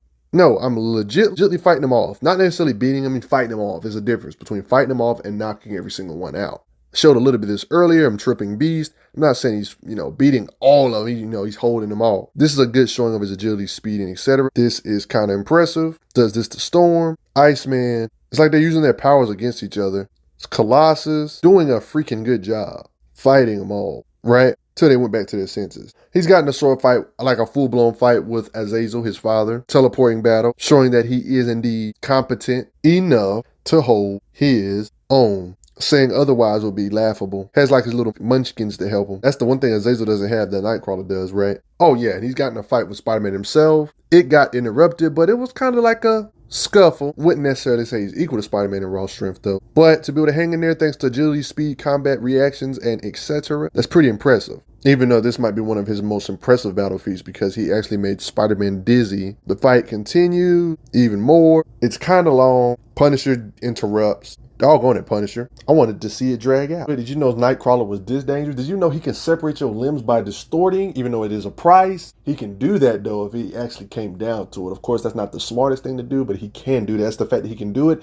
If his morals are off, he can literally teleport your head off your shoulders. That's freaking scary. He's physically near the level of Super Soldier tiers, physically and agility. Spider-Man states his agility is on his level. Nightcrawler stated out of his own mouth he can rip off a steel door. He's fought trolls. They give entire X-Men teams trouble. He fought the entire X-Men team when they was possessed and scuffled or fought them off. He can even deflect bullets with his sword combat. Psylocke is one of those characters that gets a lot of love by Marvel when it comes to appearing in games. She even appeared in live action movies. Isn't that crazy? Well, she's a British mutant telepath born into a magical lineage. Elizabeth's life was bound for weirdness, basically from birth, like she literally had no choice. She does utilize telepathic talents for the government shortly before serving as the hero Captain Britain in her brother's stead. It was with the X-Men Betsy found her true calling and her greatest tragedies. Her mind was literally swapped into a body of a Japanese assassin known as the name on screen because I don't want to deal with grabber Nazis, and infused with her memories. This really messed her up psychologically, basically. Suffered from this and had a lot of after effects, and was also traumatized by several experiences with death that would change her forever. She would constantly struggle to be a better person despite the darkness of her past, blah, blah, blah. She did recently return to her original body and her role as Captain Britain, though. Why should you always get to have all the fun? Psylocke? Domino? What are you ex-babes doing here? Deadpool, you need to listen to me. She got the whole telepathic package, if that makes sense. Marvel has the trend of even if you don't technically have the power of super strength, you still somehow have at least super soldier tier strength. That's just how Marvel is. With training, you can accomplish amazing things. She's very agile, good physical condition, and you can tell by her physique. She even does like physical exercises to keep herself in shape, like literal stretching, meditation, jogging, and all that good stuff. This is a sight to see because usually when characters have this many powers, they don't even focus on their physical. A smart move. A good example of her physicals is the fact that she's gotten like a tussle with characters like Daredevil. She slung him into some concrete and was able to break concrete. See the crack right there? I mean, just take a look at her punching power after Daredevil dodges. I mean, look what she did to a man's head on some concrete. Like, her physicals is pretty impressive. Punching power. Does this to a man in concrete. Metal, just take a look at all that. Very unorthodox looking fighting, drop kick, does this to Age of Apocalypse. Sabretooth, combat feat, physical showings, this is impressive. Put his head into the ground like that. She can kick hard enough, you know, she likes to train, of course, to kick literal punching bags apart. Striking power, baby. Shatters a man's helmet apart with the striking ability. Yet another occasion of doing this to all these punching bags off the chains. Punching somebody so hard it sends them flying that far. All this with one hit. Ain't that strong punching. During her combat, doing some psionic ability, she was able to flip ninjas over their head to smash concrete. She's consistently hitting people to the ground when they crack the ground. Swings people hard enough to where they go over several ninjas like that. This heavy 90-pound flail, she can swing around. Ninja training on deck. Oh, my bad. I didn't get to that yet. She can also shatter axes by swinging hard enough. Can wreck several pieces of furniture by swinging a battle axe. You get the idea. Morph, get off of me. Swing you upward. Like, yeah, to crack the ceiling at above. She's in physical shape. Like, look how she just throws a barbell across the room, trying to sneak up on her. She's gotten some battle feats with some of the most popular people like Wolverine. Took several slashes from characters like Wolverine. To show the pain tolerance, it also shows her combat speed, psionic energy abilities, which I'm going to get to in a second. I haven't really talked about her psionic abilities like that, but don't worry. I'm going to get to it. Just check out this scuffle, though. Kind of shows how impressive she is with ninja training. Takes a few slashes and keeps on going. Regardless, psionic dagger, epic, look, another slash. This kind of was a war. Do you respect her yet? Same with Old Man Logan, then reacts with combat really quickly to show consistent fights with Logan. Oh yeah, that's a psionic blast. Blast you back. And the mighty Juggernaut, a Hulk tier. She got like a scuffle with a Hulk tier. Not too much happened though, other than psionic dagger. Trying to do damage off of him. He just flexed her off. Yeah, she was okay from that. Just a little small showing. She's even got like in a fight with Mandarin. Shrugged off a few energy attacks from him. Battle feat. You gotta respect the battle feat. I showed a little bit of this when she reacted to the barbell thing. She got like in a little fight with Sabretooth. I'm gonna show it for more panels. She is bait. They scrap it out. You got to respect it. Takes a multiple attack. She isn't a lightweight. Look at this version of the Blob. Took an attack from him. You know, he compared this punch to being thrown 3 miles, but she didn't have any lasting damage, so she does have some very good pain tolerance or endurance or just superhuman durability. There was this one time where Dazzler melted her face off. That's absurd. This is what Psylocke does. Stabs herself in the head with a PSI knife, allowing her mind to go to another body, like some transference mind type of stuff. Let's get right to her speed. She was briefly able to outrun Sabretooth in this occasion in the battle I showed already. You know, just going back to it, acknowledge certain things I didn't before. And that Sabretooth is the same being that always be outrunning Wolverine and has similar combat speed to Wolverine. She was able to intercept Sabretooth's strike in pretty much multiple occasions. As you can see, the battle feat, kicking, elbow, blocking, kick. Just too many battle feats to prove her worth. This is nothing new for Marvel characters. Of course, she blocks a bullet with reaction time, and she blocked a gunshot precisely enough to the point where it freed her from her bindings. Like, they actually shot her. She put her hands in the way so she can break out and be free of it. Blitz this gunman on this occasion blocks gunfire yet again. You guys gonna know her combat speed is up there. You guys gonna learn, look at the guns. She's dodging. Look at the agility. It's consistent. Get the upper hand because of speed and ninja training. She's consistently been able to react to characters like Daredevil in raw combat speed, X-Men vs. Avengers. She even deflected Daredevil's Billy Club, showing that she has combat speed in those levels with some of the greatest ninja type characters in Marvel. Daredevil, full-blown battle. I showed a little bit earlier. I just had to go back to it. In the battle feat, respect it. It's like a war. You know what I mean? She's fought a lot of folks. Like, she's even evaded Magneto's projectiles. Like, in this occasion, like, you see how she's jumping on top of the shards. Yeah.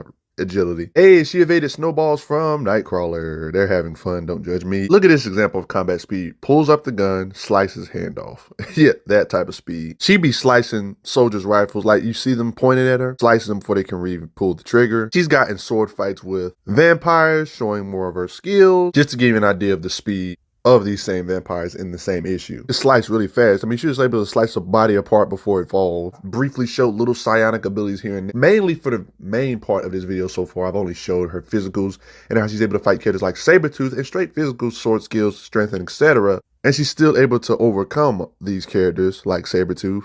And just like a straight-on slugfest style type of thing without any blast power type of stuff. And best believe she does have some blast power. It actually changes the tier she resides in when she actually decides to really use her telepathy or telekinesis to her fullest extent. And you're going to see in a couple minutes. Get more implication of her raw speed or combat, fighting speed, fighting Captain Britain, Brian Braddock, aka Captain Britain, brother and sister, both possessing awesome powers. They even state Psylocke, telepath, and ninja, moves with the grace of a panther and the speed of a striking cobra, but her blows have scant effect on Captain Britain's brawny frame. They state that his strength is leagues above hers, but she got the agility to kind of evade and match his speed in that way. Right? He got this raw strength and durability. She got the nice fighting speed and agility. We're going to start getting into the knives. It states here, this is a knife. The focused totality of my telepathic abilities. Stab. Tell me why she got in the slugfest with 2099 Spider-Man. I love her gracefulness with the sword and this occasion with Gambit. Like, look how she deflecting stuff. These projectiles look familiar. She states, she blocks Spider-Man Woman's attack in this occasion with her knife. Blocks a Sentinel attack with her PSI knife. Gotta love it. Now you guys want me to talk about her blast power. Just give me a sec. Still going over her skill. The moments like taking on this many hand folks, skills, ninja skills, a room full of guards. Yep, you guessed it. They thought otherwise they would need backup to do so. Even several armed henchmen ain't enough. Too much skills. I kind of showed you how impressive she is already facing characters like Sabretooth, right? She was even able to do the same against characters like Mystique in raw combat and skills. You gotta respect it. Pretty decently long fight. Okay, so there was this being known as Slaymaster.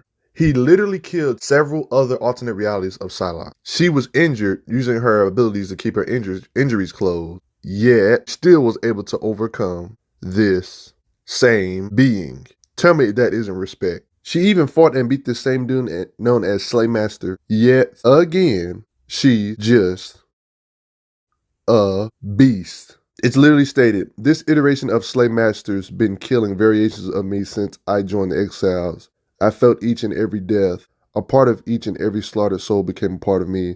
Now they manifest themselves for the first time, only time, to witness this battles in the ultimate climax battle. Just raw fighting skills is a part of her lore. She's got plenty of training. She's even trained with folks to the point where she can outfight them eventually. Training to get better, practice makes perfect. Couldn't have been a more realistic term. I think it's personally tough to fight a being that has 4 arms, but she can fight and counter attacks from beings with 4 arms. You gotta telegraph different unpredictable type of moves when they have this many arms, wouldn't you say? She's skilled enough to slip through guards, pick locks, and etc. Stealth stuff. She just has a lot of skilled moments. I mean, kicking Wolverine in a nerve bundle to buy herself some time and different occasions of fighting. There's little cool stuff of skills I like to see, like kicking a gun from the ground to her hands, just to be able to do that, you know. She utilizes her hand training to gracefully fall. You know what I mean? Identified as a master assassin. In this particular animation or narration, they narrated that Psylocke is a more graceful fighter than even characters like Wolverine. They state that he has the advantage because of the indestructible claws, fighting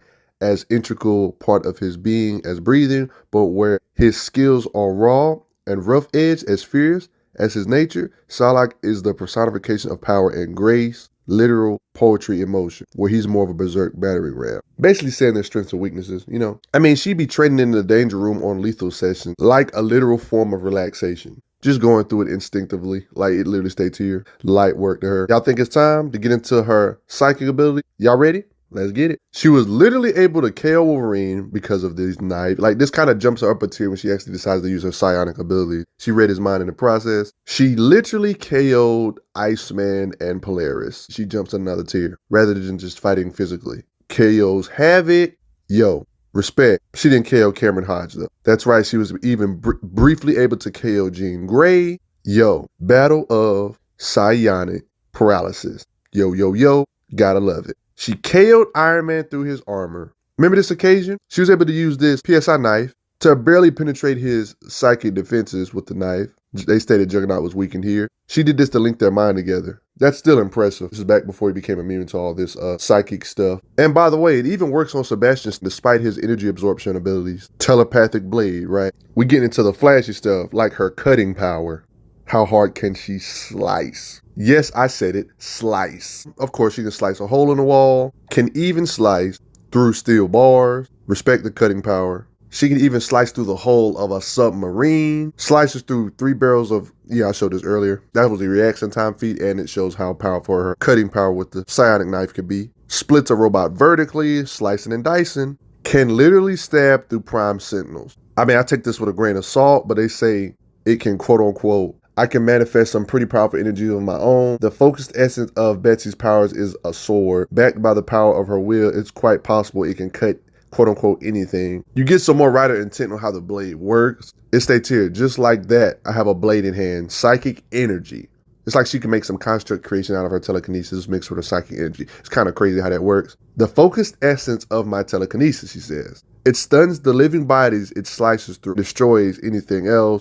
Yeah. When it comes to attack potency, this might be one of her most impressive feats of all time. Ronan the Accuser, a powerhouse tier, was able to cut him and cause him severe pain. Remember that Ronan the Accuser is the guy that has the strength that's in the same tier with the Thing, one of the most underrated characters of all time that be literally fighting Hulk all the time. She cut this same being. Never forget that Ronan has bull rushed Genghis Veil and even KO'd him, another powerhouse tier. Like, how do you not respect that? Ronan has even matched the Silver Surfer in combat. Guys, let that sink in. Look at Ronan's facial expression when he did this. It states here, my katana is the focused essence of my powers, my entire being. It doesn't contain, it cuts. It states here, you hurt me. I do not think that was possible. I pretty much write it intently made that this actually did harm his body, even though he be fighting Silver Surfer and getting his veil. She's even used these to break out of bindings by, making her PSI knife, telepathic abilities. So she's pretty impressive with her PSI knives and stuff like that, but she's not done yet because she has, you remember, she got mind reading and stuff. She's helped on several occasions, like purging folks out of different people's mind,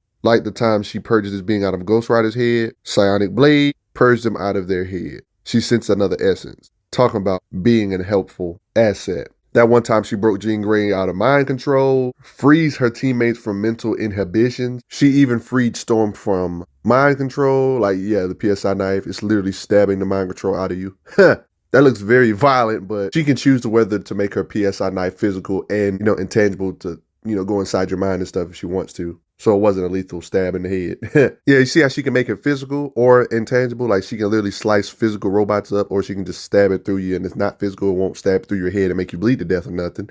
The best example I can give is that time physical knife when she cut Ronan, right? But it was a non-physical, and it was more psychic based when she did this to Iron Man when she knocked him out. Because think about it, if it was physical, it would have stabbed right through him and murdered him. Of course, she didn't murder him. She just used the psychic knife to penetrate his brain because it didn't, or penetrate his suit because it didn't have psychic defenses. It's almost like it's intangibility.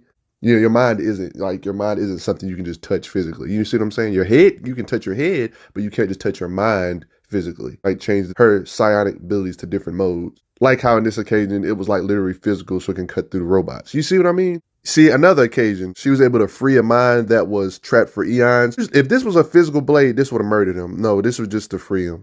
Intangible knife that pierced the mind, right? It can be really hexy, alter your actual mind with her psionic abilities, changing your personality in the process. This is where, if you don't have any resistance to this, it's an L fighting her. Incapacitates Shinobi Shaw by digging through his memories. It states here, the psychic knife is the physical manifestation of Psylocke's telepathic power. And with calculating precision, she cuts through the folds of Shinobi Shaw's subconscious mind. I don't know how the heck you even do this, but she evidently erased artificial intelligence so someone can be trapped in a lifeless body of a robot. What? It states here, you'll be locked inside this spectral vegetable forever. That's freaking miserable. No consciousness for you to manipulate. Oh, by the way, she does not have to actually stab you with her psionic knife to mess you up psychically. She can just blast you with it, like mind blasting these men. Bruh, she was able to Human Torch under Psylocke's telepathic onslaught. She could do it from a faraway distance to literally over there chilling, occasionally KOing 3 men, despite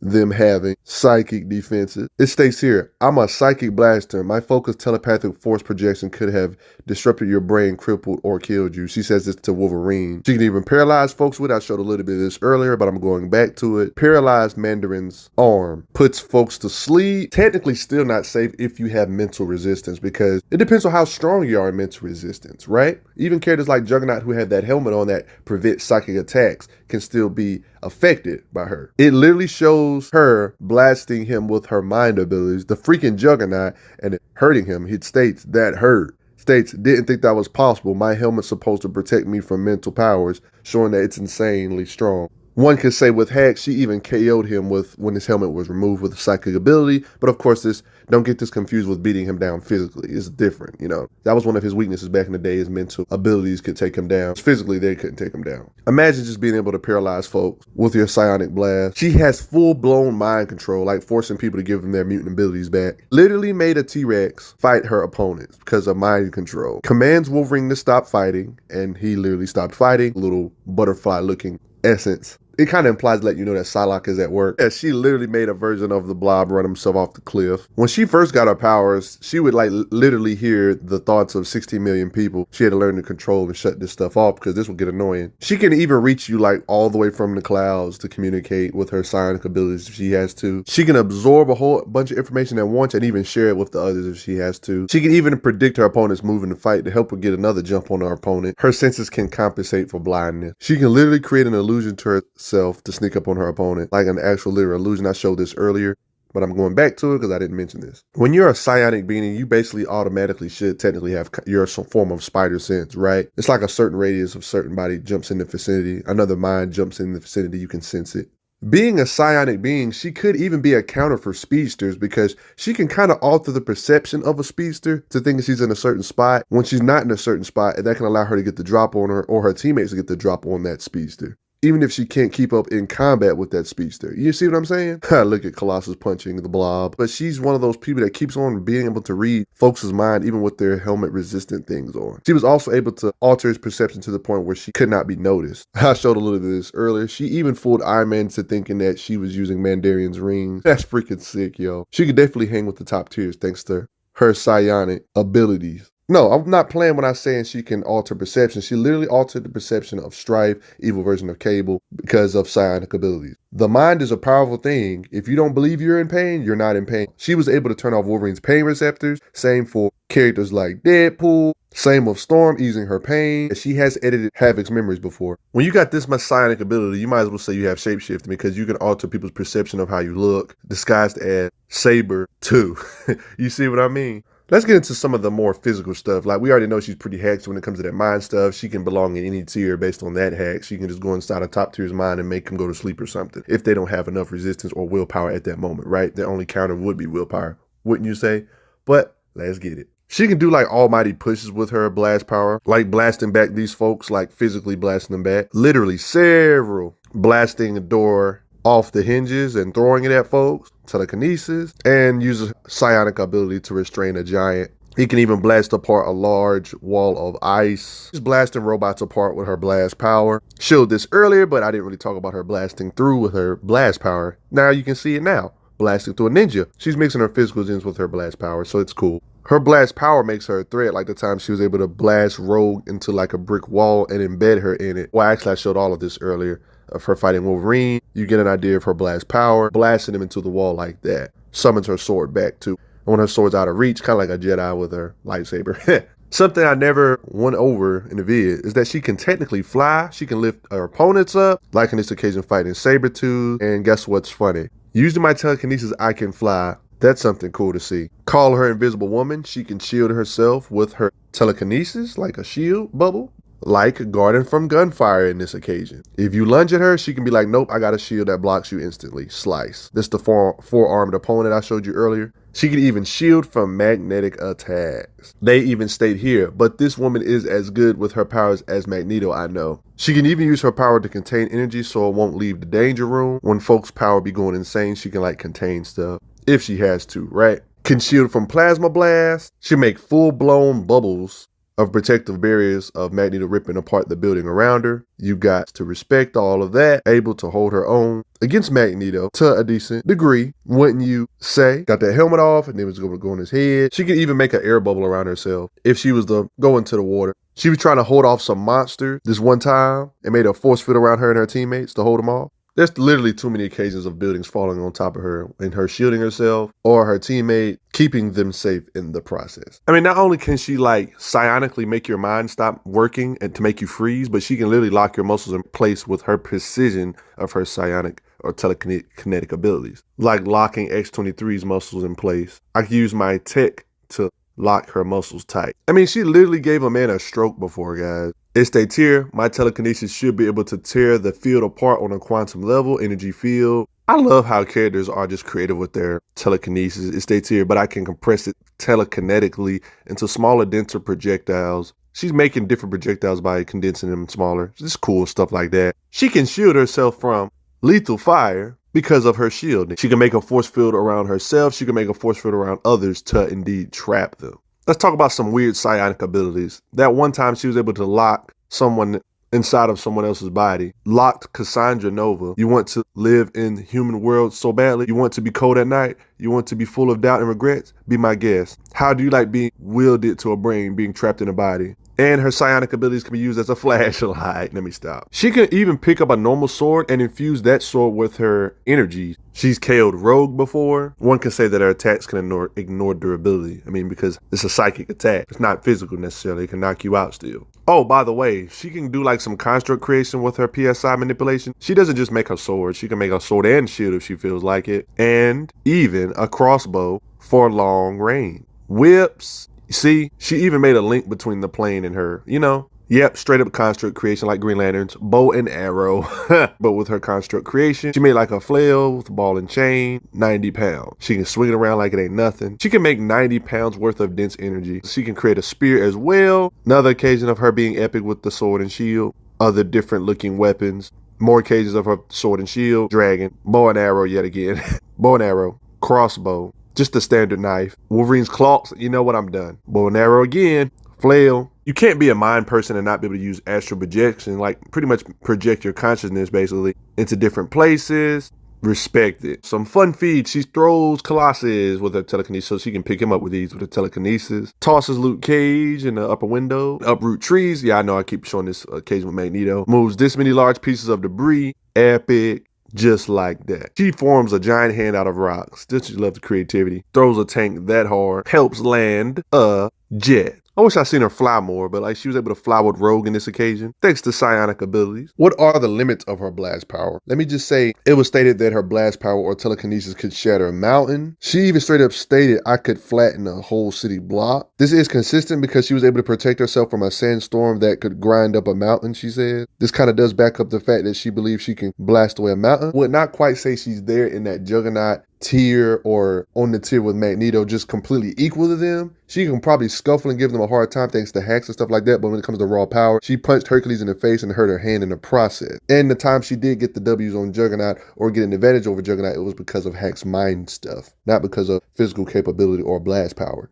It is implied that she can create not necessarily blast power type of potency, but she can create swords that are durable enough to slice characters that are strong like Silver Surfer tiers, which is important to figuring out how strong she lies. I think it's fair to say with her blast power, she can at least blast apart a city, but when it comes to being able to hang with the top tiers, she can definitely hang with the top tiers thanks to her hacks, psychic abilities, her knife that can pretty much ignore durability because it can penetrate your mind. Like she can literally force herself in your mind because of her like intangible psionic blade. You know what I mean? Psionic blast. Ronan is close to a Silver Surfer tier in durability and everything, and she can cause him major discomfort. It's also implied that she might be somewhere near the Magneto tier based on her battles with Magneto. Not to mention she was able to fend off attacks from a woman that has powers similar on the level of Magneto. Like in this scan in particular, I'm not saying she actually matched him in just raw power on this occasion, but these occasions with Magneto should be indeed noted. Gave him a little small scuffle here and there, if that makes any sense. Use strategy to the advantage to get the opening hit, something like that, right? When it comes to speed, she should have microsecond reaction time like characters like Daredevil. She was able to react to characters like Daredevil in raw speed.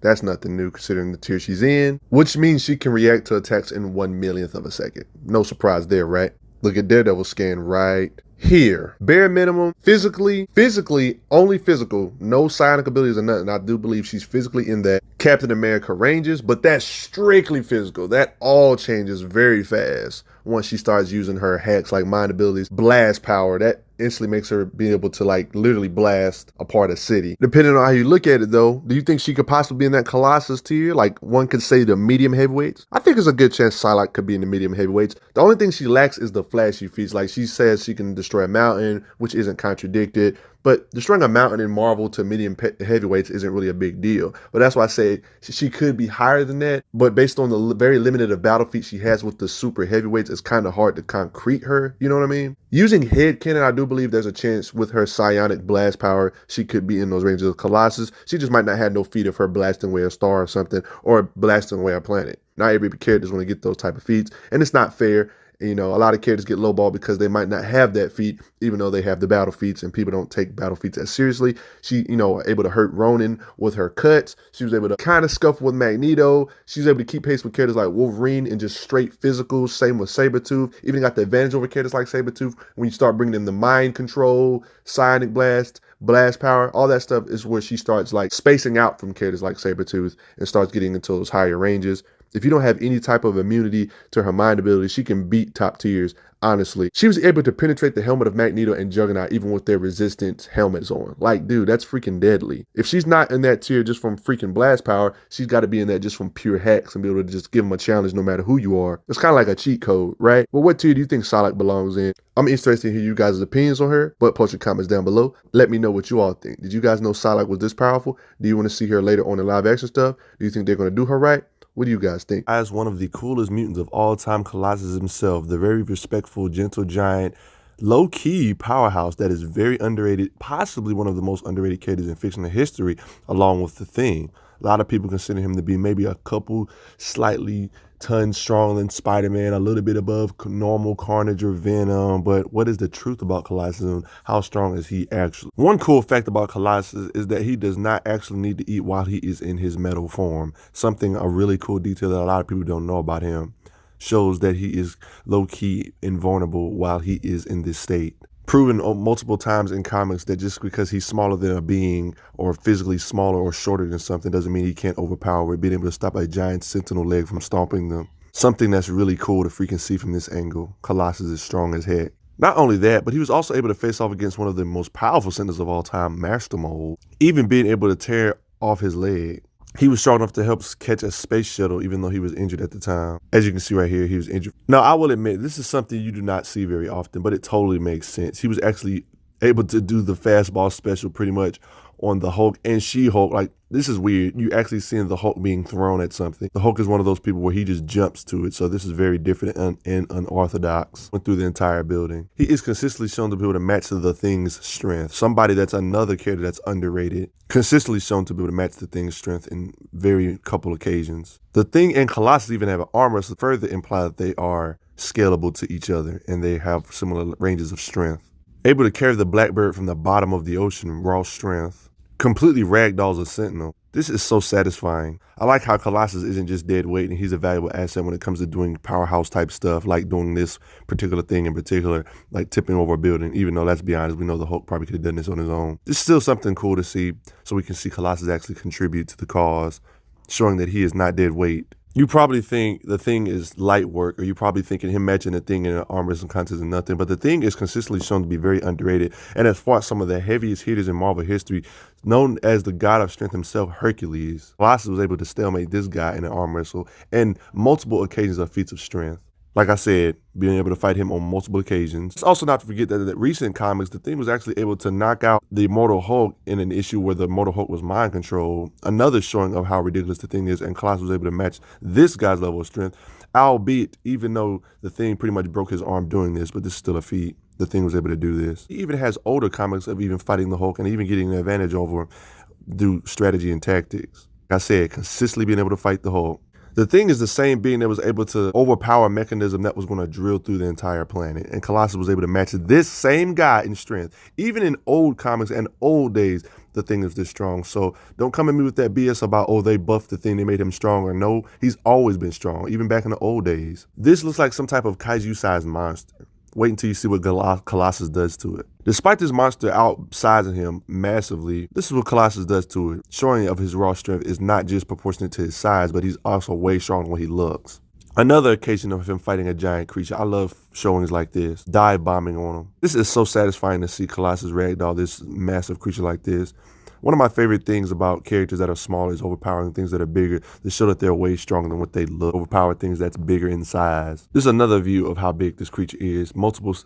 Some could say he's the size of multiple city blocks or at least a couple buildings. One of his most absurd feats ever is the time where he was able to bust through something Doctor Strange couldn't bust through. This is stupid. This is during the classic days where Doctor Strange was overpowered. I'm pretty sure y'all know how strong classic Doctor Strange is, or if you've seen him in the movies, you know that Doctor Strange is no joke. You know he's one of the mightiest sorcerers in ever in existence. I said this before and I'll say it again. If you don't actually dissect the battle feats of Colossus, because he's not one of those flashy feat characters where he's busting planets here and there, but the fact that he was able to knock out Wendigos, and we've all know how Wendigos been with Hulk or Gamma beings in the past. Have always had the strength to fight Hulk level beings or Gamma beings in the past, which is impressive. Still think I'm lying about the Wendigos being able to fight Hulk in the past? Wendigos have always been somewhat of a challenge for Hulk. Throughout multiple different comics, Wendigos have been a struggle for the Hulks, or at least be like mini bosses, somewhat, mini bosses, where they give you medium difficulty, semi-small, or medium-small difficulty. I mean, there's a reason why they have the Wendigos fighting all these Gamma beings like Weapon H even. And Colossus was able to KO a Wendigo. Impressive. Actually able to overpower the Blob, the immovable object literally, but he got slung here.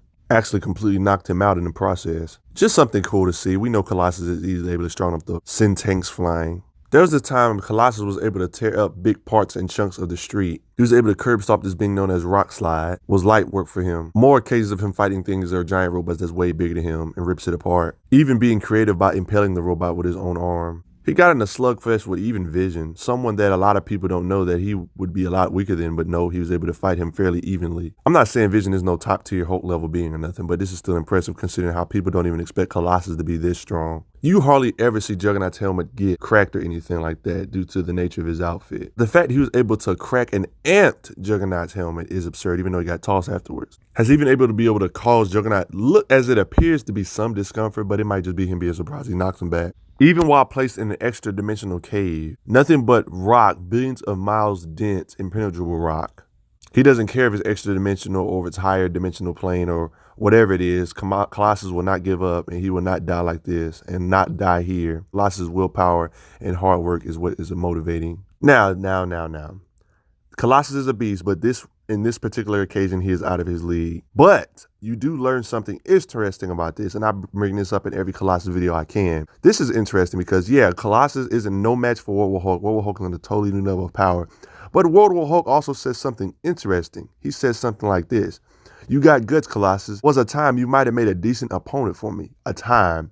Is he saying that without it being World War Hulk, a normal state for Hulk, because this is not a normal state for Hulk, was he trying to say Gray Hulk at least, or Savage Hulk pretty moderately calm or moderately angry would have been a challenge? Or, I mean, that's not far-fetched considering a lot of people may not know this, but this actually lines up with his feats and history with the Hulk in the past or present or future, because the fact he was actually able to fight a Hulk, even though he admitted to be weaker than him, was able to slug it out, toss him around quite a bit, land combos, dodge his attacks, and even get combos on him was pretty ridiculous. Pretty much telling the truth about what the Hulk said in World War Hulk, implying that World War Hulk might have not been exaggerated, implying that Colossus is a lot stronger than a lot of people think, even though he is slightly out of his strength and range still. If you want more information on this full fight of Hulk versus Colossus, it is actually on my page, so go ahead and give that a look. Like I said before, Colossus gets completely overpowered here, and it's reasonably so because Hulk is on a new level of power, and he's not Hulk level to begin with. But the fact that he said maybe a bit of time is he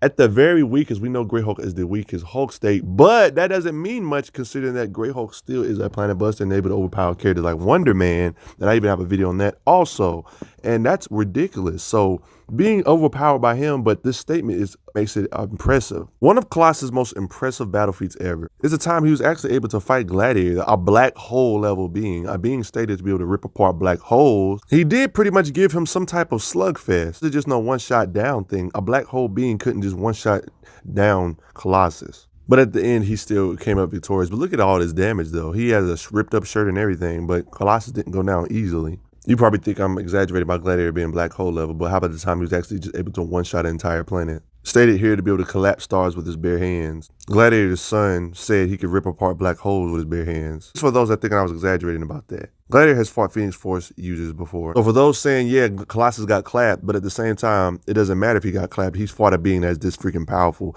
without getting one-shotted. You got to somewhat scale that to some type of level of power, even if he lost. That's ridiculous. There's a time he got stabbed by Wendigo Wolverine. Yeah, I know, Wendigo Wolverine. Despite this, he kept on fighting without backing down.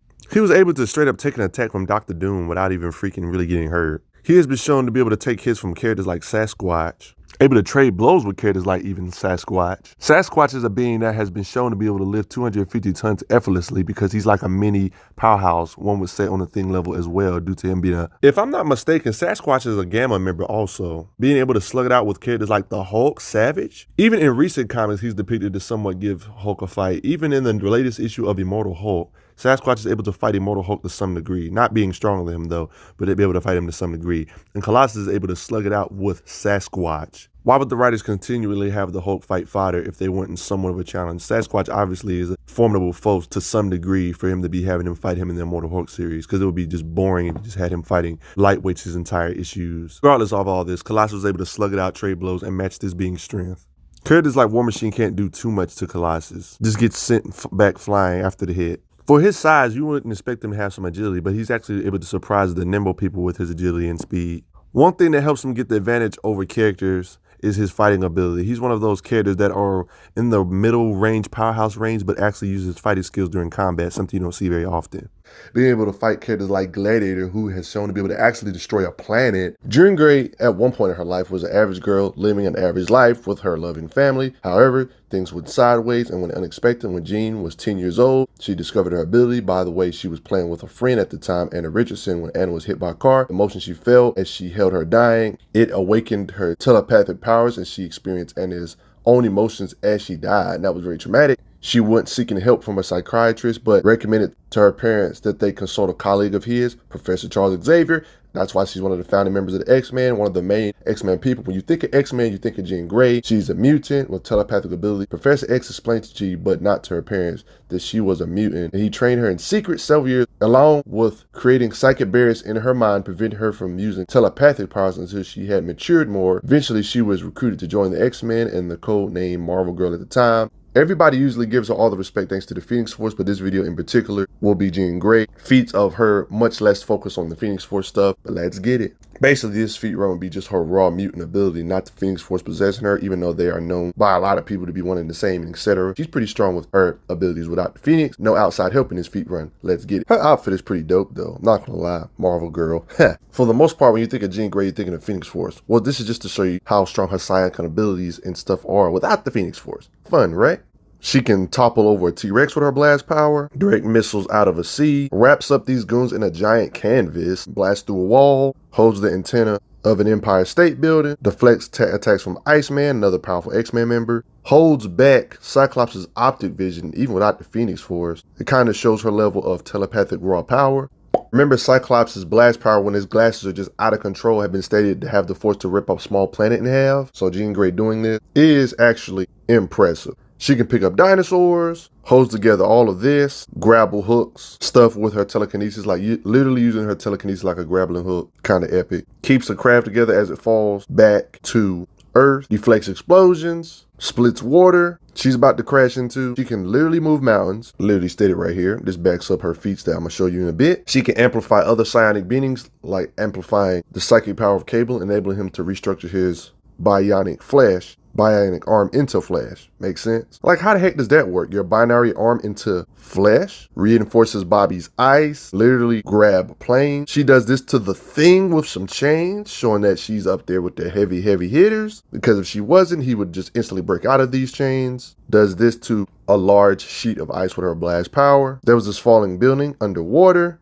Stops it. The psionic ability, literally been stated again, to be able to move mountains. She overpowered Hope's telekinesis this one time with her telekinesis, picking up Hank and stuff, funny stuff, moving objects and everything with her mind, books. Same with being able to lift up soldiers, light work, removes blindfold from her eyes with a telekinesis and uses the knife to free herself. Telekinesis, lifts top of a jar without disturbing it, pushes Professor X back and closes the door. There was about to be a misstep, but she covered it with a log so they won't misstep. She's kind enough to put Professor X back in her wheelchair. Thanks a lot, Jean. Literally holds Quicksilver telekinetically and swirls him mid-air. In a way, she would be a nightmare to fight against a speedster that has no flight ability. Like, how would you counter this? Well, he might just make an air current to blow her back or something like that. They've been able to thread like that. Disassembles and reassembles a rifle. This is fun stuff. Even opens Cyclops' visors. She can fly thanks to telekinesis. Straight up flight without the Phoenix. And she lifted an electrified fence, stopped a fireball, countering it from hitting others. Why would you use a lock on somebody that has telekinesis? You can literally go inside the lock and make it open. She placed explosive charges. Very convenient for the battlefield. She's the one that kept Wolverine's body together after it was messed up by Magneto. Yeah, Magneto did this to his metal. Yeah. Cuts a lemon and pours her and Xavier a cup of water with ice, just casual splice of life, fun stuff. She stopped nanomachines from assembling. Might I add, I must say that it was a whole bunch, if I would say so myself. Respect her. She dismantled this bioelectric field, something only her could do. It was linked on a cellular level with the X-Men, by the way. Like, how the heck would you do this without her? She removed a nanite from Storm's brain. Thanks a lot. Jean Grey. She attempted to slow air molecules, by the way. She was getting assaulted mentally, but she made the oxygen molecules around Cassandra Nova go faster. Stated here. Impressive, right? Battle feat. Plenty of battles with the X-Men and Adventures. Oh yeah, she had plenty of occasions of flying, by the way. Even flying with others. She even flew carrying the X-Men a helicopter. Y'all thought I was playing during these battle feats. Literally all of this is being controlled by her, carrying multiple citizens, carrying a crap ton of people. She can do weird stuff like stopping a camera from functioning. When she's in other people's bodies, other people like Emma, for example, can do powers they usually couldn't do. Like Emma being able to do telekinetic stuff and mind entering is kind of linked, even though one you literally lift physical stuff up in the real world, but other one you can go in people's brain, I guess. But she had telekinesis inside of Emma Frost's body. They even go as far as to say Frost powers are nothing like this. Another overpowered being, she was able to help Nate close rifts in reality with her psionic abilities. She breaks out of a cage that has energy fighting her every time she tries to use energy to break out, like energy feedback. If you try to psychic attack your way out, she still got through it. Please remember that moving a mountain is no easy feat because mountains can weigh up to billions of tons, which means Jean Grey as a mega low ball bare minimum with no Phoenix Force can blast with at least billions of tons of force. She can even stop your blood flow, knock you out. She ragdolled Saber Tooth in this occasion. It's just a bad matchup. You can't really get near her with his power set. It literally stated here, sorry for telekinetically shutting down Gauntlet. Impressive feats, like completely shutting down Iron Man. Well, not completely shutting him down by herself. It was like, oh, she held him in place with telekinesis, then they blasted him, then shot him out the air. Stuff like that, Cyclops. Mobilizes Spider-Man with her psionic abilities. Kind of just held him to where he can move. And at plenty of occasions fighting Apocalypse. So here's the thing about Apocalypse. She threw Apocalypse around quite a bit here, which is epic. She likes to shatter armor. Tore apart Apocalypse's armor in this occasion. Disassembles gear and clothes. Pulls out the insides, like doing this to this being, psionically corrupting nanotechnology. Please note that they nickname her as Phoenix. Sometimes that doesn't mean she's using the Phoenix all the time. That's one of the reasons why people kind of link her and the Phoenix together. You know, they're highly close. Psionically uses this big old ice hand to punch Ymir like that. You get an idea of her power in a battle feat with Cassandra Nova. Look at the area of effect that is done from the environment with their clash. Has enough blast power to blast back Sentinels. She says she's getting stronger. My telekinetic power is a lot stronger now than it was then. She blasts 2 Sentinels this one time. She even does cool stuff like try to fuse the Sentinel's computer brain. She's known to blast for extremely far distances. One of her most impressive battle feats, that's Spectrum Captain Marvel, by the way, or whatever you want to call her. Jean blasted back the Avengers this one time, including Namor, and I'd like to add Hercules as well with her telekinetic blast power. Can you respect that? It's just made him lose his footing. I'm not trying to overhype nothing, but it's still cool. Meanwhile, she was asleep doing all of this crap, literally recovering. The fact that Hercules struggled to get his footing and Namor is usually his best in the freaking water, might I add, and it was still a struggle. They even describe it as the crushing force. Namor stated, crushing force. He said, how much more must I be humbled? Do I even really have to get on why doing this to Namor is impressive? He's fighting Hulk plenty of occasions, underwater, showing his true power. This is without the Phoenix guy, she's this strong, so she technically should be applying a buster ranges already. Not only do I have a Namor video explaining this stuff in more depth, I have a Hercules video, and I pretty much show in all my Marvel videos that planet-shattering levels of raw power or raw force isn't really a big deal. So her blast power is in the planet levels, way past planet levels, just from these feats right here. Now, and when it comes to raw strength and raw power in general, it's up for debate if she's up there with Colossus, but he's kind of a bad matchup for her because it's kind of hard for Colossus to close the distance against her. Battle feat, she can literally pick him up like she did here and then go in his head. His resistance to mind stuff isn't as great. Blast power against Iron Man. Hits Storm in the solar plexus. Ouch.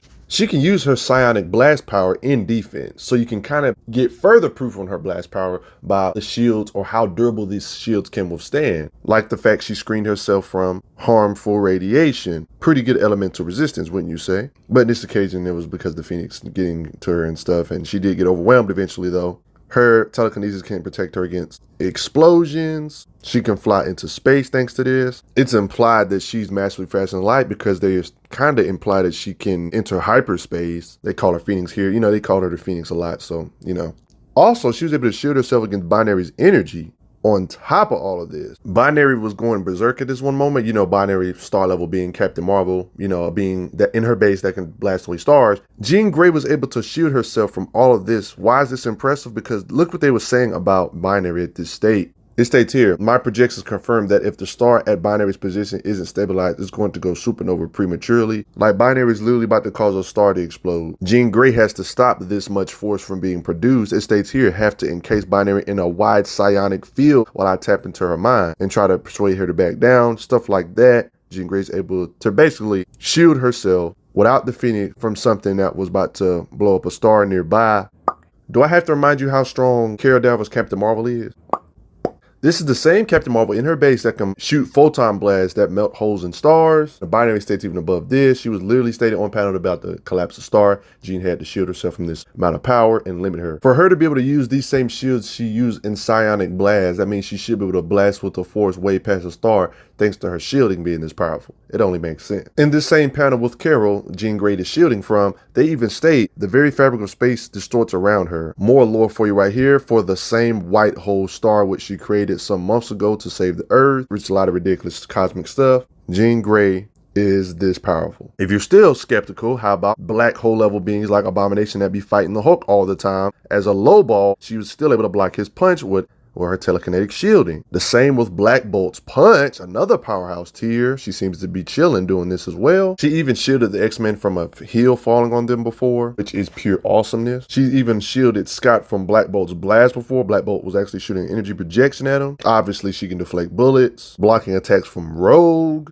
Another powerhouse video I got about her. Deflect Archangel's knives. Protects folks while they're underwater. Protects the X-Men from Legion's huge explosion. Like that crazy overpowered being Legion. She's shielding on too many occasions. She has mind hacks, like she's the reason why the Hulk was able to get this power up against Onslaught to even be able to reach a higher power level. She can telekinetically turn off Banner off, like in this occasion. She's listened to feelings around the world before. She's touched billions of minds with the amplification mind device with Cerebro. Very powerful device. They stated she's as powerful as a telepath as Cassandra Nova. Another psionic being like Psylocke. She gives Psylocke the power to break Legion's control over the multiple men, for example, working together. Two powerful X-Men beings. She was able to help every mind on the planet have some type of telepathic resistance. Talk about being a helpful asset. All these psionic beings working together, as you can see. The linked psionic transmitter. Like, tell me that isn't convenient. This is a common thing X-Men does. Linking each other's minds together in battle to work together. Perfect teamwork, synchronization. She can do a lot of similar feats like this. Not going to show every feat like this, but she can sense people in her vicinity, like sensing Emma Frost on the ground and feeling somebody trapped in a hurricane. She's good at mental illusions as well, something all telepaths can do, making it look like the X-Men are fighting themselves. She made it look like she has Wolverine's claws. Psionic abilities, even though she really doesn't have them, but that's a fun thing about psionic abilities. Mental plane allows her to relive past memories. Wouldn't that be something awesome? Like you have a beautiful memory with your girl, you can relive it. Something that would be very cool in real life to have. And she can full-blown possess people. Like she can just consciously go in you and just control you all the way. And when you're a telepath, learning is a piece of cake. memory sharing, like literally absorbing piloting skills, giving crash courses on their mutant powers, just jamming all that information in you at once. Like straight on memory dumping to bring people up to speed is just a common thing with telepaths. Don't have to show every single feat of this, you get the idea. A lot of beings' power is linked to them mentally. She was able to turn off beings' power by like just going inside of you. Juggernaut is literally made to fight off psionic beings. She was able to hurt Juggernaut through it, showing her strong telepathic abilities. She's helpful in breaking through mental barriers placed by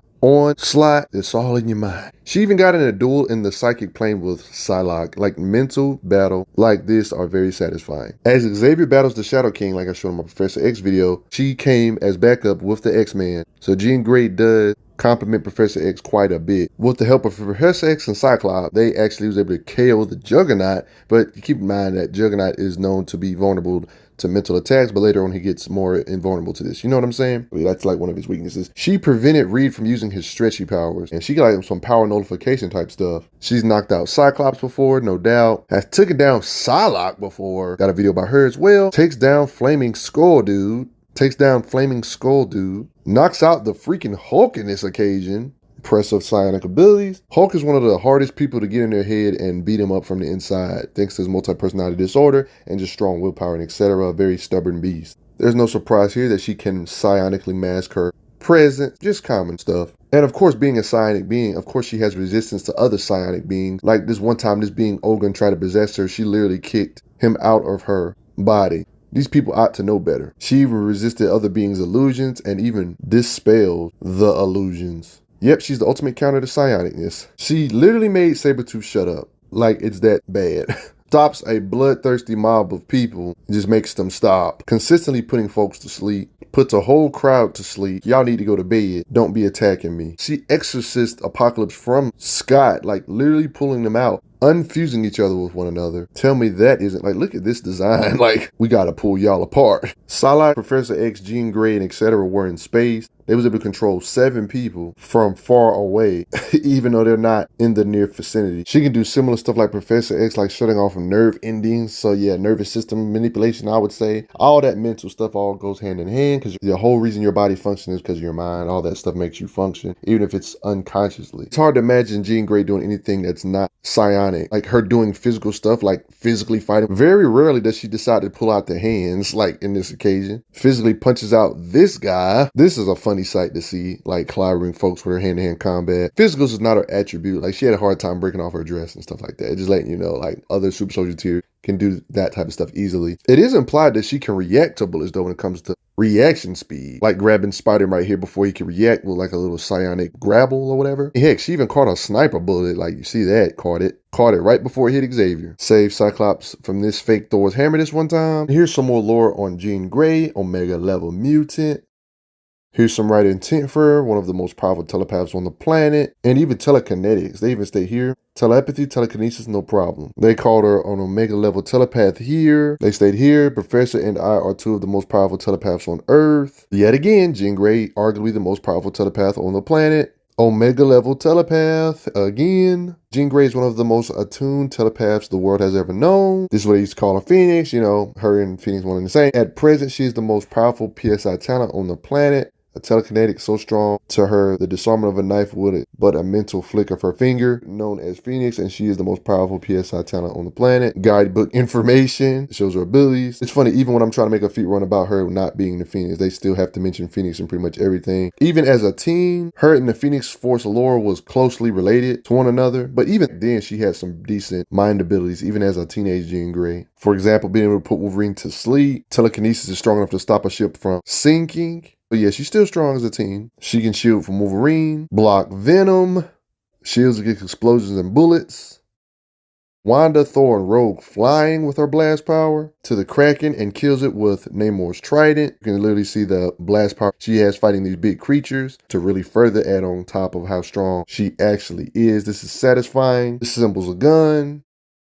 Bends energy blast, like literally bending them. She can fire guns at the same time because she can just pick them up and just shoot them normally. Blah. She can even drive using telekinesis. Doesn't even have to put her hand on the steering wheel. It's like being able to protect herself against the Phoenix Force as a teen. I mean, she put Karnak in a mental loop before, talking about torture they've had in this conversation for a long time. Dang, that's savage. Yeah, she got perception alteration like appearing in beach clothes. She can literally make the symbiotes think they're hearing a psionic attack. Like, it's all in your mind, right? It even states here, what sound? Don't hear anything. Jean is making them hear it, because that's their weakness. She overpowered Doom's mind control. This stuff as a team. You can't be a psionic being without having energy constructs. Jean able to make energy constructs. Like Spikes on this occasion. I love when psionic beings do this. Psylocke does this as well, but Jean can do them as well with hammers, psionic clubs, making an axe, and heck, even Wolverine's claws. Like, why not? Chains and shurikens. Using the action, chopping. This sword and shield can protect against Phoenix fire.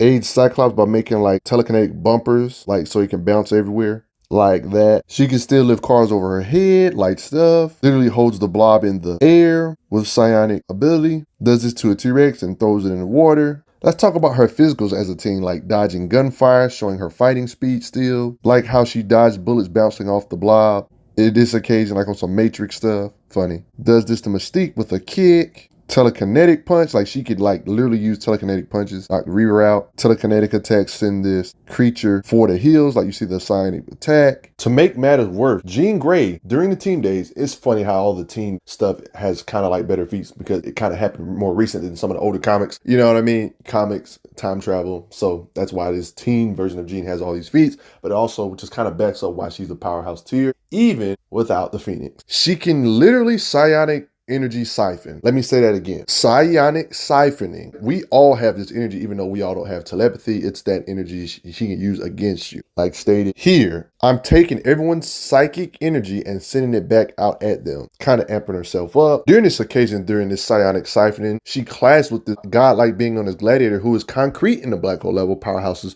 Thor, Herculean tier in Marvel. You can literally see her looking powered up here. Blasting Gladiator, heck, even like he's making him drip blood, straight full-blown blast power, heck, even clashing with Gladiator in a fit of rage, because she hates her future of possibly coming to Phoenix one day. You see Gladiator fall. I shouldn't have to mention what Gladiator has done, and why this is impressive. Gladiator has slugged it out with Phoenix Force avatars, heck, even Cyclops when he was possessed by the Phoenix Force. Gladiator can tear apart black holes with his bare hands. Gladiator is strong enough to wrestle planets from their orbits and collapse stars with his bare hands.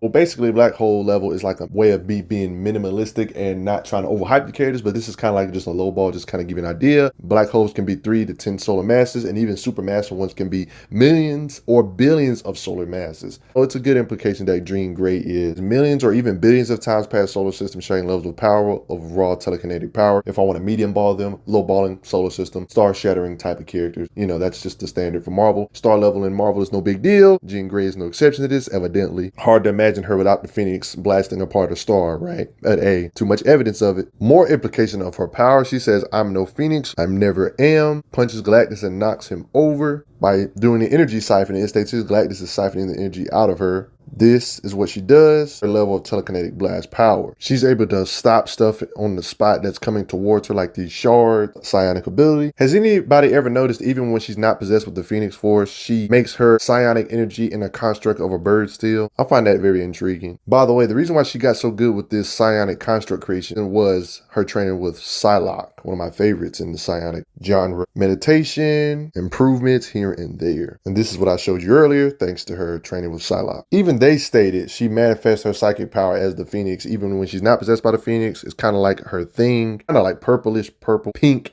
type of look when she does this. Definitely a top tier telepath in Marvel. Jean Grey even manages to ascend her mortal flesh and become like a being of pure energy, a being of pure psionic energy. This look right here kind of reminds me of it. Flaming hair, purple look. When I say transcending her body with psionic energy, being pure psionic energy, I wasn't playing. She was able to resist the control of poisons and things like that and reconstitute her body from that. See what I mean? Look at that. Epic incarnate. Yeah, this is when they were possessed by like symbiotes and stuff, mind control type stuff. It literally appears she's busting out of this shell. Like you see her energy construct of her just like a psionic being. Literally caused all of them to die. They're screaming. Venom's team made it to the poison ship. That's where Jean Grey is, tearing them apart, collapsing on themselves. It's funny that she busted out as like just being nothing but purple, then she kind of reconstitutes her body back to normal. She even goes as far as saying, I was gone, my body was gone, just my mind remained. She literally put herself back together. That's like hard. How do you kill her like that?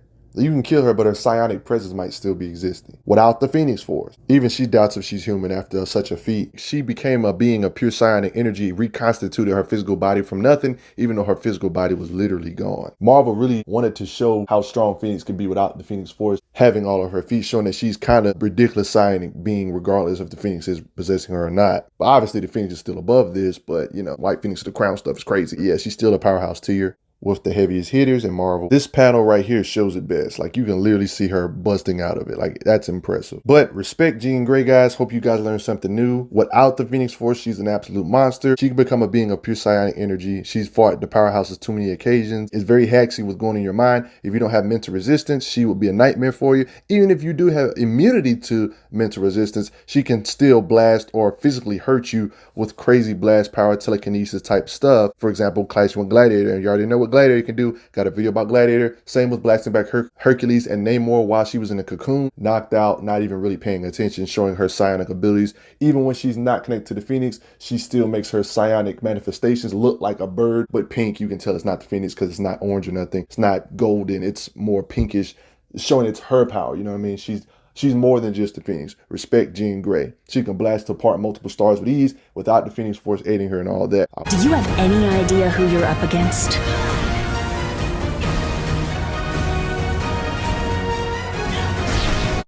The Phoenix Force has reawakened. I will cleanse this world with my flames!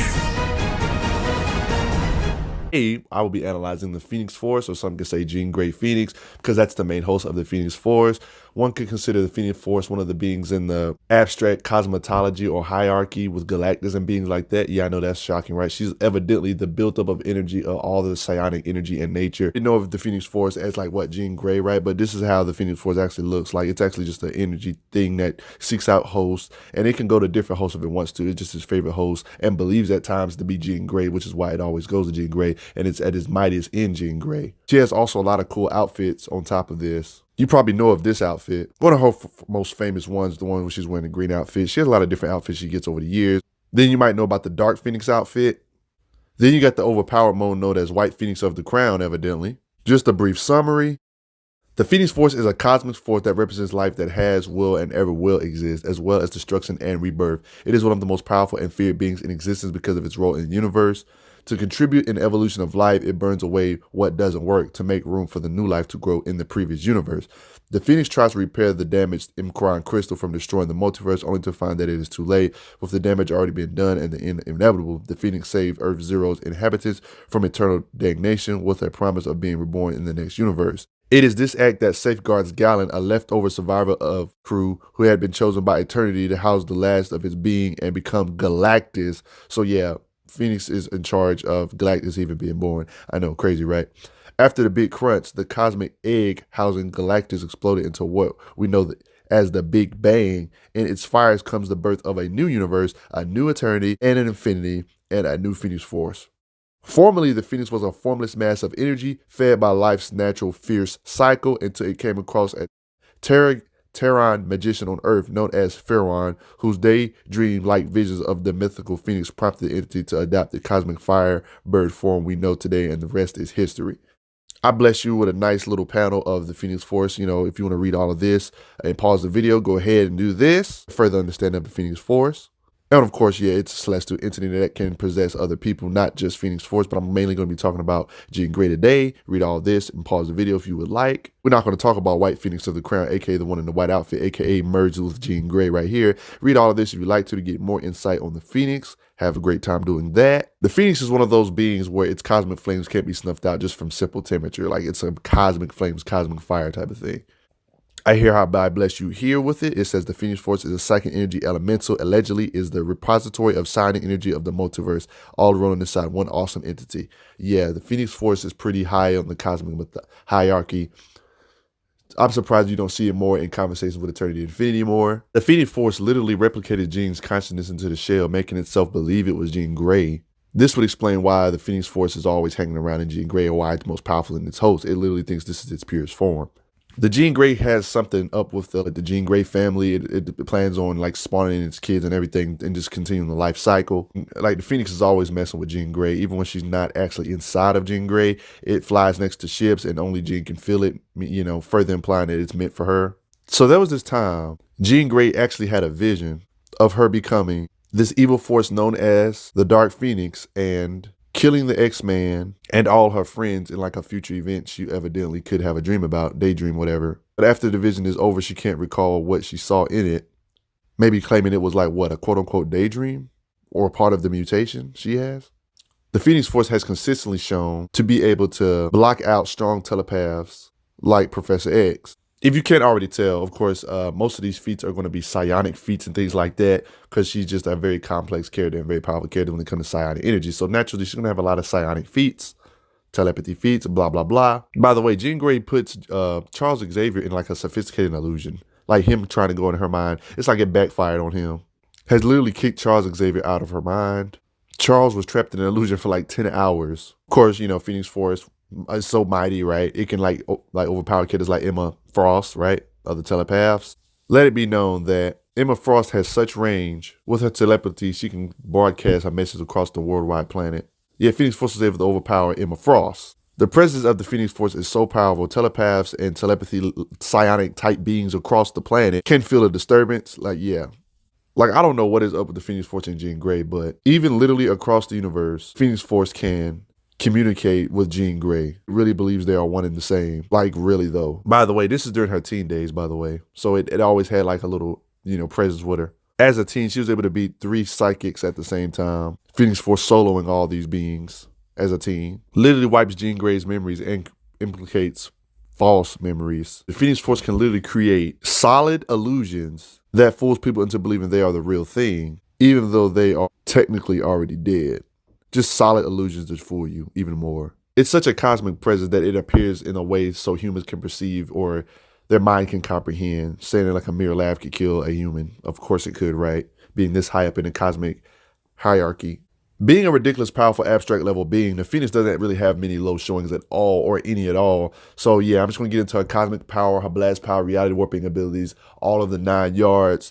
And yeah, it's about to get real.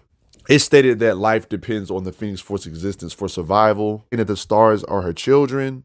If the Phoenix wills itself to, it can literally project something multiversal scale so all the multiverse can see something. If it wants to show the entire multiverse something. The Jean Grey evidently seems like she's like a higher dimensional being, knowing about all creation and things like that. Even Jean Grey's birth, knowing her from the beginning times of concept. It can even sense and know how close Jean Grey is to death. Yeah, like this looked like a way how the one above all would show himself off. Like, right? It's like, what is the Phoenix trying to imply here? Can send people from the 616 universe to another universe, of course, right? Like characters like Rachel Summers. Can literally create a new body for Rachel Summers. Yeah, the Phoenix is that crazy. Keeps control over Rachel until she's fully healed. The Phoenix Force describes itself as a cosmic conduit for the cosmic life force for the universe. If Phoenix perishes, the universe perishes. She's like a balance for the universe. Yeah. Too many universal statements. She's like, she has abstract existence. She has to. Can evidently steal life from the future of its universe for its needs. Like talking about bending reality and bending past 3D and 4D stuff. 4-dimensional tearing type thing. So it will really follow Jean Grey. Remember how she said stars are her children? Like when the Phoenix starts to supposedly quote unquote die, right? Stars start to vanish. Letting you know she did have truth behind that statement of her saying stars were her children. Like I said earlier, the Phoenix will supposedly consume the last remnants of the end of the universe lifespan. It says here she represents the beginning and the ultimate end, for she is believed to be the fire that will consume the last remnants of existence. Quote unquote right there. The Stranger, another being that what a lot of people would consider on the Galactus level in the hierarchy, he illustrates how the Phoenix Force is fascinated with the human race and it caught his attention. Like the Phoenix Force literally be getting the attention of cosmic beings, having full conversations with the cosmic beings like this. The Phoenix Force is a resurrection force that represents an assurance that life will rise from death, a new beginning. Like what, a resurrection force? I told you she was a part of this cosmic hierarchy. You see? Like look at all these beings. Is that Chaos over there? Yeah. Is that Galactus over there? Is that death and infinity bound down to her? I know that's not what I think. It states here the Celestials have served the abstract entities of the universe by seeding all of the creation with the potential to instigate the end. Destroys what? Stars, eating stars, planets. Even while weakened, the Phoenix Force can travel massively faster than light. The Phoenix Force has so much blast power and attack potency, right? Yeah, that's Kid Nova. It burns away a planet 8,000 light years from Earth, right? Talk about blast power, right? The surface of a planet, by the way. 80,000 light years from Earth. Literally burned it away, guys. Killing Terex in the process, by the way. You remember Terex, right? Same being that has fought Silver Surfer on multiple occasions and rivaled him in power. Yeah, that superpower herald of gladness that can cleave a planet in half. That same one. The same herald that claimed he could have killed the Silver Surfer, a multi-solar system level being. Consistently shown to be able to match Silver Surfer, match him in raw power, and can swing his axe at the speed of light. That didn't stop the Phoenix Force from killing him and the surface of a planet and along with other aliens. Yeah. Not to mention there was a time in the Avengers event, you know, of course the Avengers have fought the Phoenix Force over the times in the years, showing its cosmic level threat. Like, similar to feats like Galactus fighting legions of heroes, there's a time the Avengers tried to fight the Phoenix Force, including characters like Thor, Captain Britain, and things like that. They fight to no avail, and yeah, this is a legion of powerhouses. They were able to absorb a little piece of the Phoenix Force during this, blasting it back using team attacks and everything, getting blasted back, fighting them all over and over again, trying their best to do the work against the actual Phoenix Force too. And it doesn't really do much, but look, knock out Thor here. We all know how strong Thor is, but how about the time Iron Man made a suit, what? A Phoenix Buster suit? To try to fight and kill the Phoenix Force, but evidently it didn't work, but all it did was pretty much create the Phoenix Five. Like, really? Like, it didn't even do much. It just created a whole new entity, basically. But this is kind of impressive for Iron Man to do this, though. Like, the main host. The thing that really got hurt was the actual host, really. But you couldn't really make the Phoenix Force, like, die. Like, it just went into other beings. Phoenix Force, Cyclops, Phoenix Force, Namor, who are already powerhouses in their own right. Phoenix Force, Cyclops got the Phoenix Force. Divided into 5 people, creating the Phoenix 5. Yep, that's how the Phoenix 5 was made. They're literally Phoenix Force avatars. The Phoenix is split into 5 different beings. It has all the knowledge of all the people it's possessing. Like, say, for example, remember if you watch Naruto or Pain, kind of like how the Pain bodies can work with each other like that. If one Pain body sees it, they all sees it. It's kind of like that. Like, one Phoenix Force body knows something, all the Phoenix Force body users or people possessed by the Phoenix Force knows it. Just an extension. Stated that the Phoenix Force can burn and rebuild the universe. Yeah, it's a universal being easily, man. It's like way past that, if I'm being honest. The Phoenix Force, they talk about it here. Powerhouses that are black hole level like Gladiator and Jane Foster Thor. Talking to the Mjolnir here about how she feels it. Feels the heat from galaxies away. Well, the narrator says. You know the Destroyer, the thing that literally, like, it's one of Odin's greatest creations. Like, the Phoenix literally blitz the Destroyer. Like, it's that bad. You know the Destroyer armor that's made out of Mjolnir? The same thing made out of Thor's hammer? Yeah, that same being got blitzed by Phoenix. It's stated that in the last days of the universe, that this Phoenix will consume everything for the universe, new universe coming. Communicate with it in the hot room, which is like a room where you can, you know, be its heart, her heart. A hostless Phoenix Force is able to fight the full might of 2 Thors, Worthyless Thor and Jane Foster Thor.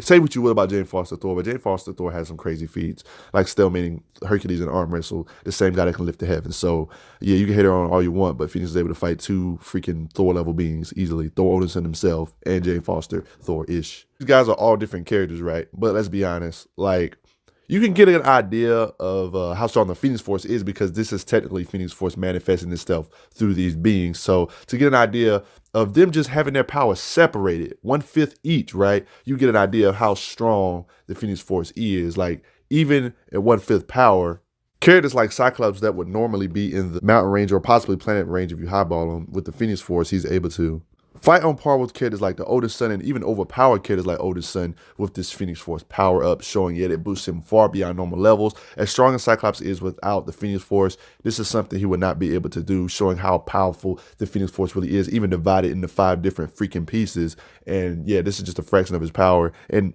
not even close to being the best host for Phoenix Force. So you got to factor that in. So not only is the power divided by 5, but it's obviously even divided by more than that. And since it's not the real host, you know, of psionic energy. But yet it was able to boost Cyclops from small planet level ranges to planet levels at best, right? To like in the multi-solar system level ranges with black hole level beings like Thor.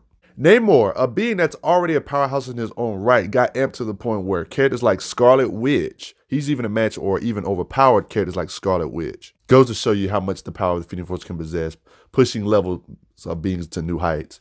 Heck, back to Cyclops. I mean, the Phoenix Force was just ridiculous, man, but Characters that are black hole level like Gladiator confirmed freaking Cyclops with this power with the Phoenix Force was able to still get the advantage over beings like this, showing it really did amp him to really high degrees. In this same issue, it was stated that Gladiator can rip apart black holes with his bare hands, and that same guy said he's going to lose, showing that even with black hole level power, that's not enough to take down the Phoenix Force avatar split into 5 different people that are not even the host of the Phoenix Force normally.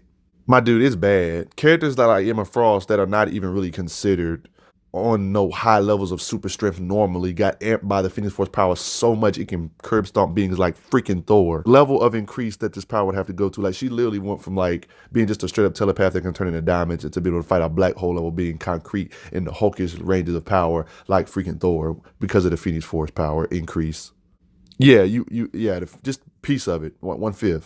One piece of it. Fighting Thor. This is kind of a big deal, guys. I don't want to keep repeating myself, but yeah, y'all, Emma Frost was able to fight Thor because of the Phoenix Force. Guys, so yeah, that just gives you an idea. Remember how I talked about earlier that Jean Grey is, the Phoenix Force's greatest host? Phoenix evidently belongs to Jean Grey by her right and will be inherited by her children after her as evidence of Rachel Summers. Like I've said probably in the early part of the video about Rachel Summers and Phoenix and Jean Grey, thinking it is Jean Grey, blah, blah, blah, blah, blah. Shown on multiple occasions, the beautiful Herald, not even her, at max power. Jean Grey Phoenix Force, possessed, is able to transform her actual body into an actual piece of energy like a little raptor to go into the Imcron crystal, and she's that powerful. Has merged with Jean Grey's light force during the earlier days, of course, can sense all on Earth and sense her original body's life force, and conceal it in a telekinetic cocoon, Phoenix Force power, during the earlier days, of course. Phoenix does cool stuff like lifting the entire island in the lake and everything. She can just do that. Casual feats for somebody in her level of power. Stated yet again has the power of all of creation. She doesn't need to eat or drink because of the Phoenix Force. Jean's decision to merge with the Phoenix Force set in motion events that could lead to life attempting to replace the cosmic entities. Yet another abstract entity existence statement, like one of my 1 million in this vid. Get resurrected by the Phoenix Force when she's killed. Being an abstract level being she is, Jean Grey is able to fight on par with characters like Terrax and even completely curb stomping characters like Terrax. Yeah, that's right. Little sad how abused these multi-solar system level beings get abused by the Phoenix Force. So bad that Terrax actually had to beg for mercy. No surprise there, she's able to fight on par with characters like Galactus while he's evidently hungry, I guess. Evidently, this is not even one of her mightiest states. This is her in her green suit. Like I said, she has different power levels. Her power is described as near omnipotence. Galactus. Oh, by the way, Galactus actually fitted on her energy here, by the way, in case you were wondering. That I showed you a couple panels ago. Okay, during her Dark Phoenix era, completely destroys Storm Cyclone, many occasions of her fighting the entire X-Men during the Dark Phoenix saga. Really reverts powerhouse characters like Colossus back into their human form. In her Phoenix Force state, she catches the attention of a lot of different beings like Silver Surfer, Child of the Stars, so like me but yet not like me at all. Spider-Man's senses going crazy. Doctor Strange even notices. The richest one of the smartest beings in the universe stated that her powers can rival Galactus. It's that crazy. Dark Phoenix days. White Phoenix of the Crown. Evidently completely immortal as the White Phoenix of the Crown. One of her most powerful modes in history. The White Phoenix really scared the cosmic hierarchy. Jean's bonding to the Phoenix Force really scared them on humanity replacing the cosmic entities. That's how much of a threat Phoenix Force and Jean Grey are. She was able to manipulate time, manipulate an alternate future, reality, universe type of thing. Kind of like what some could say holding a universe in her hand. Debatably her most potent mode, highest mode of the Phoenix Force hosted body with Jean Grey, be able to hold the actual 616 universe of Marvel in her actual hands. High scale reality warping level being, Phoenix Force level power at her absolute peak. Universal dimensional telepathy. Erases an entire reality and creates a whole new reality. She's got a pretty decent understanding through teachings and things like that about the cosmic mythology of things and how things work thanks to the Phoenix Force. The Force is already crazy by herself, but then when it goes into Jean Grey, it gets crazy. It has all these different modes. Green Phoenix, Dark Phoenix, White Phoenix of the Crown. Okay, so just in case I've lost some of you, how strong is the Phoenix Force? Is of creation and beyond reality. Is literally the Big Bang of the what? Multiverse? Yeah, it really is the what? She's like what? Big Bang of the multiverse, evidently. So there's this thing called the White Hot Room I've probably shown in the video, but I didn't really explain thoroughly. Here that she is not Dark Phoenix no more. She's the White Phoenix. Dark Phoenix was born of human desire, and I'm the embodiment of eternity. What is the White Hot Room I can best describe? Heart of the Phoenix? It is evidently the heart and core of creation. A place that exists beyond space and time where she can pull people in, have conversations with them, and let them know what's going on outside of reality and be completely private. further concreting her with the abstract level beings, as well as Nexus of all realities. And yeah, I wasn't joking about that. Yeah, Phoenix is kind of on some multiversal stuff, like the White Phoenix of the Crown type stuff. Different modes, and in her peak, she can go in the hot room, have her own dimension at the center of all creation, blah, blah, blah, blah, blah. Jean Grey is powerful in her own right, but the Phoenix Force considers her and Jean Grey one and the same, meaning that the Phoenix has a special connection with Jean Grey, meaning that it thinks it is Jean Grey, and it's evident over the years, being, most potent in her. Even when it was divided into 5 beings, those 5 beings were still nothing in comparison to the true form of Phoenix Grey, the White Phoenix of the Crown, Phoenix Jean Grey. Having different modes is one of her weakest states. Gets stronger over the years and gets sadistic at times, going Dark Phoenix mode, goes crazy on some multi-universal type stuff, then becomes the absolute of absolutes, concreting herself in the cosmic hierarchy with the cosmic beings, even the multiversal cosmic beings, like the beings above time and space, 5-dimensional, 4-dimensional, 6-dimensional beings, existing in the hot white room, her own dimension above time and space, where she can interact and bring people in, even if there is no universe to even communicate in. She has the hot white room for that. Reviewing over what I've said earlier in the video, saying she has the power of all creation, claiming that power is a part of her.